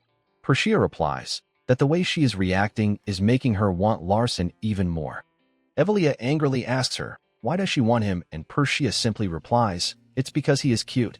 Hearing which, Evelia puts even more force in her leg and starts to crush Persia, telling her to quit playing around, as she grunts in pain. Persia replies that she heard that he reached second circle, and asks if Evelia really thought that she wouldn't find out, and perhaps there must have been a reason that his body is so muscular, as it's quite interesting that he is at second circle at the age of 10. And when she hired a shadow to follow him, it went missing. On top of that, Evelia is suddenly interested in him as well, and Evelia realizes that the reason Persia came to see her was to see how she reacted. And so, she tells her to get up, as the elders will come soon since they let out Manhwa. While Persia, upon seeing Evelia's reaction, wants the youngest even more. We switch to Larson, who somehow felt chills as well, as his mom asks if something is wrong, and he denies. Era serves Larson his food, with Larson noting that having Era by his side would mean his chances of being killed by an assassin is a lot lower, and he thanks her for the food. Era replies that he must eat a lot while growing, and seeing her like this, Larson notes that she is acting kinder than usual, which is suspicious. And so, he activates his heavenly eye, which tells him that his food contains traces of saken. Since Larson doesn't know what that means, a notification pops up, informing him that it's a deadly poison to those without mana. He calls Era out, and she asks, what is it? And Larson asks if there is something special in the food, to which she replies, not really. We then get a glimpse of her past, and she remembers that she grew up eating sake since she was 3. Larson changes her question, that maybe not special, but for example some sort of poison. Suddenly, Hampton barges in with tears in his eyes, saying that he forgot to tell him ahead of time that it's because of his carelessness, and asks Larson to kill him, but Larson tells him to get up and explain first. And upon receiving the explanation, Era asks Larson, how did he knew about saken, and he replies, intuition. Era commends him for having great observation and analysis skills, and assumes that he must have smelled the saken. And replying that it was intuition was a smart move as well, thought Larson is thinking more about where she got the glasses from. Era thinks that he always exceeds her expectations, and tells him that she would continue to do her best, as her shadow, to make him strong. And also clarifies that Lady Soso's dish was made especially by her considering the flavor, so they don't have to worry about what is in it. And she thanks Era for that.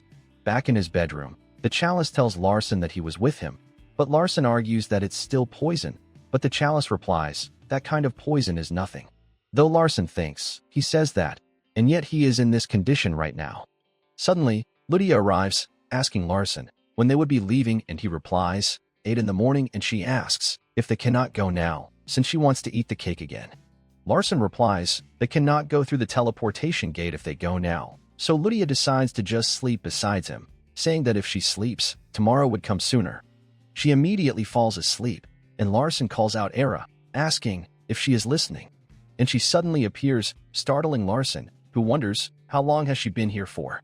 He asks her to move Lydia to her room without waking her up and simply makes her float, and leaves without making a sound, making Larson think that it's just as expected of her. Fast forward to the next morning, they all prepare to leave, as Hampton apologizes to them for having to go by carriage, but So-So tells him that it's fine. Larson remembers that in this day and age, cars driven by MANHUA are exclusive to aristocrats. They are a great luxury. Getting a car to take his mother is something that other mothers would envy. And there is no reason for him to garner any envy right now. And with this, he decides to take his first steps towards independence, and leaves off to the renowned swordsmanship family that will help him fulfill his plans. Soon enough, they arrive at the Sod clan, and Larson is immediately greeted by Casson, who says that he knew that he won't take too long. Larson replies that he needs to keep his promise and asks for a duel against him. He notes that things are going just as he expected, and he tells Casson that it's not going to be easy this time, while deciding that he will show off his power here. Larson notes that he has changed a lot since he first met Casson. He has become a second circle and much more proficient with his magic combat techniques. And he also got the Holy Grail, physical strengthening magic, and transcendent mana. So, he would like to see how well he can do against an opponent like Casson. But he cannot beat him anyways, since this is how he set up his character. No one can win against him. Casson is a genius among geniuses. He is so talented that he makes other geniuses look like normal. Despite being talented, he works harder than anyone else. The youngest son of the Sod family combined both hard work and talent to become the best. And since he is of the same age as well, he must have improved a lot as well, just like Larson have. Casson begins attacking, and Larson notices a red dot, and is able to dodge his thrust attack, noting that his attack speed and destruction power are much better than before. Larson's flow slowly activates, and he notes that Casson's heel is very slightly turned, and realizes that he is going to use subsequent attack. A thrust was just a setup for his real attack, and if he dodges this, Casson would likely close the gap. And Casson is fast enough to the point that Larson's flow slowly is almost useless, as Casson begins using his swinging slash. Larson notes that he is using sword chi, though it might not have been intentional, but he smiles, noting that it's a good thing for him actually. Casson also realizes that as well, and Larson notes that using sword chi during a duel is cheating, which makes Casson let his guard down. Larson uses that as his advantage and immediately attacks him, and Casson tries to step backwards to dodge. Noting that Casson is dodging his attack, Larson decides to go in further. Casson notes that Larson charging him like that will throw him off balance, which would cause his destructive power to suffer. Once he gets a step closer, then he would attack back. Larson charges up his attack, as his beginner combat magic, weight utilization, activates. Casson notes that Larson has already regained his balance, and so he quickly puts up his sword to block his attack, and when his fists collide with his sword, it causes a huge shockwave. Seeing this, both Carcia and Magner are quite shocked, and Casson is pushed back, noting that while it's not much, but he has been damaged, and Larson's combat techniques are different from anyone he fought, and that he would lose if he lets his guard down. He asks Larson, how did he improve so much in such a short time, and he replies that magic combat techniques have a fast growth rate. But Casson still finds his growth to be incredible, and Larson replies that he still has a lot to show him, so he shouldn't get surprised just yet.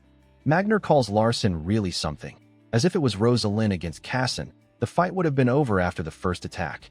Which makes Magner gets thought, such as, what if Larson were to born in martial family instead? But he gets angry at himself for even having such thoughts. Carcia notes that Larson is not struggling against such an opponent. If Casson were to fight with the intent to kill, Larson wouldn't last. But the most surprising thing is that Larson predicted Casson's movement. He chose to charge forward when Casson used his sword chi. It was not just coincidence, as he was smiling when Casson used sword chi. He dug into an opening he saw, being mentally superior. Which makes Carcia question Decatra in his mind. What message is he trying to convey through Larson? Fast forward, and the duel ends with both of them sitting at each other's back and panting heavily. Casson tells Larson that while he knew magic combat techniques have a fast growth rate, he didn't know that it would be that fast. Larson replies that he still lost regardless, and Casson replies that it doesn't matter who wins or loses in a duel. And he is very happy, so Larson asks, about what, and he replies, about his friend getting stronger so fast. Larson gets a notification that no one at Casson's age can beat him, making him realize that it means no matter how fast he grows, Casson will grow even faster, he would never be able to win against Cassin because of the settings. Larson stands up, telling Cassin to not be too happy, to which he asks, "Why not?" And he replies that they may be enemies one day, and Cassin asks, "What does he mean?" And Larson replies that it's their fate, since he is a maiden and Cassin is a sod. Cassin argues that it does not matter, as they are friends. Larson replies that he would continue to think of him as friend as well, and they would stay this way as well. But they cannot be free from a world where people fight for power, which shocks Cassin. Suddenly, Carcia interrupts, commending them both for doing a good job and for having such a great performance at such young age, and that he is proud of both of them. So Larson replies that he is honored by his praise, and Carcia comments that he heard about magic combat having fast growth. Guess the rumor is true. Larson states that he wants to become stronger, and Carcia commends him for that, and Larson continues that he doesn't mean that he just want to become strong. He wants to become stronger than Cassin. Hearing which, Cassin is taken back, and Carcia also smiles, noting that it's not just passion or wish, but determination in his eyes, and tells Larson that he would make a great rival, and asks Larson, how does he plan to achieve that? He replies that he planned to learn martial arts from the Combat King, which surprises Carcia. Magner ruffles his hair, and Carcia realizes that this was the reason that he let Rosalind go home while he stayed, and Magner calls Larson really shrewd, as he publicized it in front of the Patriarch, meaning he cannot do anything that would be unfair to him while they are on the Sword Clan property, but for a successor of the Magic Clan to learn martial arts from the Marshall family. It is something that can be interpreted as an attempt by the renowned Marshall family to usurp the Magic family, and yet Larson announced it. And so, Magner agrees, saying that he would teach him martial arts and asks if he has the permission of his family. Larson replies that he told the Patriarch that he would work in harmony with the two families to share each other's knowledge, and Carcia is shocked hearing that Decatra agreed to that, as it doesn't make any sense to him, since Decatra can never permit such thing according to him. Magner then informs Larson that there is a test that anyone who wishes to learn martial arts must take. A notification pops up, saying that it's a test which is taken at the age of 10, which is to hunt either a red tiger or a white tiger, and adults are not permitted to help. Larson immediately chooses to hunt the white tiger, and Magner is impressed, commenting that he hasn't even explained yet, so Larson must have learned a lot about their family. He asks Magner if Cassin can come with him, since he cannot receive any adult's help, and Cassin asks if white tigers are strong. Larson replies, super strong, as big as a house, and Cassin is quite surprised knowing that a tiger can grow that big. Magner smirks, telling Larson that he seems to be misunderstanding something. He never told him to decide between a red tiger or a white tiger. And so, he gives him the task to hunt a red tiger, which Larson immediately agrees to do so. Magner gets shocked upon realizing that Larson actually wanted a red tiger from the start. While Cassin asks Larson, how does he know so much of these stuff, and he replies that he read about it in his library. While Magner realizes that he has been played by him once again, it's difficult to hunt a white tiger discreetly, so he wanted to hunt the red tiger from the start. So, he commends Larson that he is quite smart, and he replies that he would learn a lot from him. And seeing this all, Magner thinks that he may have taken in a child who is far greater than he expected. A bit later, and Cassin comments that it's like camping then, and Larson agrees. Cassin replies that he would be going to Garen for the first time. He has heard that the mountain ranges are incredible there. Larson remembers that it's a middle-sized city located at the far end of the east. Red tigers live in the Terran mountain range, next to Garen. Even though they are right next to Garen, it would still take 4 days to get there by walking. And although the mountain range is quite dangerous, it's quite peaceful since there are not any monsters besides red tigers. Lydia excitedly asks Larson if she can go there with him to play, and Larson replies that he is not going there to play. Lydia argues that he said it's going to be like camping, and he replies that he would let her come if teacher gives permission. Now fast forward, and they get prepared to leave, and upon seeing Larson using magic, Cassin calls it quite great, and Larson asks if he wants to put his stuff there as well, but Cassin rejects, saying that he would take care of it on his own. And soon enough, they arrive at Garen using the teleportation gate, and Larson says to rest in an inn for a bit before going, since they have been through a few gateways. Lydia drops on her knees, saying that she is really hungry, and Larson replies that there should be a restaurant in the village, so they should hurry. Upon arriving in the city, he starts to observe it, and notices something. Weirdly enough, there isn't any life in the city. Larson sees a person and calls him out, but the guy freaks out and starts trembling while asks, "What is the matter?" And Larson confirms if this places Garen, to which he agrees with, and tells Larson that he hopes that they would be able to find accommodation and evacuate swiftly, which confuses them. And the guy runs away, saying that this is when the bandits appear. Meanwhile, Lydia is incredibly hungry and Larson asks her to hold on for a bit. He tries to knock on door, asking if anyone is there, but there is no response, and Larson comments that he doesn't think that it's because they came at the wrong time. He wonders what kinds of bandits could be causing this, since Garen is supposed to a mid-sized place that it's relatively peaceful. Suddenly, they all notice something and immediately gets on guard. And we see they are facing off against a red tiger. And it's not just the red tiger, but someone is riding it as well. And so Larson's heavenly eye activates as he wonders what that person is doing here. His name is Caden with taming attribute. Larson remembers that he is not a character who was set up with many details. He is part of a different power outside of the three clans, an enormous bandit group that smells of the scent of pine trees. And he is definitely the guy who grows up to be the leader of Sin of the Pine Trees, which makes it surprising to Larson that a mid-sized city became paralyzed because of him. He asks their group, who are they, saying they aren't much to look at since they are just kids. Cassin asks if he is the bandit one who is terrorizing this village. And upon hearing Cassin refers to him as a bandit, he laughs, making Cassin ask, "What is so funny?" He replies that he is not some bandit, but just someone who enjoys hunting humans. Larson gets nervous, noting that even if it's Cassin, they would die here if they fight Caden right now, and so he asks Caden if he is trying to hunt them. But Caden is confused by that question, and Larson continues that he don't know who gave him the authority to hunt here. And Caden replies that a hunter doesn't need someone to give them permission to hunt. Larson questions that there should be 7 high-ranked swordsmen here, yet how can they let a guy like him run amok here? And Larson notes that it could be one of two answers. Either there was a secret deal, or it's because of the awful probability that he created. Cassin and Larson quickly gets ready, noting that the tiger is coming. And suddenly, Larson gets a notification that unlikely probability has been actively understood and the world once again starts turning black and white. He once again gets creator's privilege. This time, he needs to write a reason as to why could Caden hunt and the knights who protect Garen couldn't move. He starts writing the answer, noting that he can definitely make it perfect this time. And upon writing the reason, the world starts moving again and the tiger roars loudly. It jumps on them to attack, but all 3 of them are able to dodge the attack. Larson notes that the red tiger is a lot faster than he expected, but thankfully, Cassin and Lydia aren't hurt. He calls out to both of them, saying that if they are hit by its frontal attack, they would die. But he does have a special characteristic that it runs straight, and before he says anything further, Lydia gets pissed, stating that she is starving, and creates a huge fireball to attack it. Larson tells her to stop, but she says that she just needs to get rid of that thing. Then she can eat, right? She launches the huge fireball at him, but the red tiger casually eats it.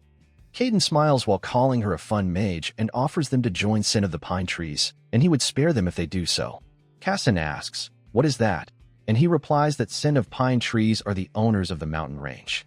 Cassin states that it means they are bandits, and Caden agrees, but says that bandits doesn't sound too refined, and once again asks them to join. Cassin rejects, saying that he has no intention of joining hands with bandits, and by the will of his sword, he would slice his head off for terrorizing the citizens. Caden asks if he's sure about it, and if they all are ready to die here. Larson speaks up, saying that no matter how much he thinks about it, he finds it odd, and questions why isn't he asking who are they, as it's a situation where 3 young kids are facing off against a red tiger. He smiles knowing that the set value is properly taking its place. It's the benefit of creator's privilege that he wrote earlier. The reason Caden could hunt in Garen was not because he was actually hunting, but because he received orders from someone to create a test. From the start, the test was planned, and the successors weren't in any real danger, which is how Rosalind managed to hunt a white tiger. He concludes and tells Caden that it means he knew already who they are. And the reason that he is saying this nonsense, even though he knows who they are, is because he has faith in something. And we see a magic circle opening up in the sky. From that, Evelia starts to come out as Larson asks if the thing that he trusts in is perhaps older sister Evelia. Cassin is quite surprised to see Evelia here, as he blushes and wonders, why is she here? Larson knew that something was off, and things seemed to be fitting too well. Those who maintain the teleportation gates are always third circle mages, and it makes no sense for a mountain bandit to be allowed to cause mayhem to the point of damaging Maiden clan's income. Not to mention, it would be weird for everyone to run into their homes after he just hunted once. And this Caden isn't even a famous villain right now, and it could be that he hasn't done anything like human hunting yet. And this city isn't someplace like where you can do whatever you want under the guise of administering a test, which would leave him with one answer, rather than being Garen. This is an artificial place created for the test. And the only person who can create a space like this is Evelia, as she commends Larson for being clever, and asks, when did he notice? And he replies, right when everyone went into hiding. And so Evelia asks, if he purposely acted as if he is fighting the red tiger. And Larson affirms, believing that it was important to show sincerity. And with that, she closes her eyes and asks Magner, how did he see it, who seems to be standing on the side. And he tells Larson that he passed the test. Caden gets down from his tiger, saying that it's expected of the successor candidates of the Maiden and said clan, as they were able to show such poise in front of a red tiger. He then kneels on the ground and apologizes to them for transgression that he showed, and they tell him that there is nothing for him to be sorry about, as this was all part of Evelia and Magner's plan, and he thanks them for understanding. With this, Magner also realizes that Rasen seems to be the party leader. Even though Magner was thinking that Kassan, who was the strongest, would be the party leader, and so it's like he expected, Rasen is quite amusing to him. And so, he believes that there would be fun raising him as his apprentice, and tells Rasen that their clan does not actually tell their successor to go out and hunt a red or white tiger. And Kazan asks if the main objective of the test is to see whether they shrink back in the face of a strong opponent, which Magner affirms. And so, Kazan tells them that his bodyguards should be hidden somewhere nearby, and Rasen is surprised to know that and activates his divine eye check, and realizes that it's indeed true, thinking that putting himself aside, Kazan is actually a 10-year-old. If he weren't the author, he wouldn't have been able to read this situation, and would have more than likely lost his reasoning with the red tiger's appearance.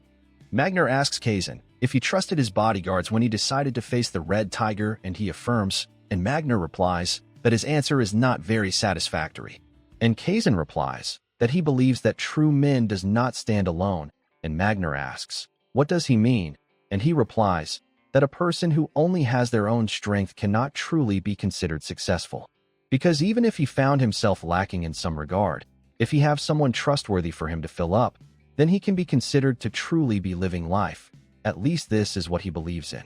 Hearing which, Rasen notes that Kazan is not embarrassed by his own weaknesses, and instead he acknowledges the existence of his bodyguards, and he trusts them. And so Rasen speaks up that Kazan believes those he trusts are his treasure and power, and Magner notes that it's something far from what Mage Clan believes in. Hearing this, Evelia thinks that such words wouldn't usually make sense, but since it's that child who said it, she feels her heart moved. Suddenly, Rasen gets a notification that another variable has appeared, but he is unable to see what it is since his proficiency with Divine Eye is still low. And Magner tells Kazan that the bodyguards are his strength as well, though it's not the type of answer that he usually like. And he asks Rasen if he also believed that the guards would follow after him, and he replies, he did, but not because of Kazan, but because of himself. Because if the Magic Clan's successor, also an official guest of the Sword Clan, went on a trip with the Sword Clan successor and got in an accident, it would be a cause of criticism, and also it would give his clan a big opportunity. Evelia is shocked hearing that, and Rasen repeats it once again, and Evelia replies that it can be taken as an offense to the Maiden clan. How would putting him in danger would be an opportunity for them? And he replies, it's because he is not her. He is not an important person for the clan like her, and not too long ago, he was just a piece of trash even. And if someone like him were to get in an accident with the Sword Clan, the Maiden clan would be glad that such a stain could be removed, while also getting a card to threaten the Sword Clan with. Evelia thinks that even when he is saying such harsh words, he is still so calm, and wonders, how does a 10-year-old child like him sees his family members? Seeing her reaction, Rasen does try to tell her to not misunderstand, as he do not hate his own clan, but is only speaking from an objective viewpoint. But suddenly, Evelia hugs him tightly, telling him that he has the blood of the Maiden clan, and such painful words coming out of his mouth are too sad for her to hear. And so, she prays that the heavy name of Maiden does not weigh too much on his shoulders, and Rasen thanks her for that. Kazan also speaks up, saying that he would become his family, and he can look at him with a much warmer gaze, hearing which shocks Rasen, as he wonders, what is he even saying? And with this, the situation has become weird as Lydia jumps in as well, telling Rasen that she is hungry, and since the test is over, they can finally go over and eat. And Rasen agrees, telling Rudia to hurry up and go. Now a few days later, Rasen meets up with Magner, as he asks, why is he here to see him, and Rasen replies that he wishes to go and see the Terran Mountains. Magner asks about it, and Rasen says that he heard the views there are amazing. Unlike the magically created space from last time, he wants to see the actual Terran Mountain. And Magner asks if he wants to on a trip, and he replies, not at all, so Magner asks for his goal there. And he replies that he found something in the artificial space, something that his sister arranged for him. Which is an obvious lie. It's actually an arrangement that he made as an author, and as Magner inquires further, Rasen tells him that all she told him that there was something in the Terran Mountain. While the space was artificially created by Evelia, he could still feel the unusual flow of mana. Which is how his elder sister notified him of this arrangement, and Magner asks if something like that happened, he would have noticed it as well, and Rasen replies that it's a Maiden clan's special method of communicating. Hearing which, Magner wonders if they communicate using magic, and calls them all crazy for this. He then asks Rasen if it's okay to tell him something like this, and he replies he is his master, which he kind of agrees with. Rasen continues that there are two meanings to this method. First, it was used so that Kazan, who can be considered his rival, would not find out, and Magner comments that Evelia might do that. And second, it was used as a test to see if he could properly notice the arrangement made by her. With this, she caught two birds with a single stone. And so, Magner asks, where is he going in the Terran Mountain, and he replies that he believes he would need to go in person to find out, as all she gave him was its rough location. And so, Magner asks for its location, and Rasen thinks that not only rough location, but he actually knows its actual location. In the original work, it was one of the minor twists of fate that Kazan received, the location of the thousand-year dragon's chest plate, and if Magner were to go there, the danger would decrease drastically. And so, he tells Magner that it's on one of the 108 peaks of the Terran Mountain, near the Dragon Head Mountain, hearing which shocks Magner. Rasen asks the reason for his reaction, and he replies, it's nothing much. He just have amusing memory from that place back in the day. Now we see them moving through portals, with Rasen asking for a day rest since they have been through 3 portals already, but Magner rejects, telling him to know that time is money. And Rasen replies that he knows that it would take them 3 days to reach there, but Magner replies that 1 day should be enough, which makes Rasen freak out, as he complained that it's only possible for someone with body like Magner. But Magner ignores and tells him that he will leave him behind if he doesn't come, since he won't be able to do anything if he cannot keep up with the old man's pace. Rasen again complains that he is just a mage, so Magner tells him to use warp magic instead, and he replies that a second circle like him cannot use that, so Magner tells him that his body would have to suffer then. A bit later, and Rasen grasps hard for air, and calls Magner crazy, thinking that he would end up dead at this rate before they even reach their destination. He finally kneels on the ground and starts vomiting, with Magner questioning Rasen how his body is so weak. But in reality, Magner notes that he's already much farther out than he thought he would go. He knew already that he would collapse at some point. If it was Rosalind, she would not have been able to follow this far. Even if Rasen absorbed a tiny amount of his martial energy, someone who uses mana as base could keep up with him like that is astonishing. And he again asks Rasen, how would he become his disciple with such weak endurance? And Rasen replies, would he go back at his word that he said in front of the Sword Clan? Magner gets annoyed but quickly gets calm again before saying anything, as he is shocked that Rasen's breathing is already back to normal, which causes him to get goosebumps, and wonders what would have happened if he had actual martial energy. He once again tells Rasen, how long will he be like that, as they still got a long way to go, and Rasen again tells him that it usually takes 3 days to reach it, and Magner asks if it's by Maiden Clan's standard, which Rasen agrees with. And they now again starts walking, with Rasen being surprised how quick Magner was moving despite being so many pebbles in the way, and he is not even kicking up any dust, as if he is like the wind.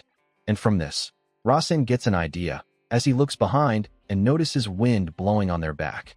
He knows how to send out his mana out of his body right now, but what if he tried creating a small gap to accept the wind coming from the back? And so, he does exactly that, and his movements become much lighter.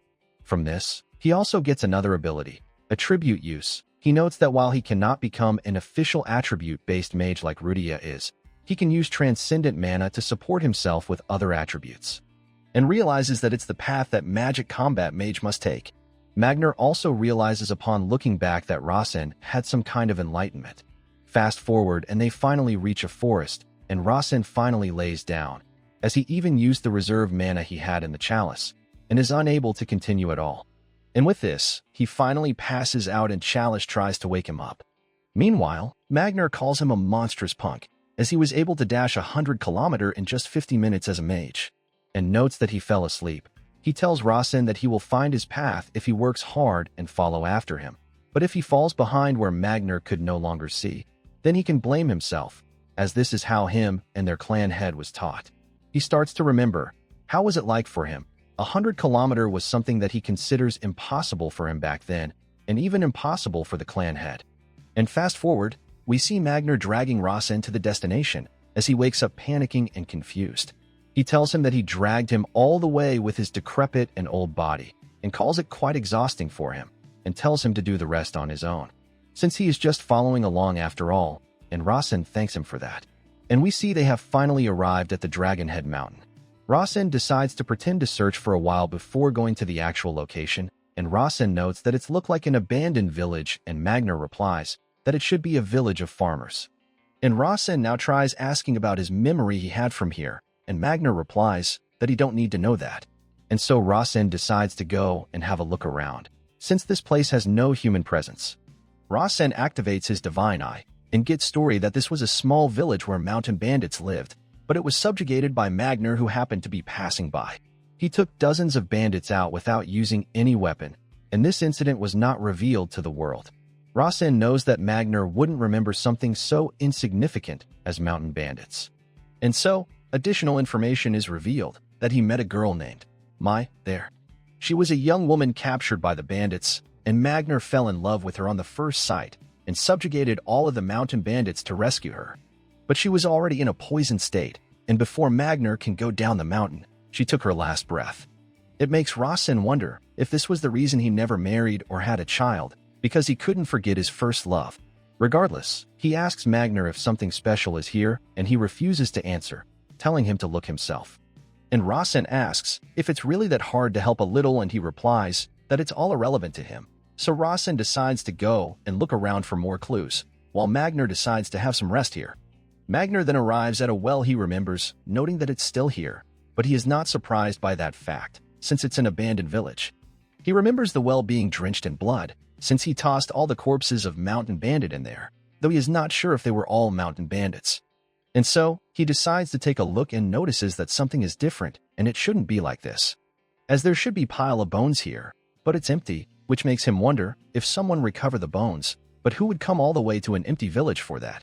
And in that situation, they would attack some talisman or barrier, and we see purple lightning starts to crackle around it, and Magner smirks, noting that there is indeed a barrier over the well.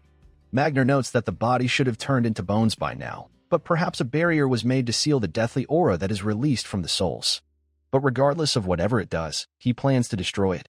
But he stops as Rasen arrives, asking if he found something, and Magner denies. But Rasen has found it, the blood-drenched well that holds the 1,000-year dragon chest plate. Though he is confused about seeing the barrier master trait, as he never made a setting with the well that is barriers. But he approaches it and asks Magner if knows about barriers, and he is asking because he is sure that he must have noticed a barrier over it already.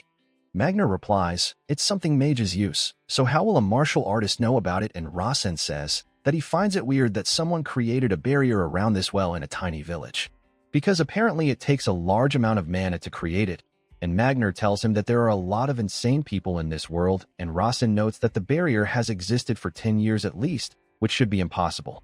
Magner is surprised with Rasen knowing so much, and asks, what does he want to say? And he replies that the well formed it by itself, and Magner replies that he never heard of something so crazy. Magner seems to be wanting to explain what happened, and remembers that he definitely threw bandits in there. And also met my next to it, she was extremely weakened by the poison, and died while he was rushing her down the mountain. Magner realizes something, remembering that even though Mai was poisoned, she was able to move freely around the well. Rasen explains that an inanimate object creates a barrier when there is a special value in making such settings, and Magner asks if mages call something like this a value in the setting. But Rasen says that he does, and believes that Magner is tight-lipped so he can tell him some things, as he tells Magner that he has a secret that he can only tell him.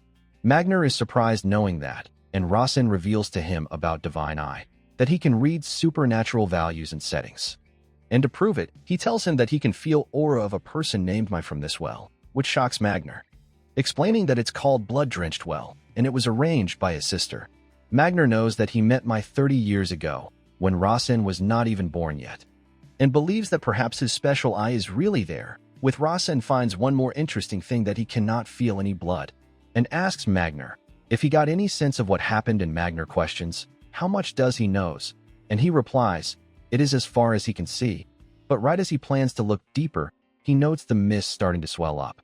And an explosion happens, throwing Rasen away, as he wonders what happened, and Magner also doesn't know what is it. But from the well, Mai seems to be coming out from the mist. Magner is incredibly shocked to see her as well. She greets Magner, telling him it's been a while.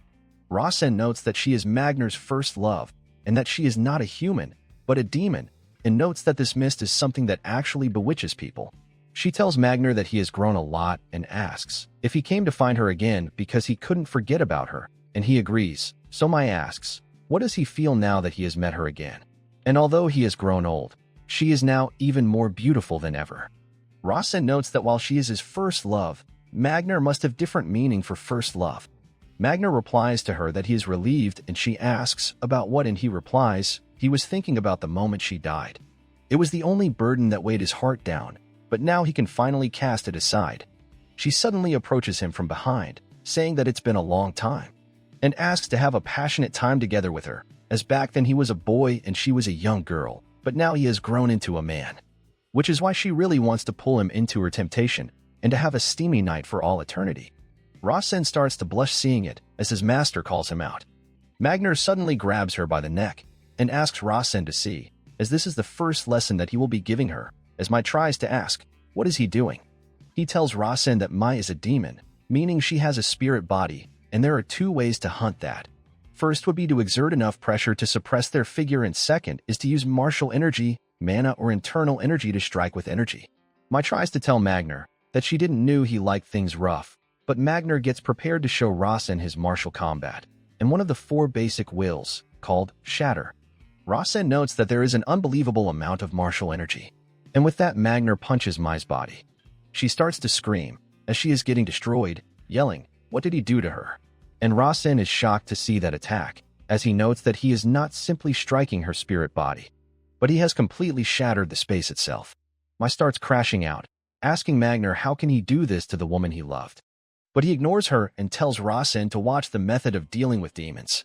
And Rasen notes that to damage the spirit body, he is using overwhelming power to crush space itself, and tells Magner that he understands. And also rushes at Mai to attack her himself as well, calling it perfect timing. She starts screaming and crashing out, complaining how could they do such thing to a beautiful girl like herself. Rasen starts to feel stuffy inside, since he used all of his mana at once, though he believes it would be fine once in a while. Meanwhile, Mai smiles, questioning if it's some sort of competition for her, since they cannot bear only one person having her, so they are destroying her. And with that, she disappears while chuckling. Magner calls him impressive, and he replies, it's because he met a good master. He then smirks while asking Magner, why did he not finish it in one strike? And Magner calls it bullshit. But Rasen makes fun of him, that he didn't because he hesitated, which causes Magner to smack him on the head. It hurts him a lot, and he didn't even have time to use his skill resolute willpower to reduce the damage. And Magner thinks that Rasen's eyes are too good. The way he killed the demon was very different from a mage, and it was not a martial arts technique either. It's like he gathered all the mana he could into a single fist, and ignited it in an instant. Doing something like that would make a normal mage lose an arm. And he finds it strange that he cannot understand how his body can handle that, while Rasen complains if he is trying to kill his own disciple with that hit. Magner tells him that he will now give him his 3rd teaching, and Rasen asks, can he guess what it is? Magner gets intrigued and allows him. And Rasen replies that he was going to say to hide his special eye, isn't it? Magner asks his reason for saying that, and he replies, because his brothers would grow to desire it. It all makes Magner think, why does he trust him so much, though he doesn't hate it? And also, how was a mutant like him born in the Maiden clan? Now on top of the well, Magner confirms again, if it's something that Evelia created, and it became an artificial dungeon, and Rasen agrees, though he did created the settings for it. An artificial dungeon is a space created for a specific purpose, and Rasen tells Magner that he believes it was a natural dungeon, but Evelia added finishing touch, which Magner finds something that Evelia would do. But questions, why did she create something like this, since she should given him if she wanted to, and shouldn't have if she didn't wanted to, and finds her that aspect to be insane. And he replies that she doesn't have any plans on killing him, so she perhaps left a guardian of some sort for him there. And with that he jumps down, and Magner stands while telling him good luck.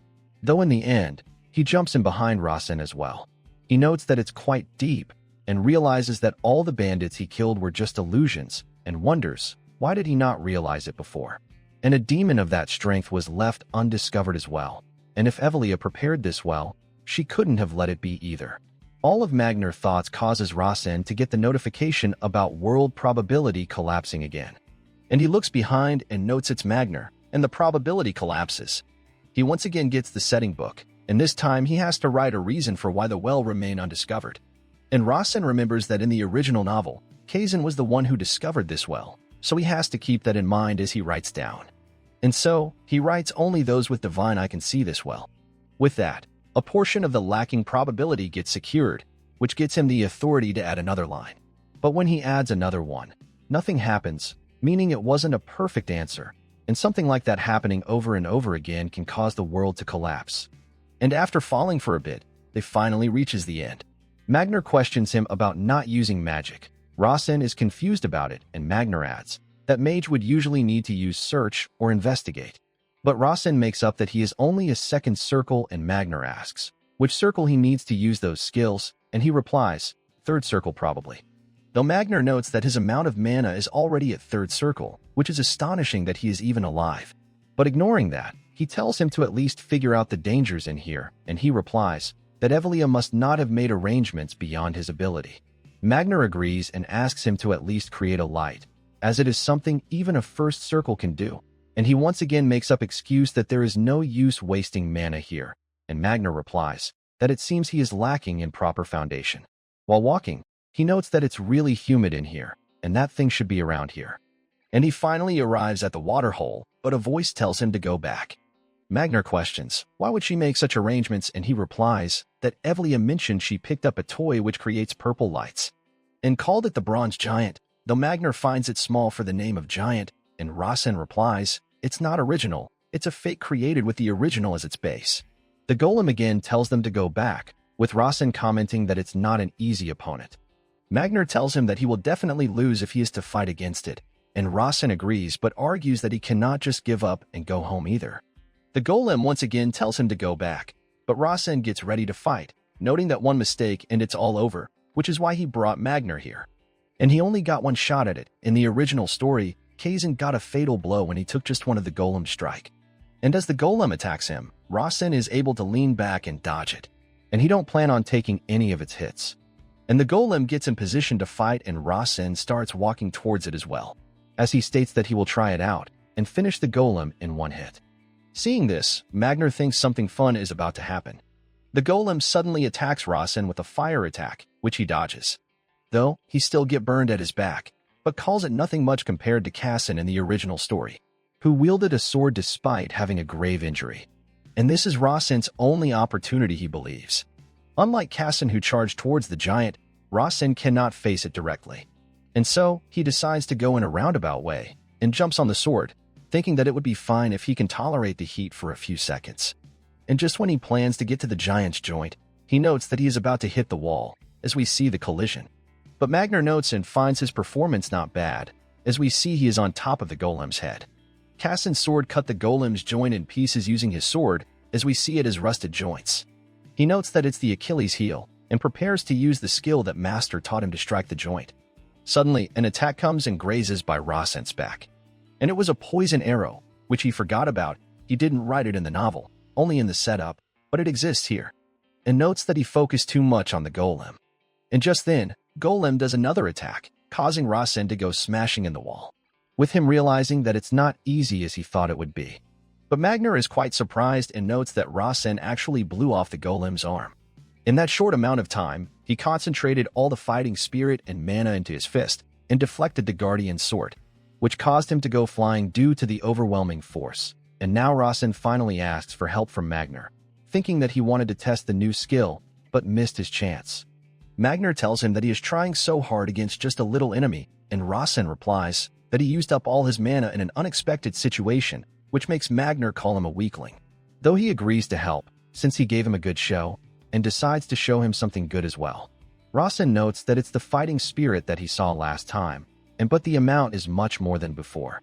The golem tries to attack Magner, but he simply tells it to fall apart, and his words alone causes a huge explosion at the golem, with Rasen getting shocked, noting that it's the peak of verbal commands, and wonders if this is the result of him writing that a supreme being's words will be filled with authority, causing him to doubt if he can survive in this world, as Magner tells him to hurry up. Meanwhile, outside, we see Era and Hampton are here as well. Hampton asks to rest for a bit, but Era replies, how can he call himself Master Shadow when he is this weak? But Hampton replies that he is not weak, but it's Era who is super strong, to which she replies that he would be fine since he is talking. But she suddenly stops and remembers 2 nights ago. Rasen told her to leave 2 days after he leaves, and to find him, as the well in Mount Dragon Head will be the dungeon entrance. And upon looking at the well, she notes that he must be here upon noticing traces of battle here. Rasen notes that the poison is still stinging to him despite having resistance to it, and tells Magner that he should have helped him out earlier, as he is out of mana now. But Magner replies that he is old and weak, so it's hard work for him, causing Rasen to be shocked at his words. But regardless, he asks Rasen, what now? And he replies, there must be treasure as well since there was a guardian. Magner is a bit taken back since Rasen said something so obvious so seriously, while he goes on to get that treasure and asks Magner to follow. But he suddenly stops, noting that something is weird, saying that the body of the bronze giant was protected by some special oil, surprising Magner, as that oil, Letton, doesn't even have a smell, and that he must have noticed when he was at the top of his head. He finds it weird that the giant was covered in oil yet was still rusted, and Letton is very weak to certain poisons as well, with Magner thinking that he thought he was a real piece of work. He remembers Evelia, who thought that she would have succeeded in her attack if only she had been 2 more centimeters to the right, with Magner replying that he didn't dodge because it wasn't worth it, which annoys her. But she promises to kill him next time for sure. For now, she thought dark attribute magic would work better since the moisture is lower than usual. Back to Rasen, who notes poison corrodes Letton, and realizes that the path must also be filled with poison. Then Magner notices the similarity and thinks that he really is Evelia's brother. And he agrees with Rasen's judgment that the path is indeed filled with poison, and a very different one compared to the one on the arrow. And if he were to consume it, he wouldn't be able to use his arm or leg for the rest of his life, though he cannot do anything about it since he is not a mage, and his expression causes Rasen to wonder, why does he look so excited? And Rasen tells him that he prepared something just in case, though Magner doesn't know what he means. Back to Hampton, who looks inside the well, and questions if it's really the dungeon, and tries to look for a safe route down, while Era prepares to kick him inside. And when she does so, he screams loudly, as she apologizes for it, stating that there is no time to waste as she jumps in as well, with Rasen saying that if there is poison, then there must be antidote as well. Both Era and Hampton lands on the ground, with one panting heavily. He asks Era if she is trying to kill him, but with a dagger behind her back, she asks, what? And says that he would really die if he doesn't get up right now, as pain is the best for helping someone get back to their senses. Hampton quickly starts running with that threat, and remembers the time when she gave him candy 2 years ago when he was crying, and it was all an act. Rasen notes that they are here, and Magner is surprised to see them. Both of them greet Magner, and he takes notice of Era, realizing that it's the woman from before. Rasen tells Magner that his father put them under his care because he was lacking a lot, a comment which made Magner laugh. Magner thinks that a normal person has an aura which shows if they are strong or weak. A person with a strong aura isn't scary, but a person with no aura is, which is something only possible with the highest proficiency possible. Magner compliments Era that she is the best assassin he has ever seen, to which she replies, assuming that all the assassin he met are no longer in this world, so she must be the best, which makes him call her humble, which is a good thing since an assassin with an ego is bound to die, and she replies that she would take that as a caution. Magner then asks Hampton if he got the poison, and he affirms. He then confirms if he is also Rasen's shadow, and right as he is trying to say something, Magner asks him, how does he plan on protecting his master if he is such a scaredy cat, causing him to droop? Magner realizes it's why Rasen seems so confident, and asks if this little kid is going to get rid of the poison, and he replies he cannot get rid of it, but he can make a temporary antidote that will protect Rasen's body. And Rasen goes on to him and thanks him for coming all this way for him. His eyes gleam with admiration as he thinks that he is not afraid of anything if he is with Rasen. He then prepares a black ball, holding in his mouth would make resistant to most of the poison. Rasen asks if it's ineffective when swallowed, and Hampton affirms. Rasen remembers that Cassin was sick for 3 days due to the poison, so it's easy for him what to do since he knows the story already. He then prepares to leave, telling everyone else to wait for him. Magner says that it's so much hassle over such weak poison, and tries to make Rasen speak, but he doesn't plan on replying. And after walking for a bit, they arrive at the place where Thousand-Year Dragon's chest plate is located. And upon walking further inside, he finds a glowing blue thing, realizing that this is it. The Thousand-Year chest plate, it works as an armor, which protects your heart at least once, almost like extra life. But when he gets close, he notices something. There is writing on the ground, stating that only those who qualify as successor will be able to read this. He notes that Magner is not saying anything, meaning only he can see it with heavenly eye. Magner asks if this is what Evelia wanted to give him, and calls it quite good artifact. Rasen notes that the writing here wasn't written by him, and so he assumes there are stuff in this word that he as an author doesn't know of. But regardless, he takes the plate and starts to put it on his chest. And when the plate comes in contact with his chest, it changed into a form of mana. The grail inside starts to feel it as well, and the chest plate also starts talking, that it was feeling a bit empty. Rasen then thanks Magner with a gesture, who replies to pay him if he wants to thank him. Fast forward to the said clan, Cassin asks if this is the plate he got, and he replies, it's an armor that protects your heart, though Cassin says that he cannot see anything, and Rasen replies that its form has changed a bit. And Cassin finds it really cool, causing Rasen to realize that he is still a kid. He then asks Cassin if he wants to try stabbing at his heart, and it causes him to bring out a sword to do it, making Rasen shocked and wondering why does he even have a sword in the bathroom. Outside the bathroom, Rudia wants to get in as well, though Era doesn't allow her to do that. We see the durability of the chest plate has decreased due to Cassin trying various attacks on it. And so, Rasen asks Cassin to stand guard for some time as he is going to do mana breathing. Meanwhile, Cassin is quite happy thinking that today he got to stab his friend in the heart, and this is what his father meant when he talked about friendship. And Rasen, who started his mana breathing, begins regenerating chest plate's durability with 1 point each minute. Fast forward, Rasen thanks Cassin for standing guard, and he replies that it was nothing. And so, both of them part ways, while saying that they would see each other tomorrow. Now while walking back, Rasen calls out to Era, who suddenly appears, and Rasen asks if she wants to try stabbing it for real. And she replies if she were to do that, then he would definitely die, causing Rasen to get scared and back off, thinking that he is scared even with the chest plate on. Era then tells Rasen that he must become strong. Absolutely he have to. A notion with Rasen agrees with as he tells her that he definitely will. Now we get a short time skip of 1 year, behind the Sod family mansion. Magner tells Rasen that his basic stamina training is over, and he always have to wear black clothes inside. But he whines saying that it weighs a lot, and Magner replies that it weighs only 300 kilograms, and that his whining is getting worse. He tries to tell Magner that he would only wear it while training, but Magner replies that everyday life is training as well. Suddenly, with a shocked expression, Rasen calls out his sister's name.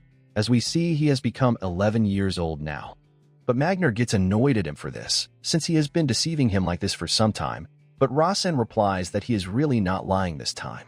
And we see Evelia is really behind him, who tells him long time no see, as he apparently sent her a letter. And Rasen also replies that it's been a while, and that he missed her. With this, Rasen's life began at 11-year-old. We see Rasen sending her the letter with much respect and formal language, though she expresses her wish for the letter to instead be of affection than respect. Rasen doesn't get what she means, and she replies that love would have been better as well. It leaves Rasen a bit taken back, but she chuckles and tells him that she was just kidding, and he has apparently asked her to take Rudia with her. He believes that she cannot grow here anymore.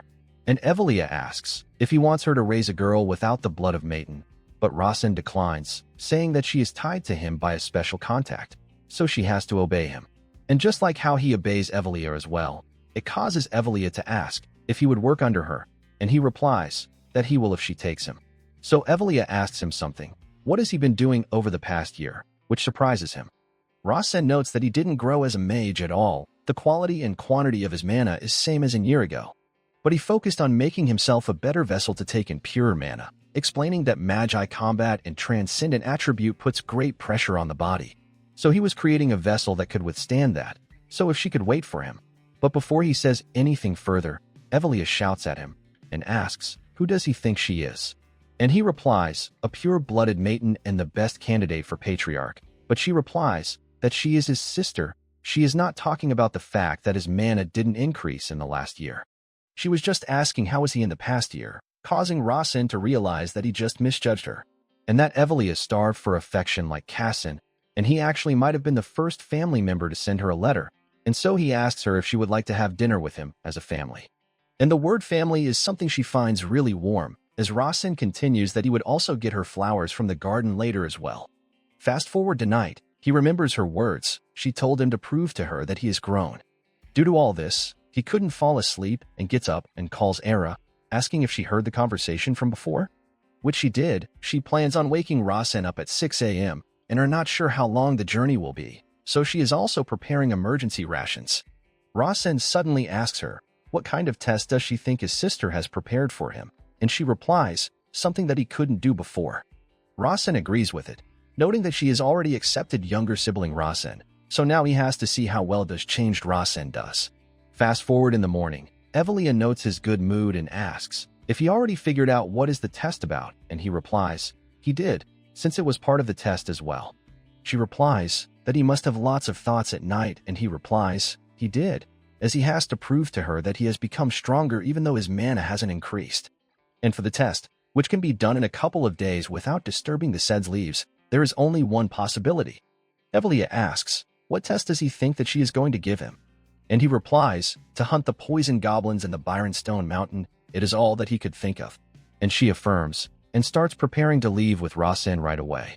He takes her hand and asks her if he can take Hampton with him, and she is confused a bit.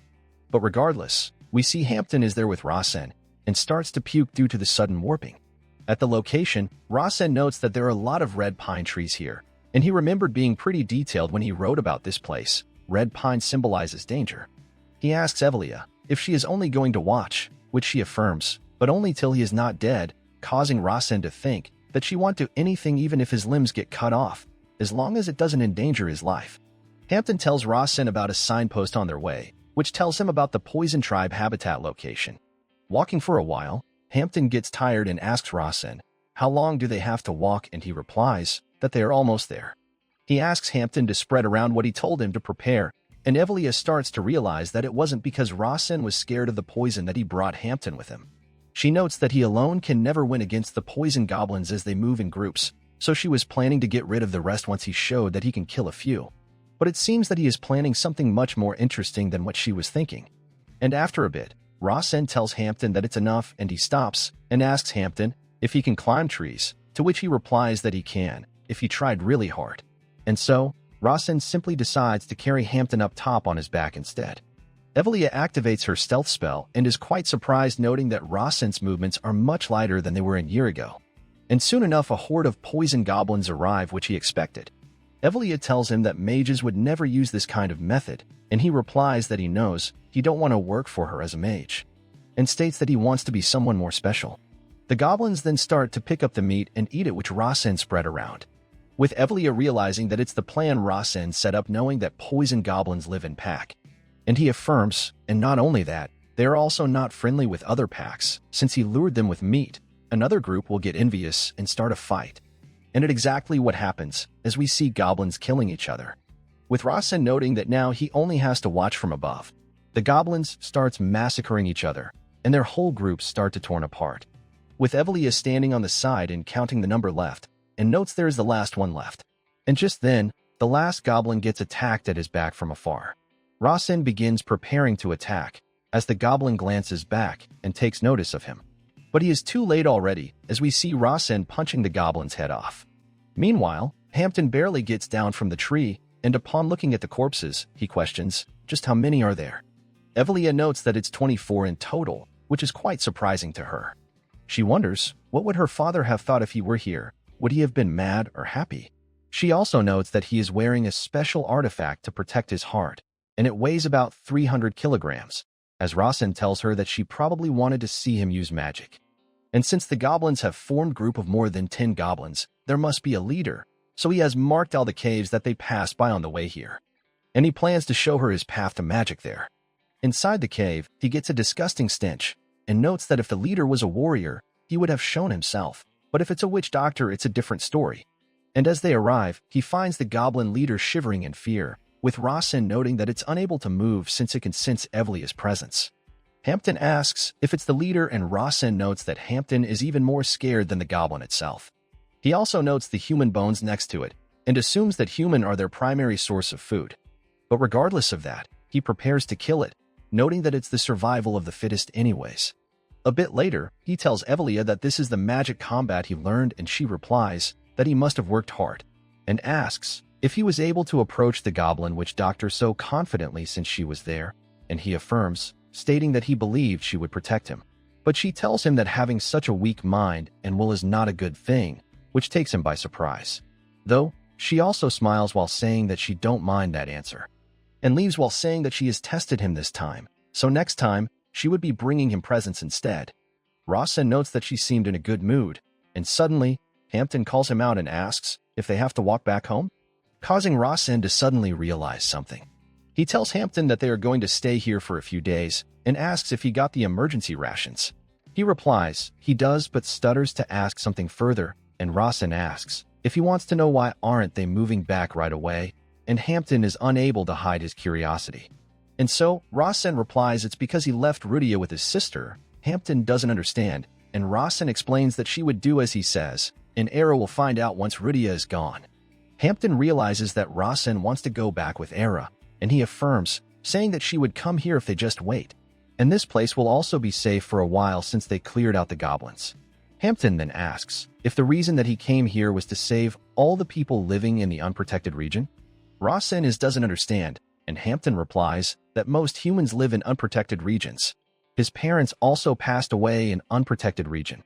So he presumes that Rasen was hunting goblins since they were hunting humans, and it is why he killed their leader. It causes him to again get filled with admiration for Rasen. Rasen thinks that he is overreacting, but decides to play along with that. He also gets a thought if his sister would be satisfied with what he did if she was in his place, even though she did sounded like that. He realizes that the Evelia that he wrote would definitely, and that there is a real test still remaining, and so he activates his heavenly eye. He tells Hampton to run to the cave on the count to 3 without looking up, and when he looks up, we see a whole white tiger is standing in front of them. The tiger roars loudly, and Rasen starts his countdown. And as the tiger gets close, Rasen completes his countdown to 3, and Hampton makes a run for the cave quickly. Suddenly, he notes that Rasen is not coming with him, and perhaps he is trying to be the wait, but he decides to trust his words and does as he told him to. Rasen then moves towards the tiger and tells him to not mind Hampton and pay attention to him instead. And we see the tiger getting face to face with Rasen, who thinks that Evelia was probably disappointed that he took care of the test too easily, since she wanted to see his limits in reality, and this wouldn't have been possible a year ago, catching the real white tiger. He grabs the ball of wind in his hands, saying that it feels nice, while he states that he will easily pass the test that Evelia gave him. We now see Rudia, who is happy knowing that Rasen is coming back. But she gets hit by something as the person reminds her to speak to her formally, causing her to lash out that she don't like this life anymore and wants to go back to Rasen. And we see it's Evelia, who tells her that he is only coming to greet the patriarch and will leave right away. She might not even see him, but Rudia doesn't believe it. Evelia asks, why not? And she replies it's because she is Rasen's bestest friend. And Evelia with a smile replies that families comes first. Rudia argues she is Rasen's contractor, but to Evelia, it means nothing. Rudia says that she would become family too. Evelia doesn't get what she means, and she replies that she would marry Rasen, causing her to get hit again for speaking informally. We then move to Persia, who is also informed that Rasen is going on pilgrimage, while she was considering off cutting his fingers hearing that he won against her sister, and calls him a lucky bastard for running away. We see she is surrounded by a bunch of enemies, who are pissed at her for stealing Sylphia's wings and the ancient stone. And he plans to execute her not before asking the location of the ancient stone. Her shadow steps up trying to take care of him, but he notes Persia's expression, which is completely ignorant of the guy in front of her. She tells the guy he got a nice arm, but it won't be his anymore. He grabs Persia by the head and throws her back hard in the wall behind, and chuckles, believing maidens are nothing but the guy behind remind him to not let his guard down or underestimate them. He tells the chief that he is worrying too much and suddenly notices that his whole arm is gone. Persia comes out unscathed from that attack with his arm still in her hand, planning to take his parts for decoration. And her threat fills them with fear, and they all attack them in rage. She surrounds herself with fire magic and calls out to Sando, telling her that she would be the first one to die if even one of them lay their hands on her. A bit later, the chief is in shock knowing just one of the patriarch's kid is this strong. He tries to run away back and let others know, but a symbol of flaming skull appears behind him. And we see his body is stuck in mid-air with a grip reaper appearing behind him. And we see Persia easily killing him by cutting his head off. Looking at the face, she is disappointed since it looked okay from afar, and so she crushes it. From this, she wonders if that garbage's pilgrimage is over, to which Sando replies that if she means Carlton, then it is, and asks if she would go see him. But she replies that she is not interested in insects with no talent. We now switch scenes to Carlton, who seems to have become quite strong and is targeting Rasen. Persia finds it really frustrating that she cannot do anything about Rasen, but she cannot let it go, and decides to prepare at least a gift for him. Back to Rasen, we see him eating with Cassin, who asks about pilgrimage, and he replies that he would travel the world for 2 years and collect artifacts and improve. Cassin questions the need to do it, and he replies to give him a chance to establish himself outside of the family. And another reason being that his siblings won't be able to do anything to him. Cassin finds it quite sad having his siblings as his own enemies, but he replies that is how Maiden family is. Rasen then once again offers his hand, telling him that they would be friends even after he goes back to his family, who also agrees and shakes Rasen's hand. We now switch scenes to Era, who tells Soso that she would help, but she denies as she is not her maid, causing Era to reply that she would become her maid then, which Soso declines, and Era doesn't understand the reason for it. And Soso replies it's because she is better at organizing than she is, causing her to reluctantly agree. She then asks Era if she thinks they would be able to remain this close at the main residence, which she is not sure of, but Soso tells her that it's okay like that. Suddenly, she glances to the side, and Soso realizes that Rasen must be here. She tries telling Era that Rasen would like her better if she was warm like this, and she replies that she cannot let him relax too much, for both of their sakes, as well as his own. Rasen arrives and informs her mother about returning to the main residence, and that he is going to meet their father first thing, and he wants her to come along, leaving her quite shocked, as she is scared of what will happen if she were to meet him. But Rasen tells her that it's okay now, as he would protect her. And another thing is that he has a favor to ask, while we see his mom crying and another variable affecting the storyline occurring. We then see Soso calling out to Era in an empty spot, who is surprised and asks how did she knew, and she replies that she just felt her presence, leaving her quite confused. But regardless, Soso expresses how glad she is to become friends with her, and Era thanks her for the compliment. She then informs Era that Rasen has asked her to go see him together, and Era understands who she means. Soso continues that Rasen doesn't want her hide any longer, but she is still not sure what is right. She had been thinking that she is okay with how she is, since where she comes from is inferior, so she cannot be a support to Rasen, as every single step she take will be observed, and it could become a weapon against Rasen. But he told her to not mind him, and that she could do whatever she wants because he would take care of the consequences. And so, she made the decision to support him, surprising Era, as Soso continues that she thought she didn't have the ability, but now she believes she does. She had been living in hiding because she was afraid of hurting him, and she is sure they all would have found many ways to hurt him as well. But she now knows that he is capable of finding his own path, and it won't be helpful to him if she continues to live in hiding. Era thinks of Soso as amazing, since she has no power, no assassination skills or useful knowledge. She is not from a renowned family either, so she doesn't understand where her will and motivation comes from. And so, Era replies that she now understands why the patriarch loves her the most, and disappears immediately after, leaving Soso in confusion as to where she went. Era is terrified at herself for even daring to judge her, knowing that she would be killed if people were to find out. Suddenly, she hears a voice asking her, why has she become so soft? Fast forward to next day, we see Rasen is saying his goodbyes to Magner, who tells Rasen to not send any letters or anything since he don't want any rumors, and to not even let people know that he taught him, since it's embarrassing. Rasen agrees to all that, but still tells him that he would send letters. And so, he finally steps into the carriage, and they leave for Matins. Seeing them go, Magner thinks that Rasen really won't be sending any letters. Meanwhile, Rasen remembers that there should be a mage from the main residence at the teleporting gate, and wonders, who could it be? At the portal, he asks Era about the mage who should be here from the main residence, and their identity. And before she could reply, the mage starts to come through, leaving Rasen surprised, as the person turns out to be Evian, seeing whom, Rasen is shocked and thinks that the Maton family must have some kind of reward for her. He begins greeting her, noting that she being here means security is really tight. She begins offering Rasen some Earl Grey tea, which he hesitantly accepts while Era knows that Rasen doesn't like that tea at all. So she doesn't understand why did Rasen still accept it. And Evian also slips up, almost asking him for chocolate again, but changes her phrase to tell him to visit the library often instead, which he agrees, and they start to get going, with Era wondering if the word chocolate's some kind of secret code they have. But regardless, they start going through the portal and we see huge monsters surrounding them. Seeing those monsters, Rasen seems quite perplexed, as Evian tells them that they would reach soon. A sudden bright light shines across his face, as they finally arrive back, with Rasen noting that it was really fast. She tells that the carriage has been prepared and they would leave immediately, with Rasen thanking her for her efforts. He asks his mother if she is ready, who seems anxious but nonetheless agrees. Now at the Maton main building, all the maids are talking about Soso being here and wondering how would she handle all other wives' anger.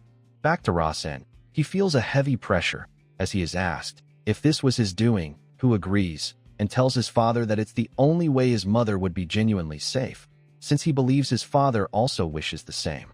Dekatra asks, why does he think that? And he replies because spouses should love each other, and questions if he not loves her, leaving him silent for a moment. And he then questions Rasen, how does she coming here would be safe for her?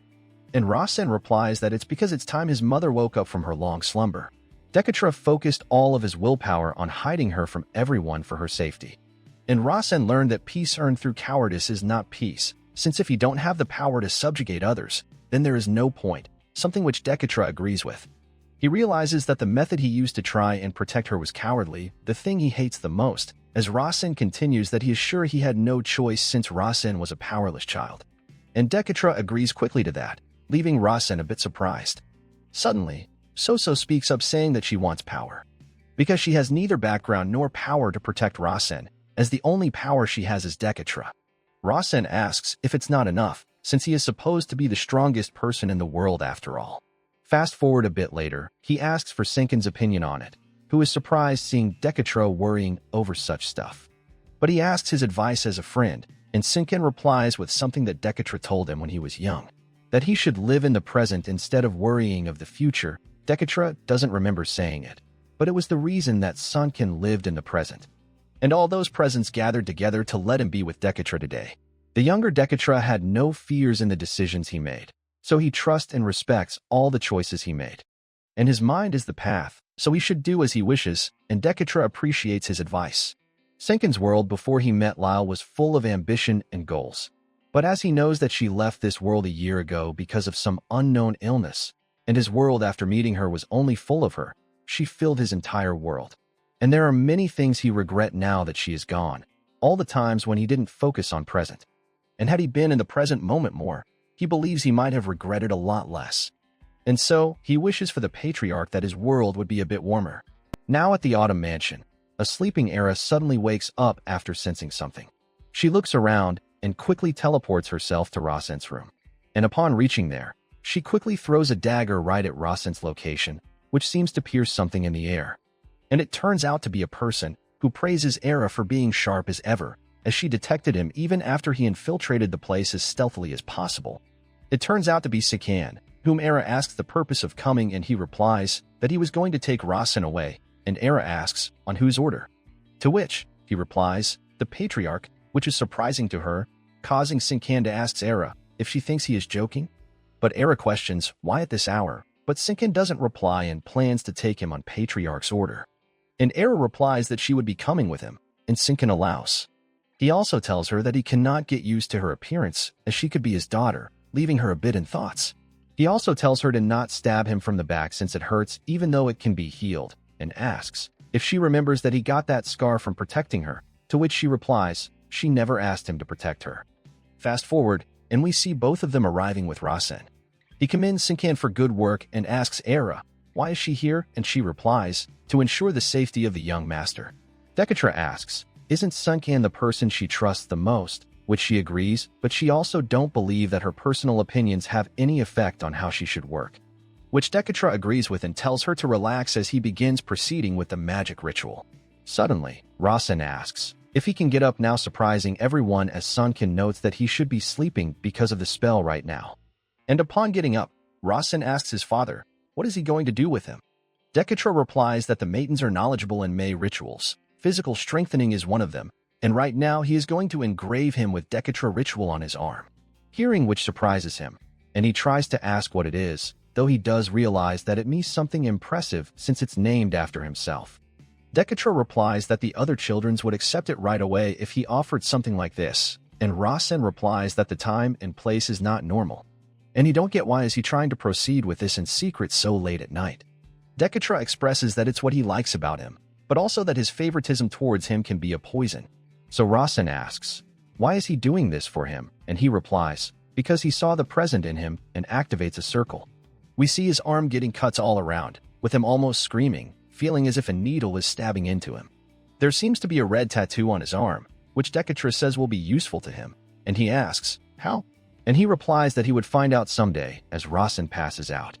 Dekatra notes that Rasen didn't even scream once despite the pain being so extreme, and that he may be weak now, but it's worth looking forward to his future. Fast forward, and someone repeatedly calls out his name, and he feels something heavy and warm on himself. And we see it's Rudia, who is sitting on top of Rasen, and the first thing she tells him is that she is hungry. She points at Evelia, saying that the witch brought her here, who replies that she was winning a lot to see him, though her vocabulary is not changing, and asks to hand him over for another lesson. Rudia tries to argue that she was forced to wake up early in the morning and nag about stuff, making Rasen feel as if a kid is tattle talking to her parent.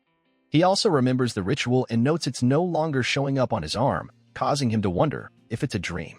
Evelia tells Rudia to stop annoying him and pulls her towards herself, as Rasen comments that Evelia seems to be taking good care of her, and Rudia replies that she is being harassed every day. Though he notes that Evelia seems to be in a good mood today. Evelia asks him when he is leaving for his pilgrimage, and he replies that he plans on resting for 3 more days before leaving. And she replies that she is sure that his mother would be worried about him. Hearing her mention his mother like that leaves him surprised. Seeing his reaction, she asks about it, and he replies, it's nothing, and that he may have misunderstood her a bit. She replies that she don't know what it was, but she hopes that Rasen can see the truth. Meanwhile, Rudia tries to land a huge attack on Evelia, which she casually blocks. She then proceeds to talk about the test she gave him about the white tiger, and now she is going to reward him as a sister. She asks him to get up from the bed, and after that a circle is summoned. And we see him getting a robe as a gift, which is something that he recognizes.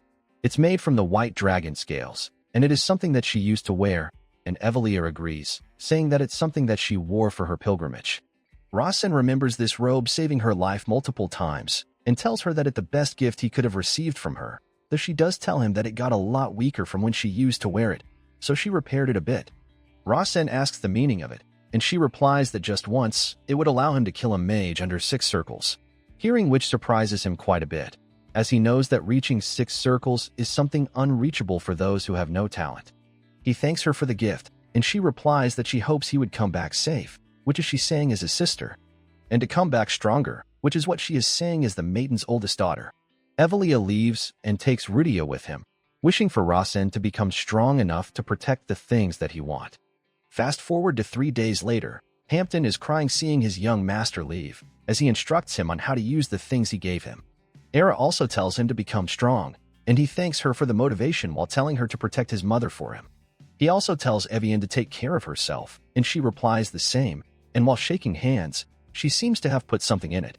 And we see its small piece of candy, which Rasen notes that Evian might have thought as the best possible gift for him, as he thanks her for it and leaves. Before leaving, he looks back, that the 7th son of the maiden, as stated by the strict rules of the family, is leaving for his pilgrimage. Suddenly, he notices fire in the sky and someone comes crashing down in front of him. And it turns out to be Lydia, seeing whom Rasen is quite surprised. She apparently got permission from the witch. She shows him the letter from Evelia, which states to let her roam the world and learn some more, and that she has taught him enough that she can now learn without a mentor, and so she should go with Rasen since she is his strength after all. Rasen does kind of agrees with her point and asks Lydia if she wants to go together with him, and she quickly agrees, unable to contain her excitement. And so, both of them leaves for the pilgrimage, with Rasen thinking that there is no more stalling for time, it's time for him to go down the path of savior. Now fast forward to night. While walking, Lydia starts to sniff Rasen and recognizes the scent on his clothes to be of Evelia, which Rasen cannot tell. They finally find the inn that Rasen was searching for as well, the Fat Cat Inn. It's apparently also run by an organization called Night Sound. But for him, none of that matters except that the Night Sound is related to his father, as while walking in, he asks to rest here for tonight. The Maiden in Night Sound also has a secret link, as the guy tells Rasen that it's 30,000 grand for one night, including meals. Rasen recognizes the guy as one of the member, informant Brig.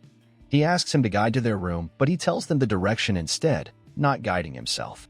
Rasen then comments that the day is really hot, though Brig replies that he has been having a hard time sleeping due to cold. Rasen then asks, what kind of food should he eat on this hot day, and Brig asks, what is it that he wants to eat? And Rasen replies, a glass of beer and 2 pieces of pizza, causing Brig to laugh, saying that he would prepare it for tomorrow's breakfast. Though he does asks if he is not too young to drink the beer, as Rasen realizes that he fell for it. He agrees with Brig and decides to play with the cat instead, as it turns out to be the password of Night Sound. On a hot day, say that it's cold. On a cold day, say that it's hot, and if you're a child, ask for beer, and if you're an adult, ask for candy. In return for the secret organization being allowed to be active in the Maiden family, disciples of their clan who are on pilgrimage are able to enjoy certain benefits. Brig offers him 2 cats, with him already knowing that Rasen is the 7th son of the Maidens. One of the cat is Hobbs and other is Valve. Hobbs is picky, so he is skinnier, and Valve is fat, because it eats too much. Rasen replies that he would like to play with Valve, surprising Brig, and suggests to play with Hobbs instead, since it might be easy, as playing with Valve means that he is asking for money, which he doesn't understand the reason for, since they must have lots of money. Rasen cannot ask for financial aid from his family, since only the mother's side can receive support from Maidens, though he finds it disappointing to give up the artifact. And by helping him, the secret contract with Maidens that the Night Sound have would end, and the whole inn will shut down. We switch to Decatra, who asks, how did Rasen learn about this, and Sunken replies that he may have gotten the information from the library. But Decatra finds it hard to believe that he found the right book among all of them himself, and Sunken replies that Evian might have helped him. Decatra finds it surprising, since she is supposed to maintain neutrality. And Sunken replies that she seems rather affectionate of Rasen. Decatra replies that other children won't stop by an old inn like that, nor would they read books, and Sunken asks if he is saying that he planned this out for him, but Decatra replies that everyone had an equal chance. Sunken notes that Decatra is having fun, to which he replies that Rasen was the only one to fall into the path he provided, which they believe would make today the last day of operation for the Fat Cat Inn. Fast forward, and it gets morning, and Rasen wakes up from a good sleep. And around him, he notes a huge amount of gold, but he didn't even feel a presence. It's about 3 billion grand, something enough for a luxurious 2 years.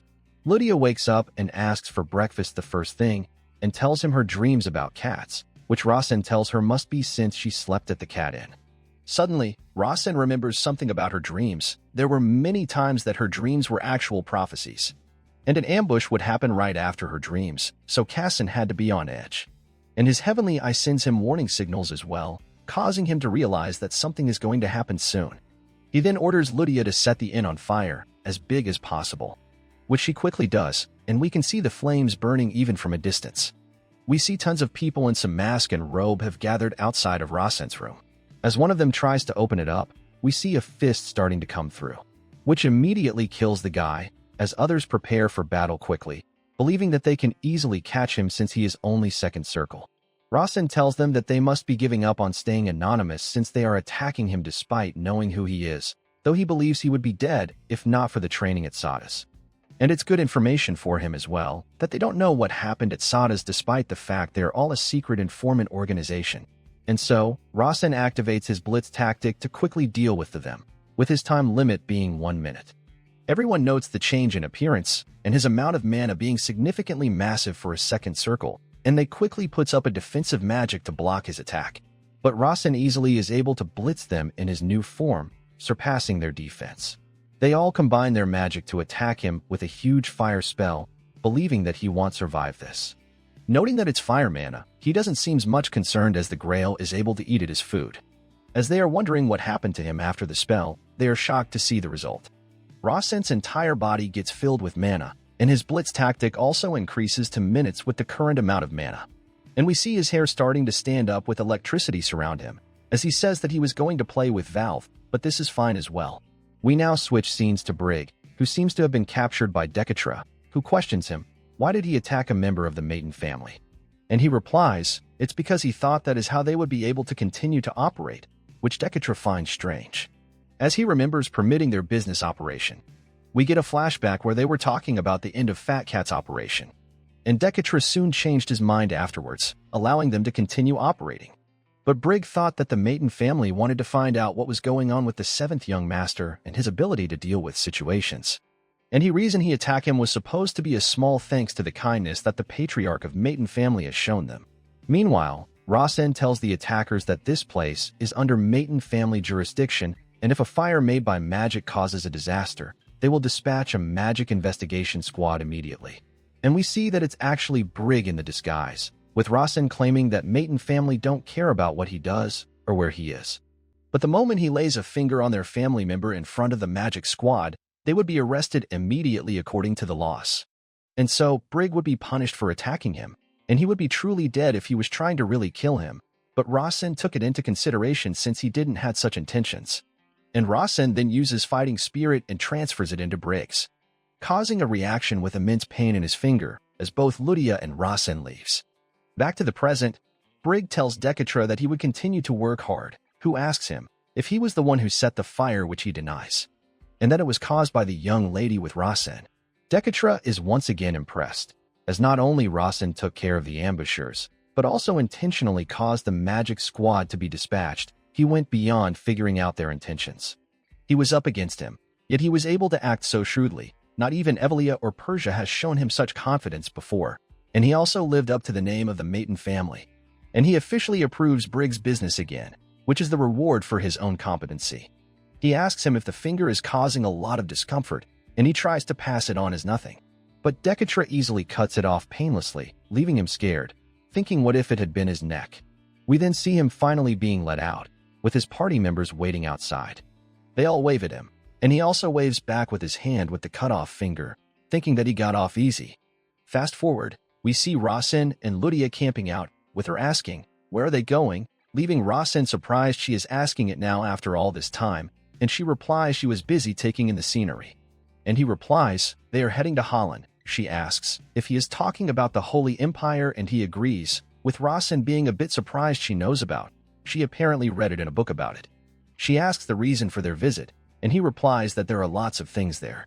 It apparently has lots of items that he created, and it would be great if he can get some of them before Cass and get to it. He then goes on to check the paths, and uses his heavenly eye, noting that 2 paths will lead to the Grandel Estate and the Crimson Forest. But below them, he can see something else as well, and asks Ludia if she can see these words, which she replies, she can, causing Rasen to think that it can be seen without special eyes. But she instead speaks about the Holy Empire, and Rasen asks her to see below it, though she is not able to see it.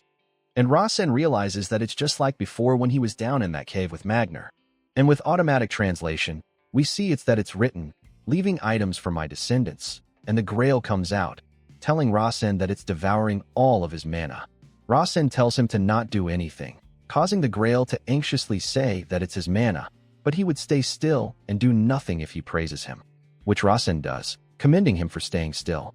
When he touches the writing, and it says something about finding the dragon plate, or if they have White Swan's golden teeth, wild beast's eye, or Harlan's staff. And also posses the heavenly eye. Afterwards, a person suddenly appears, and it turns out to be a hologram of Curdle, who greets his descendant. Ludia decides to check it out, and is unable to touch or smell anything from him. Seeing him, Grail gets pissed as he was just about to forget him, yet he appeared again, as Rasen remembers that the Grail's original owner was Curdle. But Rasen tells him to calm down as he is not really here. Curdle tells Rasen that he is currently in slumber within the Northern Sea. hearing which surprises him, as it's a place at the end of the world, an abandoned land where no human can live. Not even the Maiden family were able to conquer the Northern Sea. Curdle tells Rasen his hope that someone would eventually wake him up, but if he chooses not to, then it's just his fate. For the sake of the future, he has decided to seal himself, and to break it, he has prepared many items. But he would need to fulfill two conditions to become his descendant. First is to possess the Heavenly Eye, and second is to get the Holy Grail. Hearing which, Rasen chuckles nervously, as Curdle begins instructing him to go the Fire Clan and Highland if they are still living. With Lydia realizing that he is referring to her, Curdle continues that their heart is the key. If he is unable to establish contract of fire, he won't get the true Holy Grail. And so, he should find it and come back with it. With this, his hologram disappears. Rasen once again infuses his mana to awaken him, who tells him that he was waiting for him. Curdle is surprised knowing that Rasen got the Holy Grail, and assumes that he must have gone through a tough journey to get it, and he agrees that he really went through a lot. Fast forward, and we see both of them flying in the air on a giant bird, and they arrives at the unknown cliff. And we see him acknowledging her comment while staring at some object. We get a flashback of the previous night where Curdle is making arrangements for future generations, telling Rasen he would find all the truths if he follow his arrangements. And he hands him over a canine. The Rasen finds it all complicated and decides to find the Golden Tiger tribe first. Upon reaching the location, he asks Lydia to go, and she thanks the bird for taking them this far. And both of them jumps down from the sky, with Lydia finding it really fun.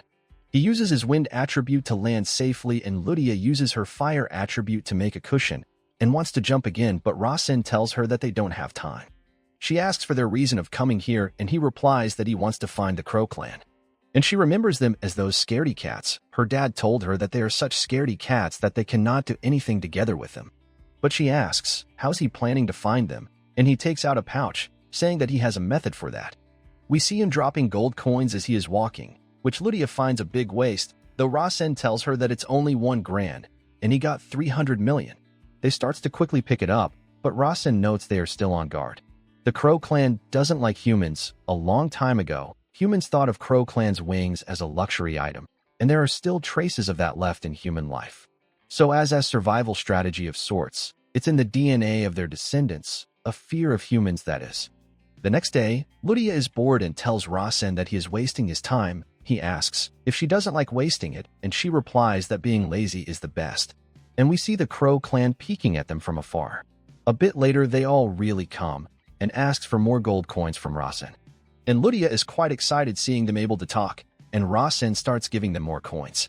And as soon as he throws 1 coin, everyone starts to fight for it. One of them tells Rasen that his family is having a hard time and asks for more coin, and he provides. And the Crow gets excited and considers him rich now with it. The Crow Clan starts saying that they would repay his grace. Making use of the opportunity, Rasen shows them the canine and asks if they know about it. And it scares the shit out of them. Lydia wonders what is wrong with them, and Rasen replies that it's because they know the owner of the canine. Before he wrote about the Crow Clan, he saw a news article, but when creating extras, he made the basic setting, and all he remembers is that the first setting of the Crow Clan is that they need to repay all the favors done to them. They remember it as the shitty tiger's teeth. They apparently killed their family, but they still want to repay their grace. And Lydia finds them really nice for doing this, while Rasen finds the setting to be quite scary. One of them introduces himself as Tuma and asks for Rasen's name, who also introduces himself, as the Crow tells him that he knows where the tiger is. Rasen realizes that he must be talking about Golden Tiger tribe from Shitty Tiger. Their tribe only has few individuals and their population is small, but the reason they are famous is because they are strong, so they don't need to build a bigger group. And if they had a bigger population, then Rasen believes they might be the one ruling the continent instead of the humans. Tumen is scared because they eat the crows, as Rasen remembers that their nature is preying on those who are weaker than them. Rasen knows that Lydia might get hurt if she meets them and asks her to stay here until he gets back, who replies that she wants to see the tigers too, but she would listen to what he says.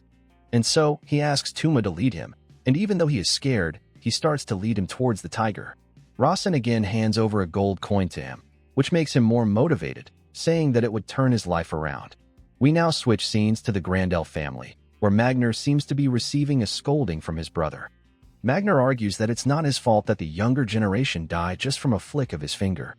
And we are introduced to their patriarch, Velitutor Grandel, who tells Magner to stop talking already. We also get to see a grown-up Rosalind, as Magner tells his brother that they wanted Rosalind as their concubine, saying they would birth a healthy child with her. But Velatutor gets angry as Magner made them die suffering, and he replies that he barely touched them, and Velatutor tells him that he should have tortured them first instead, and he would have cut their private parts if he was there instead. Magner asks if they shouldn't send them off painlessly, and he replies that it only applies to humans. Magner tells him that if people were to find out about this, it would cause a fuss, since how can the great and warm saint say something like that? And Velatutor replies to get back to what they were talking about earlier, but Magner gets annoyed as he was finally able to change the subject. He asks, how much did he teach Rasen, and Magner replies, 4 of the basic wills, 3 of the basic martial arts of Grandel, something that one can find even at the neighborhood store. And he believes that Rasen has a truth more important than that. Velatutor asks if he made a mistake again, and he replies, if he looks like someone who only makes mistakes, and informs Velatutor that Rasen absorbed his fighting spirit, which shocks him, as it makes no sense since mana and fighting spirit are fundamentally different. But Magner replies that right now he is only imitating it, but he has absurd physical body that supports its effectiveness. Velatutor gets concerned if something were to happen to the Grandel family, and Magner replies that he knows already and he would take responsibility for it. Because if that day comes, then as his teacher, he would kill Rasen himself. We switch back to Lydia, who is sitting alone and seems to be in thoughts. She remembers Evelia telling her that she would only burden Rasen, since she is weak after all, and she cannot let an inferior thing like her to harm a maiden. She agrees with her as well, as Rasen once again told her to stay back here until he gets back. She wants to stay with him, and tells herself that she wants to become strong. And with her determination, she decides that it's not that she wants, but she will become stronger no matter what. Rasen notices a flame on the mountain where he left Lydia. Tuma asks, what is it? And he replies that it's nothing, though he is sure that he felt her mana right now. He gets a notification that a variable affecting the storyline has occurred. Phoenix's child is determined to become stronger. God of Fire Phoenix is looking upon her warmly. Seeing this, Rasen is quite shocked as Phoenix is supposed to be a transcendental being that he wrote. The tribe of fire that worships him was powerful enough to dominate the entire continent, but the more divine power they consumed, the weaker the tribe became. He didn't appear much in the story either. He didn't make him do anything directly, and he don't remember Cassin being affected by a god in the story either. So he assumes that both his and Cassin's heavenly eye are different. Tuma suddenly smells the tiger and quickly runs away after repaying his debt. Rasen is nonetheless surprised that Tuma came this far despite being so scared and thanks him for it. Meanwhile, we see Rasen has encountered a girl from the Golden Tiger clan, and even though he is quite far from her, he can tell how strong she is, and she also takes notice of him. He tries to speak with her, but she tells him that she has no business with children's and to come next time with an adult. He tries to stop her, wondering if he should show the canine to her right now, but decides against it, because their tribe members only talk to those who are worthy. But she suddenly stops and looks back at Rasen, changing her mind about letting him live. And we see her getting transformed, with Rasen noting that she is growing larger. And we see that she is planning to eat him, and Rasen realizes that he is in big trouble. But he takes up his fighting stance as well, knowing that it's not going to go so smoothly. As she rushes towards him, Rasen activates Flow slowly and dodges her attack, being able to see where it would go, and finds it nothing compared to Magner's punches. She commends him for dodging, but doesn't think he can keep up dodging this quickly, and again attacks him, with Rasen agreeing with her. In order to earn her acknowledgement, he needs to show her what he can do, and he uses his fighting spirit to strike her. She is quite shocked by its power and quickly jumps back, with Rasen finding the Golden Tribe to be much stronger than expected. She calls his technique quite strange and asks if he is a martial artist, as he notes that even current Cassin wouldn't be able to stand upright if he took on fighting spirit of this level. But regardless, he believes that he has found her weakness and uses one attribute, saying that he won this fight. He quickly disappears from her sight and appears right in front, surprising her. She tries to punch him, but he easily dodges, and gets behind her and grabs her tail, surprising her greatly. She tries to threaten her that if he lets her go right now and beg for forgiveness, she would spare his life. But Rasen knows that the tail is their one weakness, which is why an adult of the tribe will cut off the tail when younglings turn a year old. And so, Rasen doesn't take her threat seriously at all, knowing that cutting of the tail as an adult might lead to death. He then starts to squeeze the tail and she finally surrenders and accepts her loss. He asks if she is acknowledging him then, and she replies that she let her guard down in front of a kid like him. But she does realize that it's her fault in the end, and Rasen offers her to talk with him instead.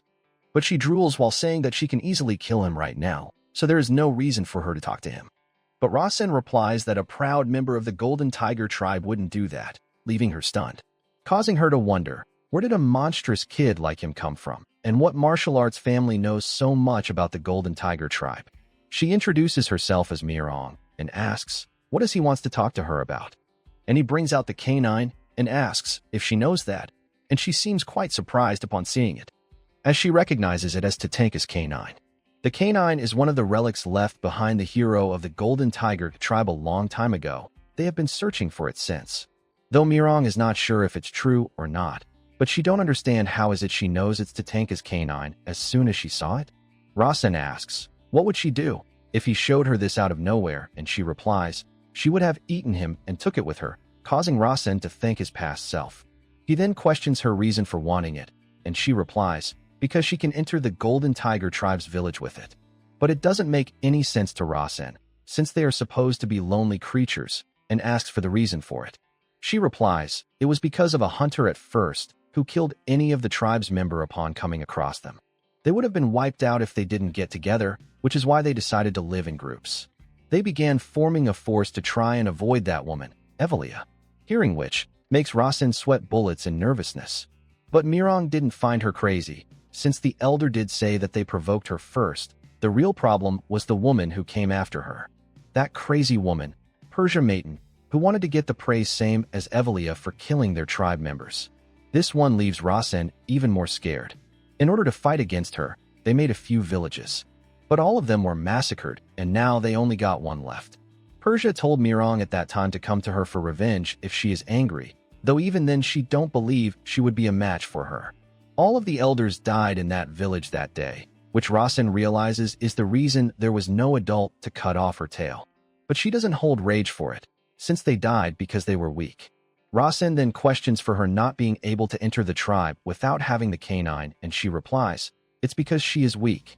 She was born much weaker than normal golden tigers, and they don't accept those who fall behind. Rasen asks about the time Evelia started hunting the golden tiger, which she replies was 6 years ago, and then he asks for her age, which she says is 5. It surprises him, as he calls out for calling him a kid earlier despite being younger, but she don't see why she can't. Regardless, he asks if he can enter her village with it, and she replies, not hers, but the Golden Tiger tribe village, where she don't live. Suddenly, he notices the name of the canine changing along with additional information, which makes him believe that the altar is in that village. Rasen asks if he can tag along, and she agrees but doesn't guarantee, and Rasen doesn't understand what does she mean, and she replies that she would probably be kicked out and he would be eaten.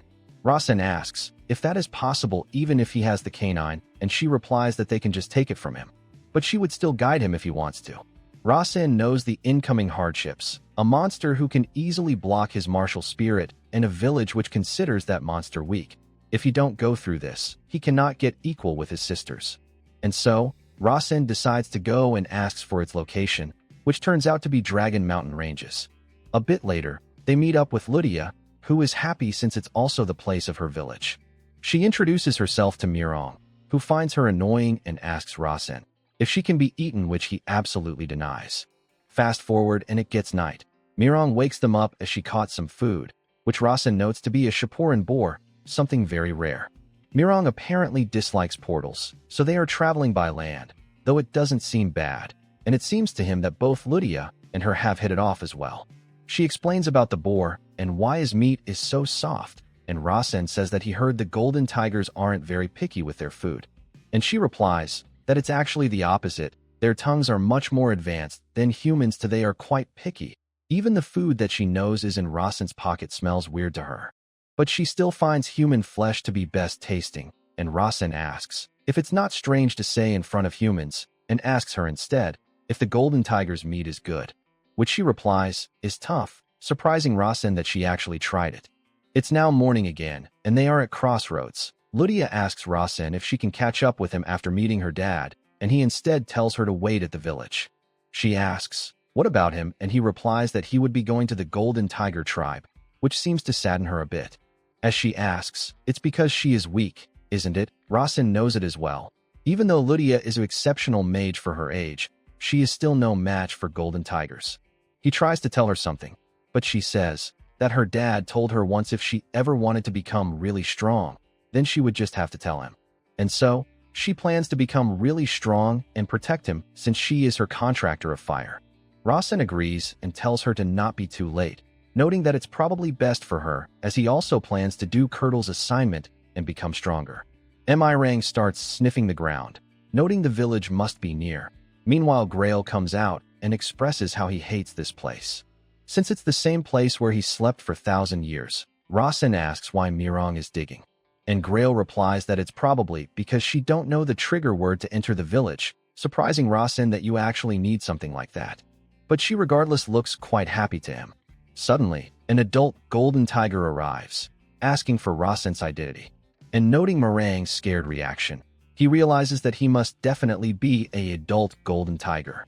A message tells Rasen that she was weak ever since she was born, because of which she endured lots of harassment from her tribe members. Rasen is surprised that she still wanted to go to the village despite that. The guy calls out Rasen for not being a golden tiger and questions how did he came to possess Tatanka's canine. And Rasen replies that Curdle told him to come, but the guy doesn't know who he is, and Rasen introduces himself as Rasen Maiden. Hearing the word Maiden starts to ring some bells in Mirang's ears. And Rasen continues that he is related to Evelia Maiden and Persia Maiden, which he assumes they must recognize. Hearing which, the Golden Tribe member gets anxious and Mirang gets shocked as well. Rasen thought it would take him time to get recognized by the entire tribe, so he plans to simply get over it this way. Mirang gets angry at Rasen for deceiving her, and the guy gets pissed at her for brining in Rasen to their village. She tries to deny that she didn't know about it, and asks Rasen to explain, otherwise she is going to eat him. The guy expresses that they are not afraid, and would die fighting him, but Rasen explains that he is here to right his sister's wrongs. The guy transforms, not believing what Rasen said, since he don't think anyone from that cruel bloodline can be like that. Rasen offers to give the Tatanka's canine to the altar and inherit both his and Curdle's will. All this to put an end to the Maiden's meaningless murder. The guy still doesn't believe. Rasen argues that the altar will judge him, and the guy replies that his claws will judge him first. Rasen glances back and replies that he assumes it wouldn't be too late to judge then, if Tatanka's canine is real, Elder Bakuya. Bakuya is surprised at Rasen knowing her name and questions about it, though he can actually see it with his heavenly eye, but tells them both that wise sage Curdle told him, but that name doesn't ring any bell in her mind, and Rasen claims that Curdle looked into the future, a future where Maidens would cause mayhem in the world. And he then goes on to tell them about the future, something which we cannot hear. The legend of Tatanka goes as follows. He took his own canine and swore that he would protect their tribe and comrades. He then made an altar and made a hole in it to fit the canine. Far in the future, when his canine and the altar would meet again, the great hero Tatanka would appear again. He asks if he had comrades since he thought golden tigers hunted individually. And the strangest thing he found about it all, a reaction happening from meeting between the canine and the altar, which mean it's magic. But the Golden Tiger tribe don't know how to handle magic properly, so how could the chief of the Golden Tiger tribe would have cast magic on the altar? Another weird thing is that no one notices that it's strange. He tells Bakuya that he has been to this place before because of Curdle, and she does smell this place on him. But he is curious about something, the reason why Persia cannot find them, since she should be able to detect the barrier here. Hearing which surprises her, she also questions herself on why didn't she found it strange. And Rasen explains that the one behind this strangeness, that no one noticed, is the great sage Curdle. They both wonder, what kind of person was he and what relationship did he had with the Golden Tribe? But Rasen thinks that if you just replace Tatanka's name with Curdle, then everything would make sense, but they won't understand if he were to tell them that. But more importantly, he reveals that Curdle was someone who hypnotized their bloodline and also left behind Tatanka canine behind, hearing which shocks everyone. Mirang questions the reason for it, and he replies, because it was the will of Tatanka, the great chief of the prideful battle tribe. Bakuya commends Rasen for being clever unlike his barbaric family and invites him to the village, causing Rasen to smirk on passing the first level. As they are leaving, Mirang seems a bit down, but when Rasen invites her to come as well, she gets happy again. They all arrive at a pond, and Bakuya starts to recite something. Suddenly, Rasen looks behind and finds the space and time warping. And he starts to feel dizzy as well, more so when he goes through a portal, but he knows that he would be eaten if he seemed weak. And like that, they arrive at the village as Rasen starts to look around. Other Golden Tribe members are surprised to smell a human, and Bakuya informs them that he bought Tatanka's canine.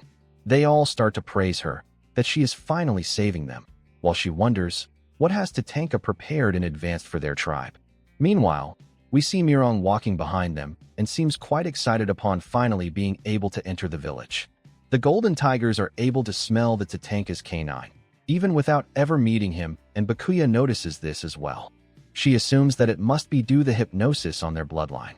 They finally reach the altar of the Golden Tiger tribe. Bakuya tells Rasen to put the canine in the hole there, and apparently if someone unqualified puts the canine there, lightning will strike and kill them, but Rasen never heard something like that before. He then gets a notification that if someone who never met Curdle activates the altar, his ultimate technique against human adversaries would activate. Seeing his expression, Bakuya asks if he is afraid and declines, saying that he was just feeling Tatanka and Curdle's breath. At the altar, he starts to feel magic, and when putting in, he starts to get doubtful, hoping that nothing should happen since Curdle is the one who gave him this. And upon putting it in, it starts to glow brightly. He realizes that something has activated, and all the Golden Tribe starts chanting Tatanka's name. And the person who appears in front of Rasen is a young Curdle whom he recognizes and expected. He tells Rasen that he brought him the Holy Grail, and Rasen knows that it's the same hologram from the last time. And since Rasen bought him that, he decides to give him a gift, which is a jewel, which he throws right at Grail, annoying him quite much as he shouts at Curdle to not throw stuff on his handsome face. Curdle starts to chuckle, saying that he assumes Pookie would be whining about the pain right now, which embarrasses him as he tries to shout that he is not Pookie, but the Great Grail.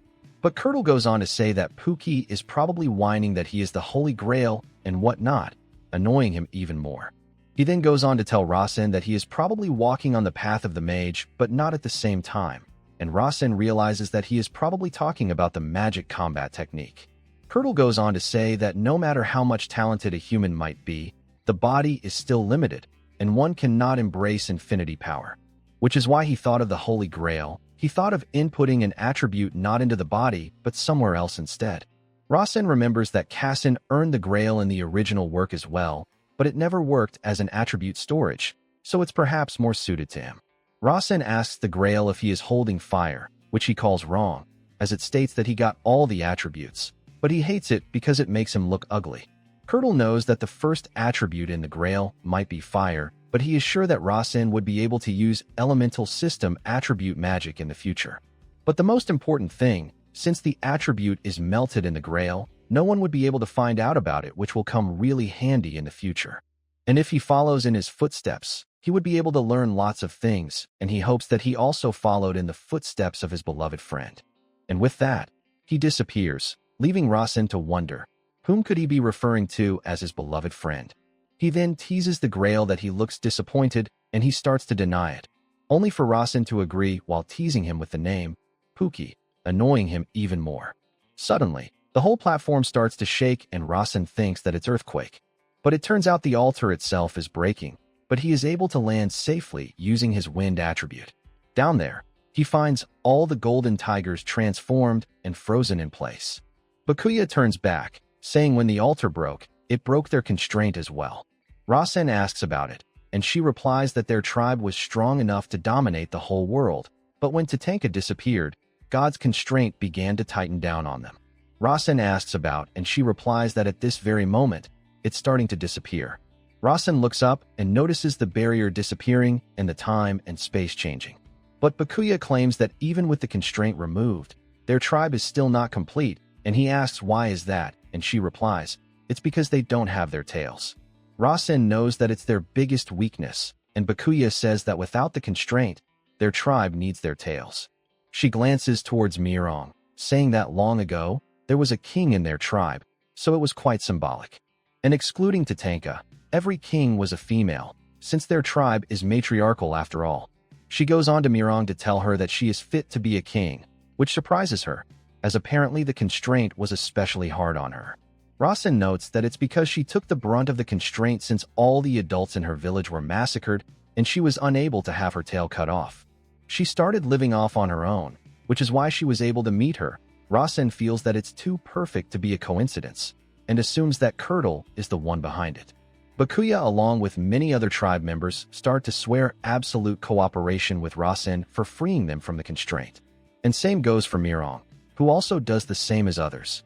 Rasen gets a notification that he got them as an ally as he smirks and realizes that this is what Curdle wanted to give him, and without their constraint, they are incredibly strong as well. And after a night of feasting and celebration, all the Golden Tigers parted ways, since they have no more reason to stay together. Even though they might not be able to defeat his sisters, they can still run away now. But Rasen turns back and asks Mirong, why is she not leaving? And she replies that it's the direction she was originally heading, and Rasen asks, why? Causing her to freeze up as she replies that he must be bored on his own, so Rasen tells her to do as she wishes. Suddenly, Rasen notices a large fire in Hiran, and upon a deeper look, he remembers Persia from it. So he quickly closes in and realizes that it's actually Persia's fire. Rasen also realizes that Lydia should be in the village right now. And so, he activates Wind attribute to quickly rush off to the village, hoping that nothing has happened. Seeing this scene, Mirong also starts to get a familiar sensation. Arriving at the village, Rasen panics seeing the whole village burning. One of the Hiran citizens comes running to him trying to ask him for help. She tries to warn him about Persia, but gets burned to death before she can say anything. Suddenly, Rasen also notes an unconscious Lydia and shouts her name in worry. And Persia is also standing right there, and she was seemingly waiting for him. She also had some fun with Evelia's little doll whom she found here. But she also remembers and comments that she is also his toy, and Rasen asks her, what brings her here? She replies and asks if she is not allowed here, and he should be a little warmer while greeting his sister. Rasen finds the whole village smelling of burning meat and starts to get frustrated. He remembers Lydia being excited to meet her dad and only gets angry, questioning himself. Why did she do this? He asks Persia that she must have some business with him since she was waiting for him. She replies that while she did want to see him, he is wrong, because she is here for Mirong instead, as Rasen realizes that she followed him to here. Persia states that she needed a golden tiger tooth, and Rasen asks for the reason, and she simply calls it her hobby. She wasn't able to detect T-Hem with her spell recently, so she had some people do her work, and there were rumors that they were around here. And the person accompanying the tiger is her own brother, so she couldn't let herself stay at one place. And since Rasen did all this work for her, she thought long and hard about what he might like while she waited for him. And this is what her gift was for him, since he gone out of his way to prepare a golden tiger for her. Mirong once again remembers her terrifying memory of all that happened before and gets consumed by fear, and drops down on the ground, while questioning Rasen if he was lying to her. Rasen tells Persia that people of Hiran are innocent, but she replies that people die regardless of whether they are innocent or not. He argues that Golden Tiger Tribe is innocent as well. She agrees, but claims to need them. He tells her that her name is Mirong, and she is his friend who will accompany him on his journey. And he don't intend to hand her over to her, which surprises her, and annoys Persia, who prepares an attack, while saying that it's time to see just how strong has he gotten. Rasen notes that there is a magic seal on her fingertips, and she blows on it, which creates a laser attack, and it grazes past Rasen and causes a huge explosion upon impact. Rasen gets nervous seeing how it destroyed an entire region, as he realizes the force of 6 circle flame magic. She tells Rasen that he must know she missed on purpose, which she is not going to do next time, and he is going to die if he doesn't move. But if he moves, his friend would die. And with that, Persia sends her attack towards him, but Rasen stands firm. But the attack suddenly stops right before him. And Persia says that he knew that she isn't going to harm him, and he replies, because she wants to become the patriarch. He is immune to his siblings' attack while he is on pilgrimage, but Persia is annoyed and calls it quite boring since she prepped it all for fun. But instead, she finds something else to have fun and cut off Lydia's arm instead, shocking Rasen greatly and pissing him off as he activates his blitz tactic. She asks if it's some kind of magic skill, but claims it won't do anything to her even if he has raised his mana quite a bit. But if he is able to make her take even a single step, then she would return the tiger and the toy to him. And Rasen flares up his mana, telling Persia that she better make sure to keep up that promise. Rasen rushes towards her using blitz tactic in anger, while she puts up a large AoE attack of fire in front of him to see how strong he has gotten, warning him that he would die if it touches him. As Rasen starts to close in, he starts to feel the extreme heat while Persia questions, what is he going to do now? But Rasen charges up his fist with flame mana to break through the attack. Persia seems surprised upon seeing him use it as he punches her attack, and is able to break through it. She notes that he took the fire in his body and asks, how did he do that in such short time? Finding Rasen quite fun for passing the first level. As she plans to crank it to the next level, Rasen holds her waist tightly, planning to break her ribs, but it doesn't affect her at all. He feels like moving a boulder lodged deep in the ground. Persia finds his flame resistance to be impressive and teases him that he must have missed her quite a bit for him to be hugging her so tightly. She notes that an ordinary second circle mage would have already turned into ash. She wonders if it's due to his robes, and where did he got such an artifact from? But it reminds her of a face that she hates. She then pushes away Rasen and lifts him up in the air, and engulfs his whole body in fire mana.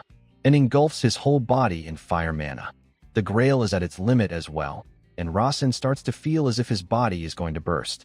Meanwhile, we see Mirong standing away and watching this scene while being terrified.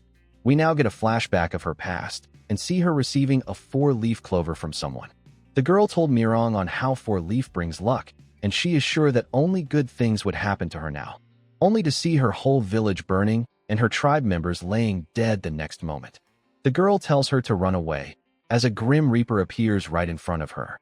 And quickly her head is cut off as we see Persia standing there with the heads of Meringue's tribe member in her hand. Seeing this scene happening right in front of her greatly terrifies her. Persia tells her to not hate her too much and asks if she knows the reason for why she is dying, which is because she is weak, and if she is mad, then she should come to find her again when she is stronger. But she is still sure that Mirong would be weaker than her anyways. Back to the present, we see Mirong being terrified upon seeing Rasen's situation. Meanwhile, Persia is giving Rasen a lecture on how weak always gets their things taken by the strong, and they cannot do anything about it, just like his little tiger friend over there. But Rasen tells her that every time the weak does something, the world has changed. Hearing this makes Mirong recalls Rasen's word, who told her that she needs to overcome the fear that is inside of her. And so, Mirong tries to stop being nervous, feeling that she needs to overcome the fear that is inside of her. Otherwise, nothing would ever change. She then transforms into her adult tiger form. And in the next moment, we see a surprised Persia, as Mirong has her canines right into her arm. And with some force, she pulls it right off. Rasen is able to finally escape her magic with this, as Rasen is quite surprised seeing Mirong bite Persia's arm. But Persia just casually smiles, while saying that she remembers Meringue's eyes, and a notification comes up that a significant change is affecting the storyline has occurred. Suddenly, Persia starts laughing hysterically, much to Rasen and Meringue's confusion. She states to herself that she has gotten weak and commends Mirong for not doing too bad, and that she has gotten stronger than last time. Rasen gets scared by her expression. She then snaps her finger, and a magic circle appears right beneath Mirong. She is suddenly engulfed in flames while Persia reminds her about what she said back then, that she would still be weaker than her, and Rasen notes that it's her illusion magic and fake flames. She casted that on Mirong with the intention of killing, yet she is still alive, while Rasen is shocked to see Mirong being down in one attack despite getting stronger from the lack of God's constraint. Persia sees her potential and qualifies her to be Rasen's toy, as she even cut of her arm. And for Rasen, she throws over her arm as a gift, much to his surprise and shock. He knows that a mage's arm is the most important thing for them after their heart, as it's what allows them to cast magic. So, he questions her reason for giving it to him, and she replies, it's because he brought her fun. He argues that she can put it back on. But she replies that it would ruin the fun of today, while Rasen thinks that she must be scheming something. Suddenly, Rasen remembers that Lydia was called the Mage Slayer, as well as the one-armed mage in the novel. It gets him wondering, how was she able to grow into the title, Mage Slayer, when she only had one arm? So he assumes there must be some kind of penalty on using only one arm. He then gets a creator's privilege, and he notes that it's been a few years since this happened to him. Since there is a new plot hole, he plans to correct this mistake using the creator's privilege. He needs to write the reason as to why Lydia was able to receive the title of Mage Slayer with only one arm. There are two clues for it: the one-armed mage, and his sister who is giving him her arm. He cannot understand Persia's thinking process, but he is sure that she let Mirong live because she genuinely found it fun. And so, he needs to make this more plausible without changing the plot. And so the reason Lydia was able to receive the title was because of the various conditions for the success of a flame-type mage. He put various conditions just in case they can't be necessary conditions. He could have put down a physical advantage that makes you stronger as a flame-type mage, but it would affect all other flame-type mages. And so, the lacking probability gets fixed and the world turns back to normal. Persia starts walking towards Rasen, claiming that she had fun and found him really cute when he was mad. She is always ready for another challenge and hopes that he grows even more stronger and that he don't forget the rage he felt today. She gives him a kiss on his cheeks, hoping that he would officially challenge her one day. But when he does, he has to be prepared to lose his life. She won't be going easy on him like this time. And with that, she disappears while saying that she would see him again. Back at Persia's office, her shadow greets her and asks about her arm, and she replies that she gave it to her brother. She then informs Persia that all of the Hiran citizens have finished moving over to Van Pernyan, and asks, why did she created an illusion of citizens burning? And she simply replies because it's fun, though it would have been more fun if she really killed them. But doing that would make Rasen hate her, which she don't like. Back to Lydia and Rasen, who is reminiscing about her parents. She remembers how her dad always used to say that he wanted to go see her mom. She then tells Rasen that she resents him a bit. The fact that his sister killed her dad, even though she knows that it's not his fault, but only hers because she is too weak, which is why she couldn't protect her dad and her arm too. She starts to go in rage, stating that she is going to grow stronger and kill Persia Maiden. But first she is going to kill her dad, so she can feel what she is feeling right now. Suddenly, Rasen feels an ominous energy above her. Mirong notices as well, and he gets a notification that orbital healing power and demon extinction eye has been activated for Lydia, and her scenario is on track. Rasen remembers that in the novel, Lydia meets Persia before meeting him and loses her arm, which was what led to her opening her demon eye, and she became the enemy of all mages. Rasen tried changing the story as much as he could to prevent that from happening. But it's back to the starting point, and if this keeps up, he would end up dying. Fast forward to night. Mirong asks if Lydia is doing fine, and he replies that she just fell asleep, and asks, where did she got all that food? And Mirong replies, from various places, as eating food makes everyone feel better, causing Rasen to think that Mirong can relate to Lydia quite a bit. A bit before, Lydia told Rasen that Persia's dad is his dad as well, and she don't think she can handle it if she were to see him sad. So once she kills Persia's dad, she wants Rasen to kill her. That would be the only right thing to do. Back to present time, Mirong asks about their next location and Rasen replies, to the hunter's grave, and Mirong questions, why are they going to such smelly place? Rasen replies, it's to get the capacity potion, but Mirong don't know what it means. Rasen explains that it's a special potion that would increase the maximum amount of mana you can put into your circle, making Mirong doubtful that such thing could exist. As while she don't know about magic, she has never heard of such thing being possible. And Rasen replies, it's because no one has ever seen it yet, and once again, Mirong doesn't understand what he means. He came to a realization after seeing Persia that he won't be able to put a single scratch on her. And more importantly, he found out about force and restitution existed in this realm. He has the privilege of manipulating the probability while the world has orbital healing power to try and maintain that probability. And without him knowing, the two were having a war. So he needs to create a change that would overpower that.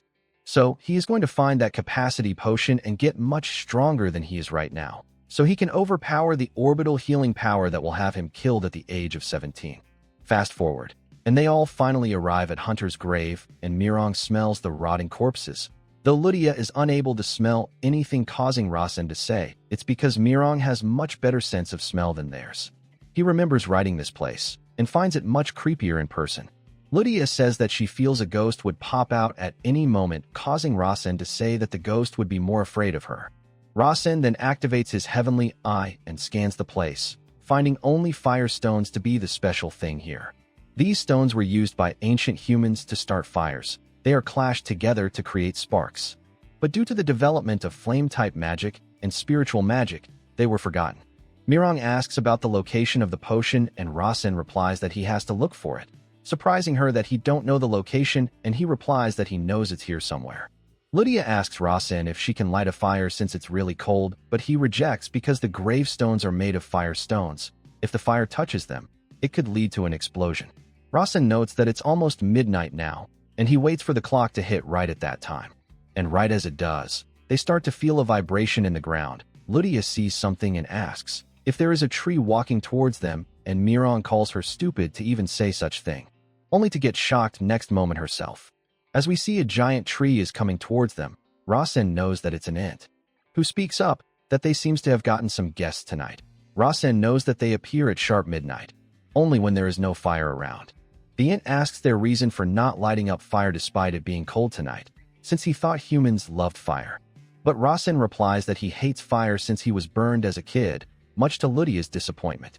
But the ant is happy to hear that, calling it a terrifying thing. It starts to spread its root in the ground and calls Rasen not a bad guy. He explains how him and his ancestors have been guarding this place for 3,000 years. A system message tells Rasen that the ant Sudra was born as a gatekeeper to these graves, and he wants to find the hunter's rib, which Rasen knows is the key. The tree asks Rasen to bring him that. Rasen remembers no one has come across this at this point of the story. Kassen and his friends does come here in the future to get the potion, and others would follow. Rasen asks the location of the rib, and the tree guides him to it. He cannot dig it himself, since there is fire around it. He shows a grave to him, and Rasen takes up a shovel to dig up. Mirong offers to help him, but he declines. He has to do it alone, otherwise the capacity potion won't work well. He finally finds the coffin and the skeleton, and also feels the lingering fire mana from it. And with that, he gives the rib to the ant, who is quite delighted to receive it, and thanks Rasen for it. It then starts glowing, and Lydia finds the scene really pretty. It also gives Rasen a reward. A flower blooms right in front of him, and from the flower, the capacity potion comes out. But Rasen feels that something is off, finding it way too simple, and thinks that it's not over yet. There is definitely something hidden. He remembers that Kaizen's party completed the mission and obtained the potion from the ant, but the protagonist himself had to take the initiative for it. But if the difficulty of the mission were to be on such an easy level, then all the mages here would become strong and the balance would collapse. So he asks Sudra why did he give him this capacity potion, and he replies it's because he found the rib bone for him. So Rasen asks the meaning of the rib bone to him, to which he replies that it belongs to the hunter, and when asked why it's that important to him, he replies it's because his ancestors searched for it for long. Suddenly, the ant realizes something, that he had an actual reason himself to search for the rib bone as well. Rasen is also sure that this mission the ant never said itself, and the capacity potion would continue to be produced. But all of them will be fake. There is a possibility that they won't work as he has written, which leads him to discover another lacking probability fragment. And even though Kaizen's party found the potion, the only description it had that they would become stronger. He never wrote the maximum capacity the circle was raised, so he believes there has to be some hint somewhere to resolve it. He then looks around and finds an engraving on the coffin, asking to set fire to it and sacrifice a burnt offering. But it confuses him, since if he were to start this ritual with flame mana like this, then there's a possibility the ants would come to hate him. And now, he goes on to match those probabilities together. The reason he thinks the ant was posted here was because of the people immediately using flame mana for the burnt offering right after seeing the inscription. And ant, who hates fire, was used as a gatekeeper to filter them out. And since he figured out this probability, he got additional hint that the fire needs to be ignited without magic, and a door would open after that. He asks Sudra if he knows anything about the burnt offering, and he starts to stumble in his words at first, but quickly remembers that he is here to complete his family's tradition, which is to offer the 77 burnt offering in the coffin containing the hunter's rib bone. The fact that the ant himself would offering the burnt offering, it confuses him since they are supposed to be afraid of flame mana. And the number 77 itself is not a coincidence either. He remembers it from his past experiences. That it must be referring to the Alberto's 77th book, Magic Basics, mana cultivation that is easy to learn. Sudra explains that they have been offering the burnt offering for a long time with the help of someone, and so far they have reached 76 burnt offerings. And his mission was to offer the final 77th burnt offering. It was said that the fire would be hot, but not hot at all at the same time. It made Rasen realizes the reason as to why there are so many firestones here. He picks up one and asks Sudra if it's okay for him to give his final offering a try himself.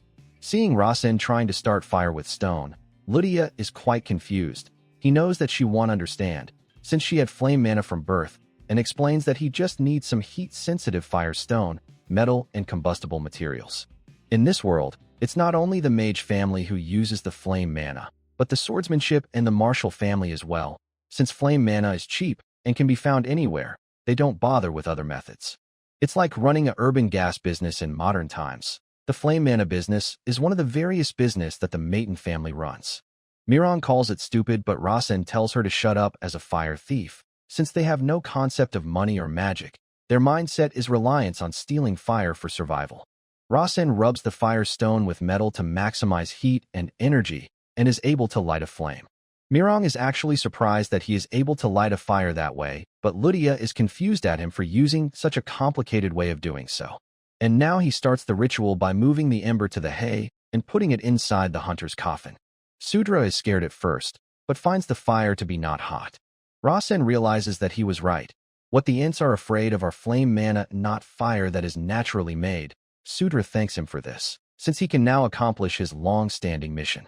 A door finally appears in the air, and Rasen realizes that it must be an artificial dungeon. Once the fire is extinguished, the door would disappear, so he assumes that it must be something related to the capacity potion. Lydia asks about the door, and Rasen replies that it's an artificial dungeon and that he is heading inside while they can wait outside since it could be dangerous, as there is usually a guardian residing in there. But much to his surprise, she is determined to go. Mirong calls Lydia an idiot for not even having the strength to jump up there and offers to get on her back for it.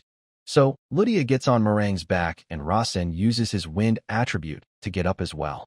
And with that, they finally enters the artificial dungeon, where no one knows what awaits. Rasen, upon entering the dungeon, is unable to see anything due to it being extremely dark. One of the candles lit up, and we see a huge wall in front of them. Rasen notes the writing on the wall, while Mirong and Lydia wonders, what is this place? He gets a notification that if he found this place, then he must be qualified to be his successor, which Rasen doesn't get at first. First thing, he has to possess the heavenly eye. Second would be to have an ability related to him in some way. And lastly, someone who possessed the Maton blood, something which shocks him quite much. Furthermore, he gets to know that this was made by Alberto, who was an old friend of Curdle, which once again shocks him. Curdle always argued that attribute magic was the way to go, while he argued that combat techniques was the way to go. They never stopped arguing over this. They were on different paths. There was no other reason besides ego to fight over this topic. They understood each other's values over anyone else. And one day, they met an orphan girl. Her name was Kaisa Maton. They took her in. Curdle taught her magic, while Alberto taught her combat skills. She learned surprisingly fast, and they raised her like their own. When she became an adult, they let her go on her own way. After a long time, they heard that she had become a family head. They didn't know what happened to her before and after that, but when they met her again, her heart was irreparably broken. The one thing they were certain of was that when you learn both magic combat and attribute magic, they collide against each other in the heart. Kaisa learned quickly, but she didn't tell them that it was hurting her, out of fear of hurting them. And in the end, she left them at a very young age. Curdle and Alberto both grieved for a long time, but they could not do it forever. She left them, but there were children with the Maton name left behind. Both Curdle and Alberto began their preparations in order to repay the debt they owed to Kaisa. Their sole goal was to make sure Kaisa's children would grow up healthy. Attribute magic or combat magic, they had to choose just one. And in the end, Curdle was the one to stay behind with them, while Alberto left on a long journey and settled down in a new place. Decades after, Alberto discovered a new power, a power that does not react with mana at all. He decided to call his new power, Fighting Spirit, and called the magic combat techniques using this fighting spirit as martial arts. Mana and fighting spirit does not react to each other. This is what Rasen wrote in his book. But that single line had so many consequences. He now understood the reason why attribute magic was so developed and why the Matons stopped using combat magic, and the reason fighting spirit was made. Continuing the flashback, Alberto founded the Grandel family, but he still loved the Matons. So the person who succeeds him needed to be a maiden. This is last act of consideration for Kaisa. He thought that Curdle had the same idea for the longest time. In the end, Curdle found a way and created something called the Holy Grail. You could put the attributes in the Grail while your heart can hold the magic combat techniques, which would allow you to use both attribute magic and magic combat technique. Which is when Curtin and Alberto began their arguments. Grandel was an obstacle to Curdle. They both fought for 7 days and nights and kept fighting over and over again. As great as their love was for each other, their rage was also just as great, but in the end, they stopped fighting. But they could no longer be together. It was clear that they had different paths, but Alberto still loved Curdle as a friend, but he don't know how Curdle feels. He might even still resent him. Rasen, after learning all this, still finds something to be off.